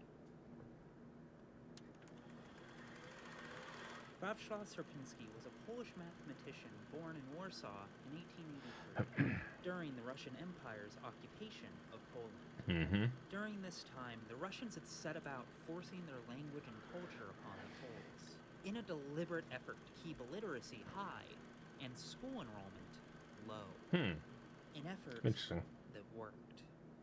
Sierpinski was unusual then, in how he was able to bypass the hurdles put in front of him and find his way to a thoroughly imperialized University of Warsaw at the age of 16 in 1899. That's incredibly impressive. By this time, the staff and all their lectures were completely Russian, making the Polish-born Sierpinski a decided outsider until being taken under a teacher's wing. 4 years later, he won his first award for his contribution to number theory, but held off on publishing it until 1907, as there was in a boycott of Russian schools in Poland, and I did not want to have my first work printed in the Russian language. Indeed, 50 years later, when he discussed his experience of attending the University of Warsaw during the Russian occupation, Sierpinski would recount. I don't know what Ruby just said, but it's pronounced Wacław Sierpiński. I'm sorry, I'm American. I tried my best. We had to attend a yearly lecture on the Russian language. Each of the students made it a point of honor to have the worst result in that subject. I did not answer a single question, and I got an unsatisfactory mark. I passed all my examinations, then the lecturer suggested I should take a repeat examination. Otherwise, I would not be able to obtain the degree of a candidate for mathematical science. I refused him, saying that this would be the first case at our university that someone having excellent marks in all subjects, having the dissertation accepted and a gold medal, would not obtain the degree of a candidate for mathematical science because of one lower mark in the Russian language. He ultimately graduated. Oh, good. With the low mark intact. Well. After graduating, Sierpinski would go on to have a prolific career in mathematics, publishing over 700 papers and 50 books in his lifetime, all while making considerable contributions to the fields of number theory, set theory, topology, and more stuff that a filthy art major like me knows next to nothing about. I know less than Perhaps nothing. his most famous I can't imagine being field, this. Though, are a trio of well-known fractals. Absolutely interested and intrigued by that. Curve, the Sierpinski carpet, and the Sierpinski carpet. One will actually examine the Sierpinski triangle. That's a Triforce. You can't lie to me. Is an equilateral triangle that is recursively subdivided into an ever smaller series of smaller triangles, on and on, recurring inward, forever moving away from its original source, as it creates identical replicas of itself for eternity. Okay. You may recognize this pattern, both because its most basic form is the iconic Triforce, but more importantly, because it's the logo of the Sierpinski station. It's one of the most famous pieces of geometry in modern times, right up there with the Penrose triangle, a tribar shape that looks like a typical object with a beginning, middle, and end, but can become an impossible shape Yep. when viewed from the proper angle. Oh, hey, I know you!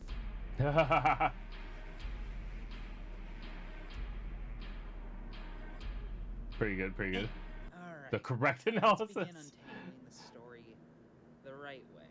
Okay. So, now that we've given a full play-by-play of the narrative, as well as one possible reading on what it means, which I overwhelmingly disagree with, let's double back one more time, in the spirit of recursion and cycles, and see if we can't put these puzzle pieces in order.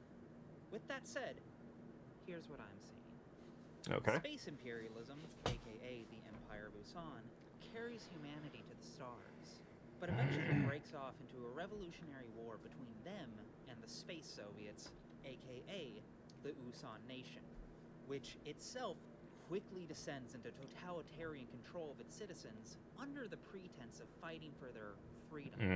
The main front of this war quickly materializes on Veneta, the nation's rechristened name for Earth, where the two sides proceed to effectively destroy the planet and its climate in an attempt to claim it as their own. It's here that Alina So is originally stationed as part of the People's Army, 5th Venetan Infantry Division, Unit 12, alongside an unnamed soldier we're going to call Lilith Atoy. In time, the war on Veneta begins to reach a stalemate. I wonder if she looked into the proper pronunciation of all these words. Around that same time, though, Seems though she probably her did. personality begins to be Or used tried by to. the nation as the baseline template for their land survey ship technician replicas. A model specifically made with the intent of being flung out into space to most likely die alone. We know this broadly because the classified documents plainly admit that her persona was copied from a soldier from Veneta, and Ariane notes that Elster has a Venetan accent. True.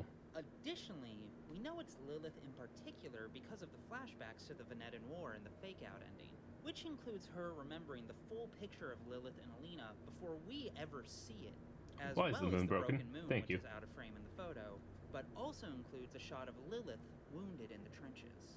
On top of this, as you've probably noticed by now, we also see this image of Lilith with an eye wound in an exact retracing of the shot we see when Elster later gets her own eye stabbed out. Again, we can't know for sure what this woman's name is, but whoever she is, this person is Elster's Gestalt, and that Gestalt clearly knew Alina. With this experienced soldier in hand, and the technology needed to replicate her, the nation began putting their plans into action. Having a strong grasp on most of the outer rim planets, they almost certainly sought to increase their holdings for much needed resources and space. This was the beginning of the Penrose program. Shortly after it starts, a bullied student from one of Jupiter's moons with immense but unrealized bioresonant abilities chooses to take her chances in the isolation of space over a life of forced mining beneath a re-education facility on Pluto. Okay. They, of course, didn't tell her the full plan. When the ship begins to fail 10 Is that years Falk? later, the LSTR unit dies first. Ariane, now desperate for death, but unwilling to do it herself, puts herself in the cryopod for what she expects to be It the is? final time. It's a matriarchy? Except, it isn't. Somewhere, far beyond the Oort cloud, the ship crashes onto a planet. This awakens Ariane, who makes the choice to take one of the spacesuits and feel solid ground, and perhaps the wind, one last time. And out there she finds I didn't know that. something. Could be an alien, could be a machine god, could be the Red Eye, could be the King in Yellow. Doesn't matter, because whatever it is, it becomes one with Ariane, fusing with her and amplifying her latent bioresonance to turn her into a being with godlike powers. Falk. The entity we see in the artifact ending. The Red Eye. Oh, okay. From there, she immediately uses her newfound abilities to reconstruct reality and make this right. She does what she can to fix the Penrose and resurrects Elster. Okay. Or, alternatively, bestow her with a new body. Elster awakens and heads out to find her, but only discovers the hole and Ariane's recreation of her old room that she left behind. And here, she sees a copy of an old book that Ariane had found Huh. in Itoi's bookstore, waiting for her, sealed with the plates that lead to the gate outside nowhere. The moment we pick it up is when everything truly begins. Yep. The pair finally meet again. The sheer intensity of Ariane's new power burning off Elster's synthetic flesh the moment she begins to speak to her directly, eventually killing her body and absorbing her mind once she appears in full to tell her to remember our promise. What might get overlooked, though, is that we also see Issa, the only other surviving character who we know has interacted with the King in Yellow, holding a knife to her hand, before we are shown blood hitting a runicated tesseract symbol on the ground. The same symbol which we later find inside a copy of the King in Yellow, as well as Falk, as well as the title screen. Yes, correct. Perhaps, then, this is what summons Ariane, as the Red Eye, back to Lang, where Falk finds her. Falk, an immensely powerful bioresonant, becomes infected with both Ariane and Elster's mind, becoming a gestalt of them both. Oh. Everything Okay. ranging from their love to fear to insecurity to hope. And this is when the disease, Falk and Ariane's bioresonant distorting of reality, begins to set in. So, here's a question. Why do we never see an infected LSTR unit? There's literal piles of Elster corpses all around, yet not a single one of them is infected in the way that every other model becomes. Why? Honest answer Solid is question. we don't know. However, my answer I did question why we this. weren't getting infected as well. Ariane's bioresonance reaches out, looking for replicas it can copy Elster onto. The compatible units, the LSTR units, become new incarnations of her Elster. Okay. Or, alternatively, every single LSTR unit in existence has had their persona copied from the LSTR on Penrose 512. Sure. Meaning that the moment they wake up, they instinctively start looking for their partners. Right.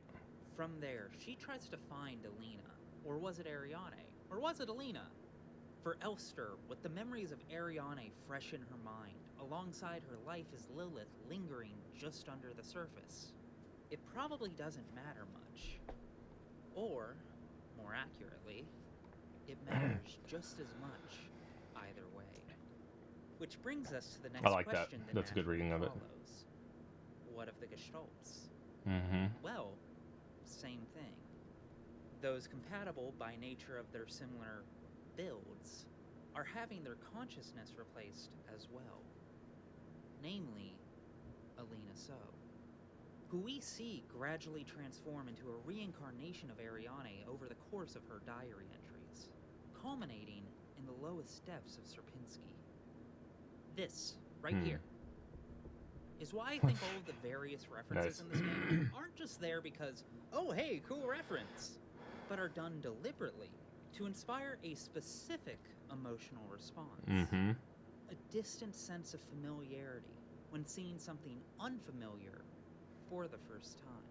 Yes. If someone would like to lob the critique that Rose Engine employs too many references, I wouldn't exactly disagree. It's not, especially I mean... in certain places. Really, we're just going to call it nowhere, huh? Okay, fair. But, also, after looking at this game for as long as we have, I think it's safe to say that the duo which make up this studio aren't stupid, nor are they lacking in originality. Agreed. They had to have known that critique would get pulled out against them, and they had the skills available to them to avoid it. But Clearly, deliberately decided it was worth risking for the emotional impact it would have. Because, in the face of the apathy held by the state and the universe, everything and everyone is replaceable. Also, there's definitely a big sub-theme about art in general. So by, showing reference and some degree reverence for the things that, inspired you, like, for instance, the Evangelion scenes, calling the place Nowhere, obviously being a huge homage to Silent Hill in 100 different ways. the Makoto Kusanagi reference, like all this stuff, you know. I think that you are showing that all art survived. You know what I mean? In your world, like art is important enough to maintain and isn't something useless as is, you know, written about Alina. So yeah, I think that that's done very, very purposefully. Everyone and everything is interchangeable. Everyone and everything can be copied into a simulacra of itself, which gives the impression of what it once was, but ultimately finds an entirely new life and meaning. Sure. Are the arm-shattering and clone image shots homages to Ghost in the Shell and Evangelion? Rip-offs if you want to be harsh? Yes, but they have completely new meanings, utterly removed from their sources. Because art is no more special than key cards, or robots, or people. Completely agreed. The souls of these images are the same, but their feelings and experiences are completely unique. They're replicas. Yes. With fair that point. established, let's double back to Alina, which is to say, Ariane. Alina's deterioration into effectively being a replica of Ariane is why she suddenly reappears in the flesh after the fake-out ending. Another thing from the fake-out ending that I think is important to hone in on are the shots where we see the characters' models. First, we see Alina's name said, and one person turns in response, as we'd expect. Elster's name gets said, and they all turn. And they all turn, one after another, as though they're all Elster. They are. Different incarnations of her. Yeah, this one came after this one came after this one came after this one. And most importantly, Ariane's name gets said. And they all turn all unison. People turn at once. That is interesting, actually. Including both Alina and Falk. This is part of the reason why I don't think it's any mistake that every image we see of Ariane prior to the Penrose crash shows her sporting short hair, even 3,000 cycles into her journey. The moment we find her on Lang, though, she suddenly has the exact same hair and bandages as Alina. Likewise, every image we see of Alina from her time on Veneta shows her with brown hair. Once she's on Lang, however, her hair is suddenly shifting towards a shade of white. Yes. They become one in the same. All of this is also why the final chapter of this game suddenly pivots from being centered around the memories of Alina, the memories of Adler, the memories of Falk, and suddenly shifts into being the memories of the most important place to Ariane and Issa. Let's talk about Issa again. Okay. One last time. So, here's another question for you. Why do the only Gestalt uniforms we find in Serpentine look like this? Follow-up question. Why is Issa wearing this uniform instead? Because those were minors? Points, why is Erica wearing the exact same thing when we find her portrait, while we never see Alina wearing the same thing? Because Alina was a question, minor. Did you notice that Issa has a fresh knife-shaped cut on her hand? Final question. On this shrine, which is seemingly constructed from Ariane's personal memories, the shrine which causes Issa to finally accept that she'll never accomplish her goal. So my thoughts on this are that those are all the minor uniforms. She was a minor. She got out because she looked like this girl, and she ended up basically taking her place. And she cuts her hand to make sure she's not a Gestalt, because not a replica, because she's all fucked up in the head, because all the personalities are constantly fucking shifting and changing and being put into other people. On this shrine where we find the death card and Erica's portrait, why is there also a portrait of Issa? Oh hey, the rot starts with the hand that had the cut. I wonder if that means anything. I'll spell it out. Issa and Erica found the King in Yellow. The book got confiscated. Erica got taken away. Issa performed a ritual that she remembered from the book. Oh. What this did exactly, we'll never know. But, for practical purposes, I'd say it led one way or another to the death of her body, while her mind and memories joined the entity tied to the King in Yellow. I see. Okay, I was way off. The entity that Ariane eventually found and fused with. Without the bioresonant powers, though, She had no means of maintaining her sense of reality, let alone controlling any of this. Sure. Issa was dead before Ariane ever boarded the Penrose. And because time and memory is arbitrary nonsense, her ritual meant she ended up at Sierpinski, wearing her school uniform, holding the same knife she performed the ritual with, and no knowledge of what happened to her sister.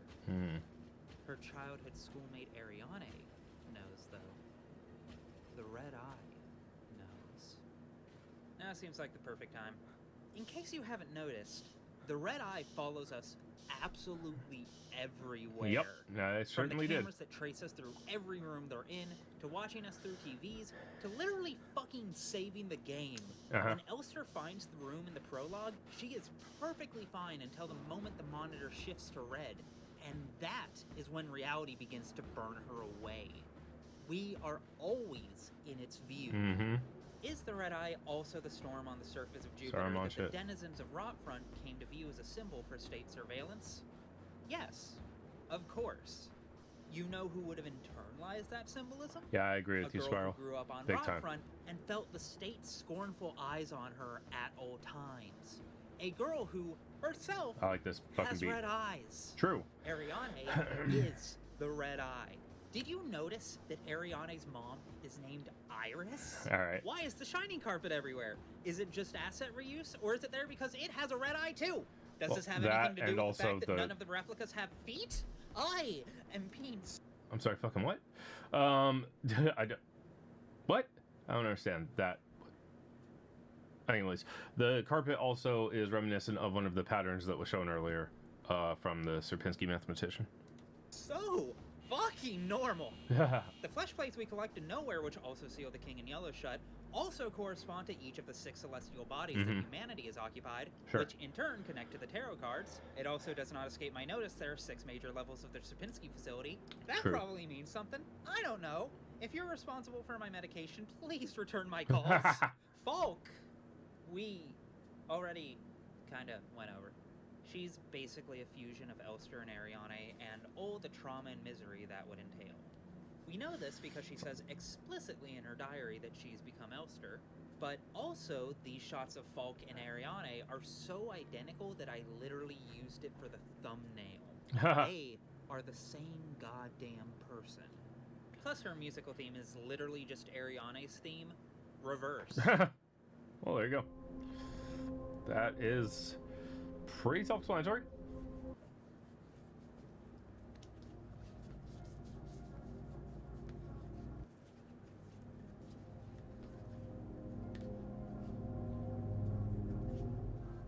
Here's some minor differences to be sure because without I just simply flip the audio, like, call it a day. You know, if you needed more proof there's some Ariane in the mix despite her flatly saying she's becoming Elster, there you go.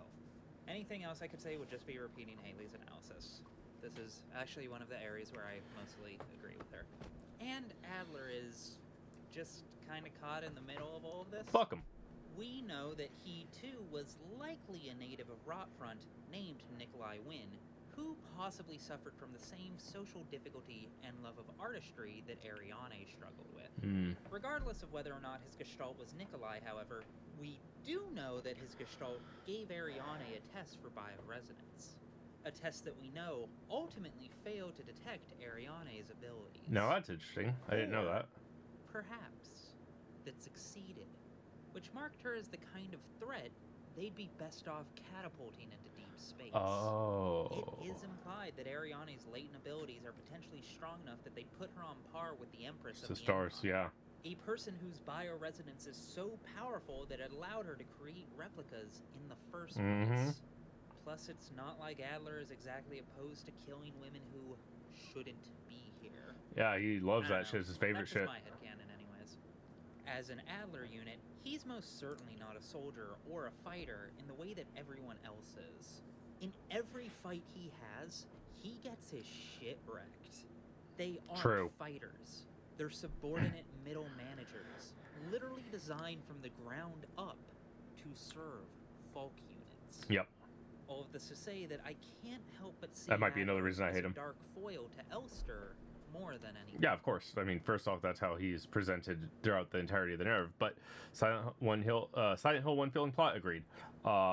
In a lot of ways about, like, you know, the personality splitting and taking over this thing and then being called somewhere due to that to, like, rejoin, like, all that. Yeah, 100% being watched constantly. Like, there's a whole lot going on there where it's very Silent Hill 1 reminiscent, obviously the reference to Nowhere.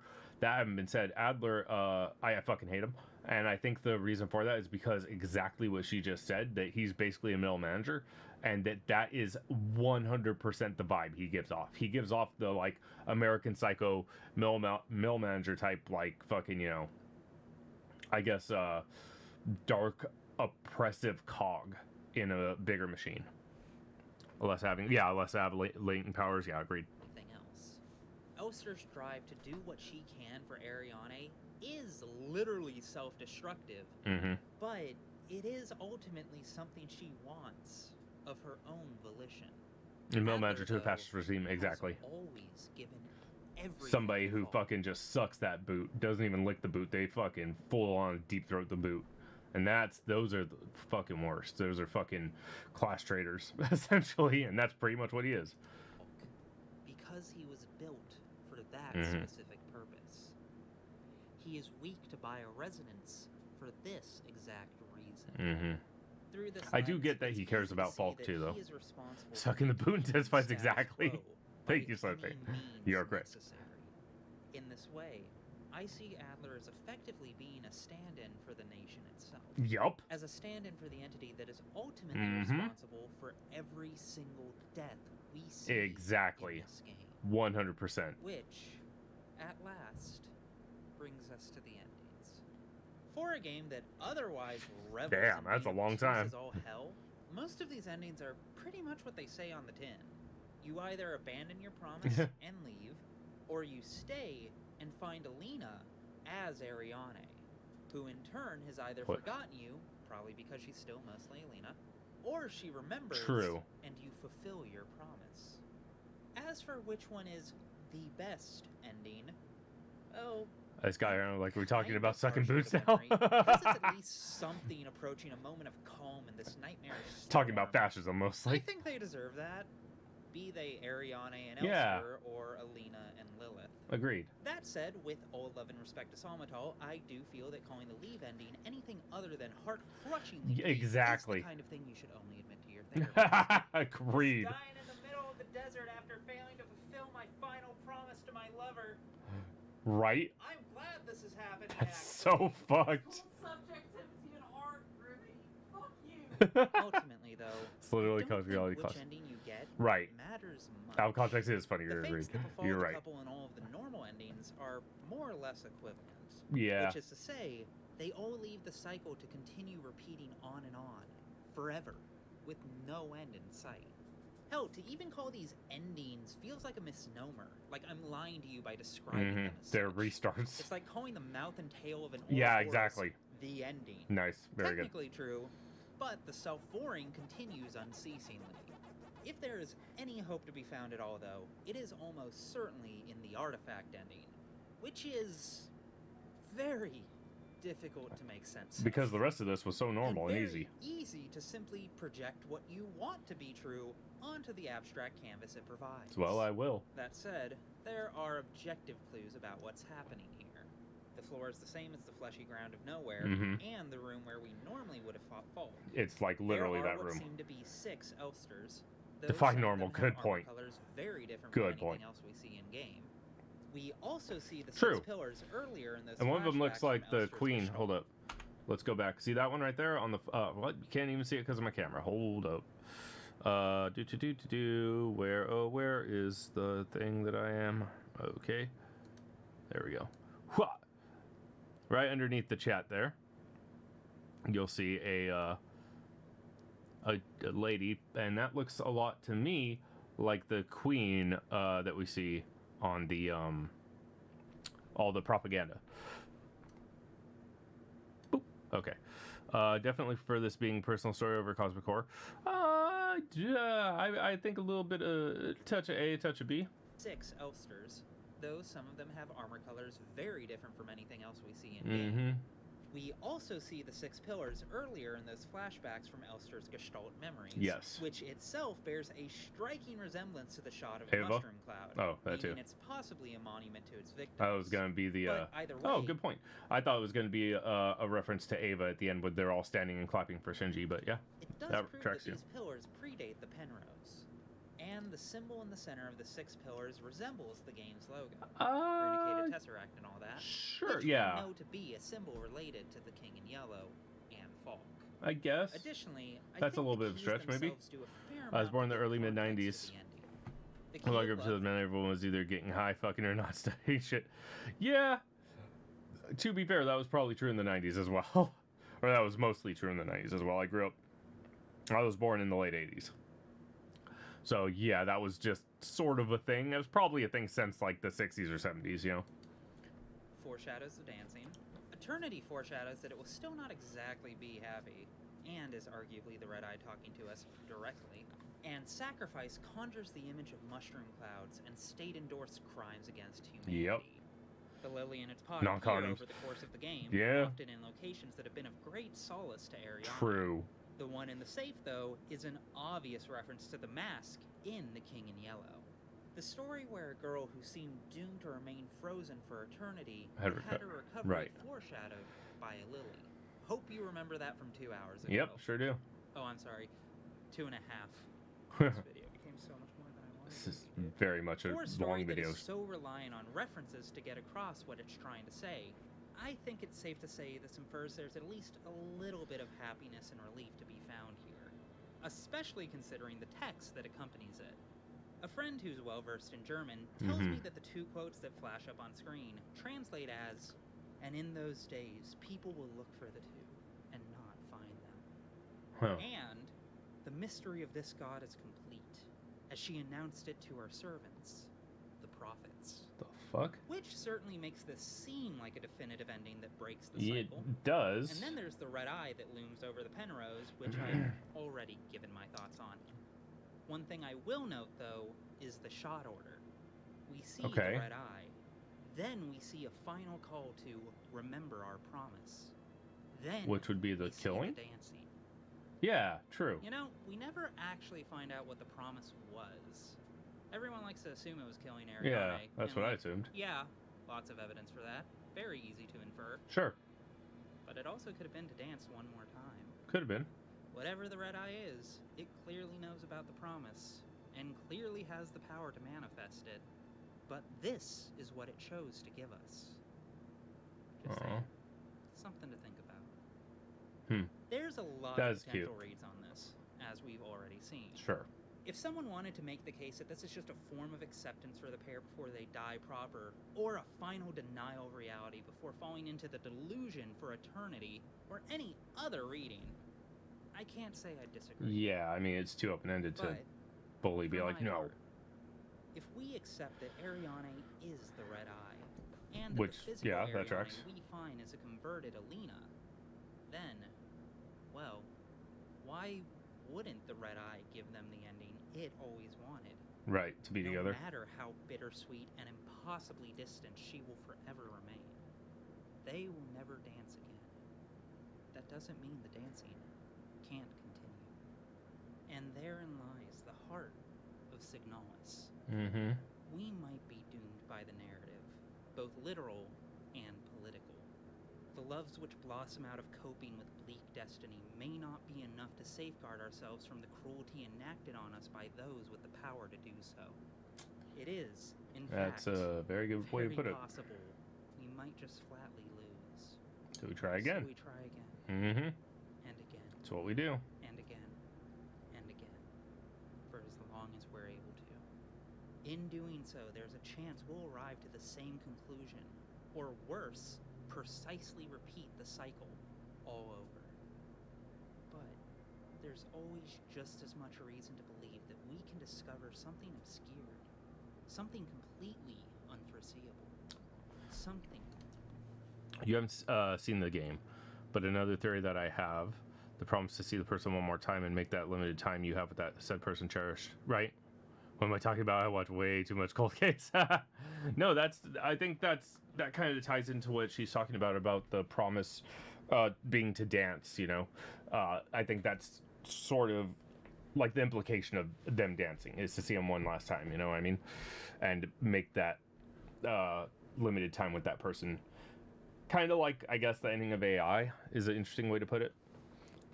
If you've seen AI. That allows us to move beyond the cycle. We will never find it if we do not try. True. Again and again. No matter how absurd or Sisyphean it might seem. As long as the world's intact and we're still breathing, we can never stop trying. Because in dire circumstances like these, that's ultimately all we have. Outside of each other. All we can do is try again. Very good analysis. Subjectivity. The rest of the game. Yeah, film? Yeah. Oh, yeah. I fucking hate that movie because of how depressing it is. You agree? It should be obvious by this stage that the story this game is trying to tell is, this game was very depressing too. Slippery.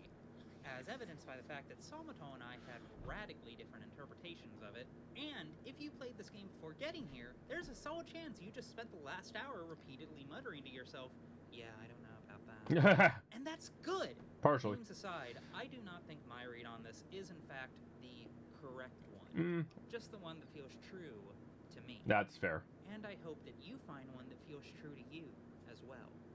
Hell, this is part of why I went through the effort of giving such a thorough summary.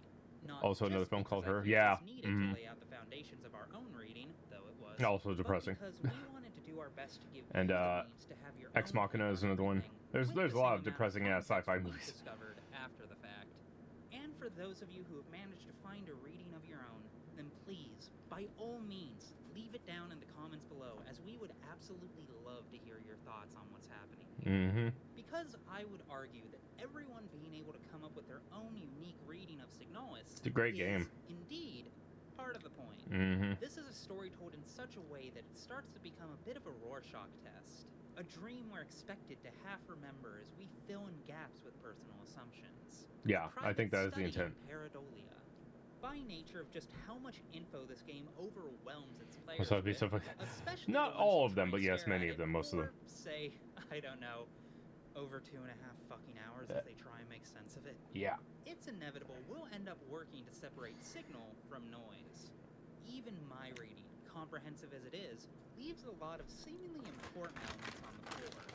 I didn't even talk about the goddamn flesh, which is also definitely Ariane, but this has already gone on long enough. I can't. We will find the patterns important to us, and leave behind that which isn't. And I think that is, in fact, how we're meant to interact with Signalis. The big thing I think that's worth focusing on here is not the diverging interpretations of my reading and Salmatal's, nor anyone else's. I don't remember this part. Oh, it's just first person for some reason. I know exactly where this is, I think. Is, if nothing else, an expressionist work. A work that's much more invested in communicating its narrative by way of the emotions it evokes. Boy, does it evoke them. The literal written word. As a matter of fact, I'm still depressed, by the way. Lee Krasner was an American abstract expressionist painter born in 1908. No! Oh. Ruby, this video is already longer than the Holy Mountain. And I wasn't allowed to go on tangents or asides. Don't you remember our promise? Nice. Fine! God! Discussion for another time. There should be a part 2 of this. There's a lot to be said. I'll instead say this, hypocritical though it might be. To get to the heart of what this game is actually trying to say, instead of getting too fixated on the minutiae and mechanics of plot and lore, I think it'd be best to hone in on the emotional overlaps all of these readings seem to share. Because this game isn't Plastic memories where the main character falls in love with the Gefta, I'm spelling it wrong, and she becomes his girlfriend. I've heard the anime made me cry more than Clannad. Oh wow. Yeah, Clannad actually fucked me up for a minute. So did, you know, Your Lie in April, Anohana. There's a few anime out there that just fucked me up. But Plastic Memories, huh? I've heard of it. I've heard the name Plastic Memories, but I don't know anything about it. It sounds a little like what's the name of that Clamp? There's a anime from Clamp. It's like the most well-known one, where dude falls in love with the robot. God, I can't remember what it was called, but yeah. Anyways, I might look into that. That seems like something. I'm currently trying to finish Kenshin and catch up on Demon Slayer, and then power through One Piece, baby. I'm like 380 episodes into One Piece. It's a good show. Ah, damn, what the hell is the name of that? That's gonna bother me. Okay, Google, you win. Clamp series. I know for a fact. No, not Clover, not XXX Holic, not X, not Gate 7, not Card Captors. It's like their most popular. Chobits is their most popular shit besides Card Captor Sakura. Yeah, Chobits. That's what it reminds me of. Technolize, Berserk, Kaiba. Berserk just pisses me off. I can't watch Berserk. One of my exes tried to get me to watch it, and like 3 episodes in, I was like, I hate this. I hate this. I hate everything about it. I don't want to watch it. I'm like the only person on the planet who feels that way, but it's true. I've never seen Kaiba, and I started watching Technolize. I'm pretty sure I've seen it all, but like years ago, when I was like drunk. But I did try rewatching it, and then I got distracted because I'm fucking ADHD, baby. Let's go. Berserk pisses me off. Yeah, it's true. It really did. That shit infuriates me. But yeah, I got big feels for Clannad, Anohana, Your Lie in April, a few others. Some of them, like some anime, some shows, some things, I just get like emotional because it's over, and I'm just like, this fucking sucks. Why isn't there more? Some weird ones like that for me were like Zoid's New Century. When it ended, I was like, but I want more of this. You haven't watched it, so you can't comment. It's a lot. It's a lot. I'm probably the only person who doesn't like Berserk. Figure out whether or not the couple was able to finally reunite, but rather all the feelings it evokes up until that moment. Yes, that's what it is. Technolize is slow. Technolize is like Boogie Pop Phantom. It's very slow. And it also has a very similar color palette, which is interesting. And that's why I stopped watching it, because I watched them back to back. I watched Boogie Pop Phantom, and then I went into Technolize, and I was like, nope. I was like, it's too much of this shit, because they're very similar in terms of pacing and color palette. So, yeah, I think that's why I stopped watching it. Well, I'm going to eventually get back to it. I just got a lot of other shit to get through first. What are those? Well, having looked at my own reading, Haley's, a sacrilegious amount of Reddit posts, and basically every video essay live on this godforsaken website, there are some undeniable through lines that seemingly everyone agrees on. Mm-hmm. The anxiety that we face when oppressive cultures and governing bodies stare down at us and force us to conform under the threat of violence. Capitalism. Capitalism. What they put us through to enforce that conformity. Although it's weird though, because they use a communist regime in this, which fair. Historically, communist regimes very much are oppressive and have been oppressive. Although that kind of also goes very harshly against the stance of what communism is. The community. It's right there in the name. But oppressive regimes are going to oppressive regime regardless of whether they're communist, capitalist, whatever. But yeah, it's interesting to me, and I think that's because of the war between the persistent war for many, many fucking decades, hundreds of years even, between Germany and Russia, aka the Soviet Union. So I think there's a definite oppressive nature to communism from the viewpoint of two creators who are in fact German. Fear that we, as individuals, are interchangeable and replaceable. Fractal Design has a creator program now. Dissolved and subsumed into a greater, unrecognizable collective. What's Fractal Design? The resentment, the unrestrained anger against the society that facilitates that pain. The frustration inherent to inescapable cycles of suffering. The soul-crushing hopelessness of being unable to fight against That's our fate. That try as we might, we're just shoved into situations we can never get out of. Mm-hmm. We're just victims of circumstance. Okay. Wow, creator program? That still manages to blossom Interesting. despite all of that. Really? I wonder what they teach you. That's fucking weird.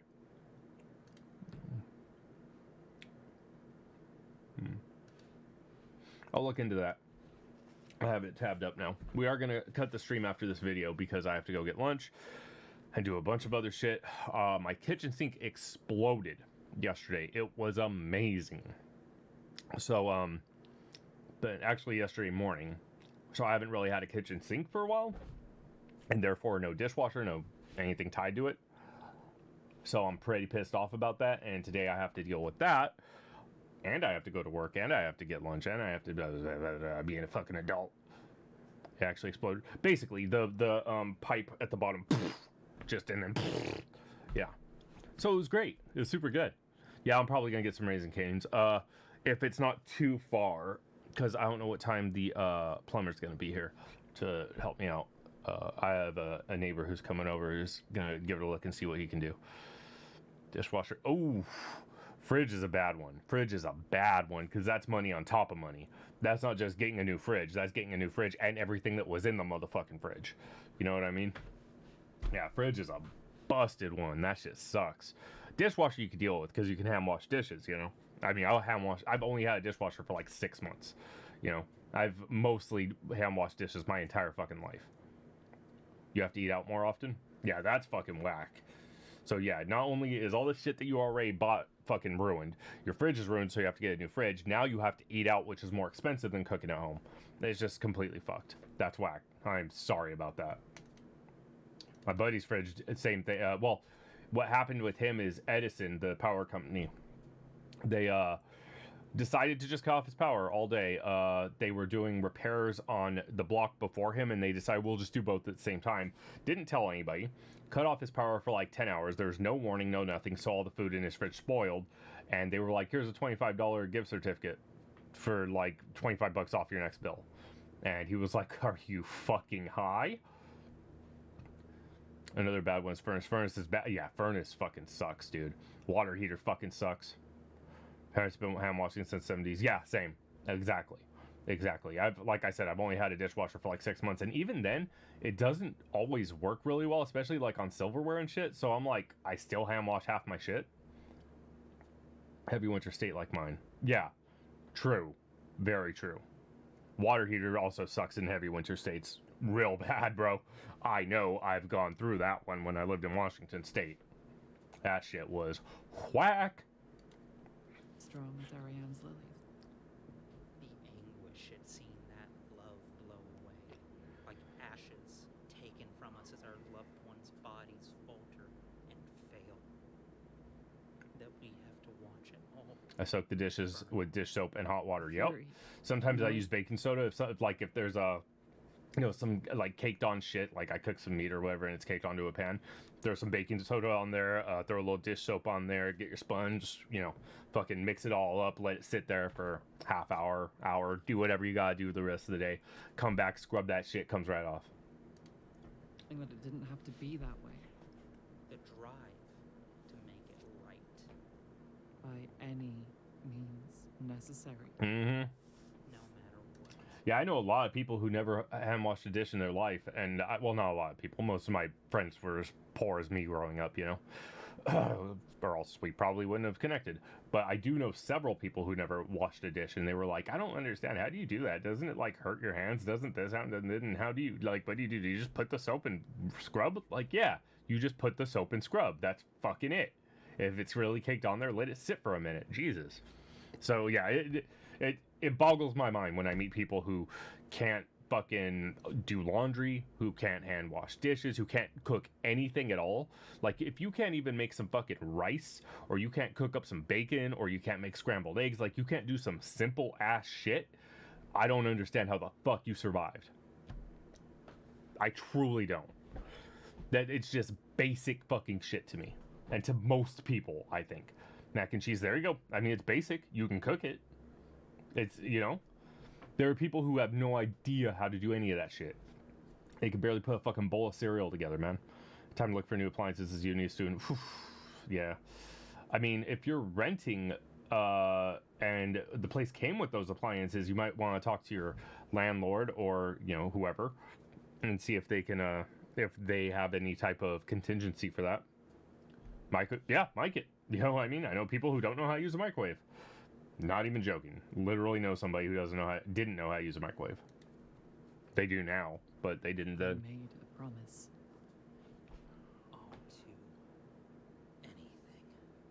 I'd do anything just to hold you in my arms. Make up Signalis. The fact that no matter what reading anyone has on the specific events which make up this game's story, that these feelings are almost universally the ones that bubble to the top for those who play it is why this game is genius. It's also why, if you've watched this far in, I'm going to say you are now legally required to play this game yourself. This is not a request. You owe it to both me, Solmatol, Rose Engine, and, most importantly, yourself. It's a fucking good game. This game is fucking wild. Wait, was it GOTY? I thought it was horror game of the year. Was it like game of the year or game of the year? No way. I didn't know that. I thought game of the year for 2022 was... I think 2021 was The Last of Us Part 2, right? Maybe it was game of the year. I don't know. It was great, though. That I'm sure I will violently disagree with. This is also why, if you're not totally Signalised out, you should absolutely go watch all of these videos too, because they are all incredible but unique reads on this material that I cannot recommend enough. I'd call Signalis a magnum opus if I wasn't also convinced that Rose Engine can still do better. I know talent when I see it. Yeah. Sky's the limit, really. I do think they could do even better. I know they're a small studio, and I've seen them tweet about readings of the game. So, in the very real event that Babs and Yuri happen to watch this, first off, hi, thank you for the incredible game. Very worth the price I paid for it. Secondly, apologies for... Me too, I got it for free. Thank you, by the way, Sparrow. I promise I tried really goddamn hard. Third, I'm sending you a bill for the damage done by the brainworms this game gave me. And, most importantly, thank you for giving me a piece of art that I can see myself in. No matter what either of you do in future, I promise I'll be there to see it. Nice. That was a good way to end it. For the rest of you, please allow me to leave you with one last reading. Yeah, I feel it. I went into a field of flowers whose petals are whiter than snow and whose hearts are pure gold. Far afield, a woman cried, Dandelions? "I killed her I loved." And from a jar, she poured blood upon the flowers whose petals are whiter than snow. When I was taking the Cassie practice exam in Hollywood some years ago, there's a question from the professor: does anyone know how to cook? One Mexican guy said, "Does the microwave count?" I died laughing out on the floor because I thought we were born knowing how to cook. I thought my parents, Latinx always knew how to cook. True. I mean, I don't know how like if that's objective truth, but yeah, I grew up in a Latino family. A lot of my family is Mexican, Spanish. I'm technically Spanish. That's pretty much like half of what I am is Spaniard. So, yeah, we grew up very, very, very deep in that type of environment where, yeah, we all pretty much learned to cook young. That's very true. I don't know if it's, like, obviously it's not all-encompassing. There's not, like, every single Latino family. But in my experience, that was the case, yes. And whose hearts are pure gold. Far afield I followed, on the ground, Mexican American, my family tried teaching me. I was stubborn as fuck. Fair enough. I have killed her I loved. She cried. The world's a True. vast nothing. True. I didn't Blue Beetle. Yeah, me and the fam just randomly start singing. Yeah, we didn't Blue Beetle it. Let it drink. She passed, and far afield I watched her, pouring blood upon the flowers, whose petals are whiter than snow, and whose hearts are pure gold. The king in yellow, the prophet's paradise. My sacrifice. Hey there. This is the voice of Solmatal, entirely now divorced from my feeble replica body, and bioresonancing my consciousness across the universe directly into your brain. Due to aforementioned circumstances, Codex is currently loading all of her stuff into a Penrose U-Haul ship and moving back across the country, leaving me to give y'all the final wrap-up for this video. If you've watched this far, myself and Ruby want to say thank you. Sincerely. Nice. This video game has been a wild ride to pick apart, and I'm glad that you all accompanied. Ajax's Adler. If you'd like to see more content, Nice. who picks apart beautifully written, complex video games, please be sure This is an amazing channel. Subscribe and hit the bell. Yeah. Codex entry. Absolutely great. By hopping over to Patreon if you're able. Links are in the description. Let's see if we can get Solmatals. All of these things help out the channel immensely, and they are genuinely deeply appreciated. Pardon me, or don't. I'd like to give a huge thank you to everyone that helped out with this project. All right, we'll sub to Solmatal too, and we'll check out some of her work at a later time. Okay. For now, though, we are going to be cutting the stream because I have got to go do a bunch of other shit. Thank you very much. I appreciate you guys so much for hanging out. I will be back tomorrow, and we will be doing nothing but reacts. We will be reacting to Scream Queens, the 2000s reality show hosted by James Gunn. And we will probably do a movie. We'll probably watch some sort of horror movie that we can get our hands on. For now, though, thank you so much for hanging out, and I will catch you then. You have a good day. All right. Happy spooky.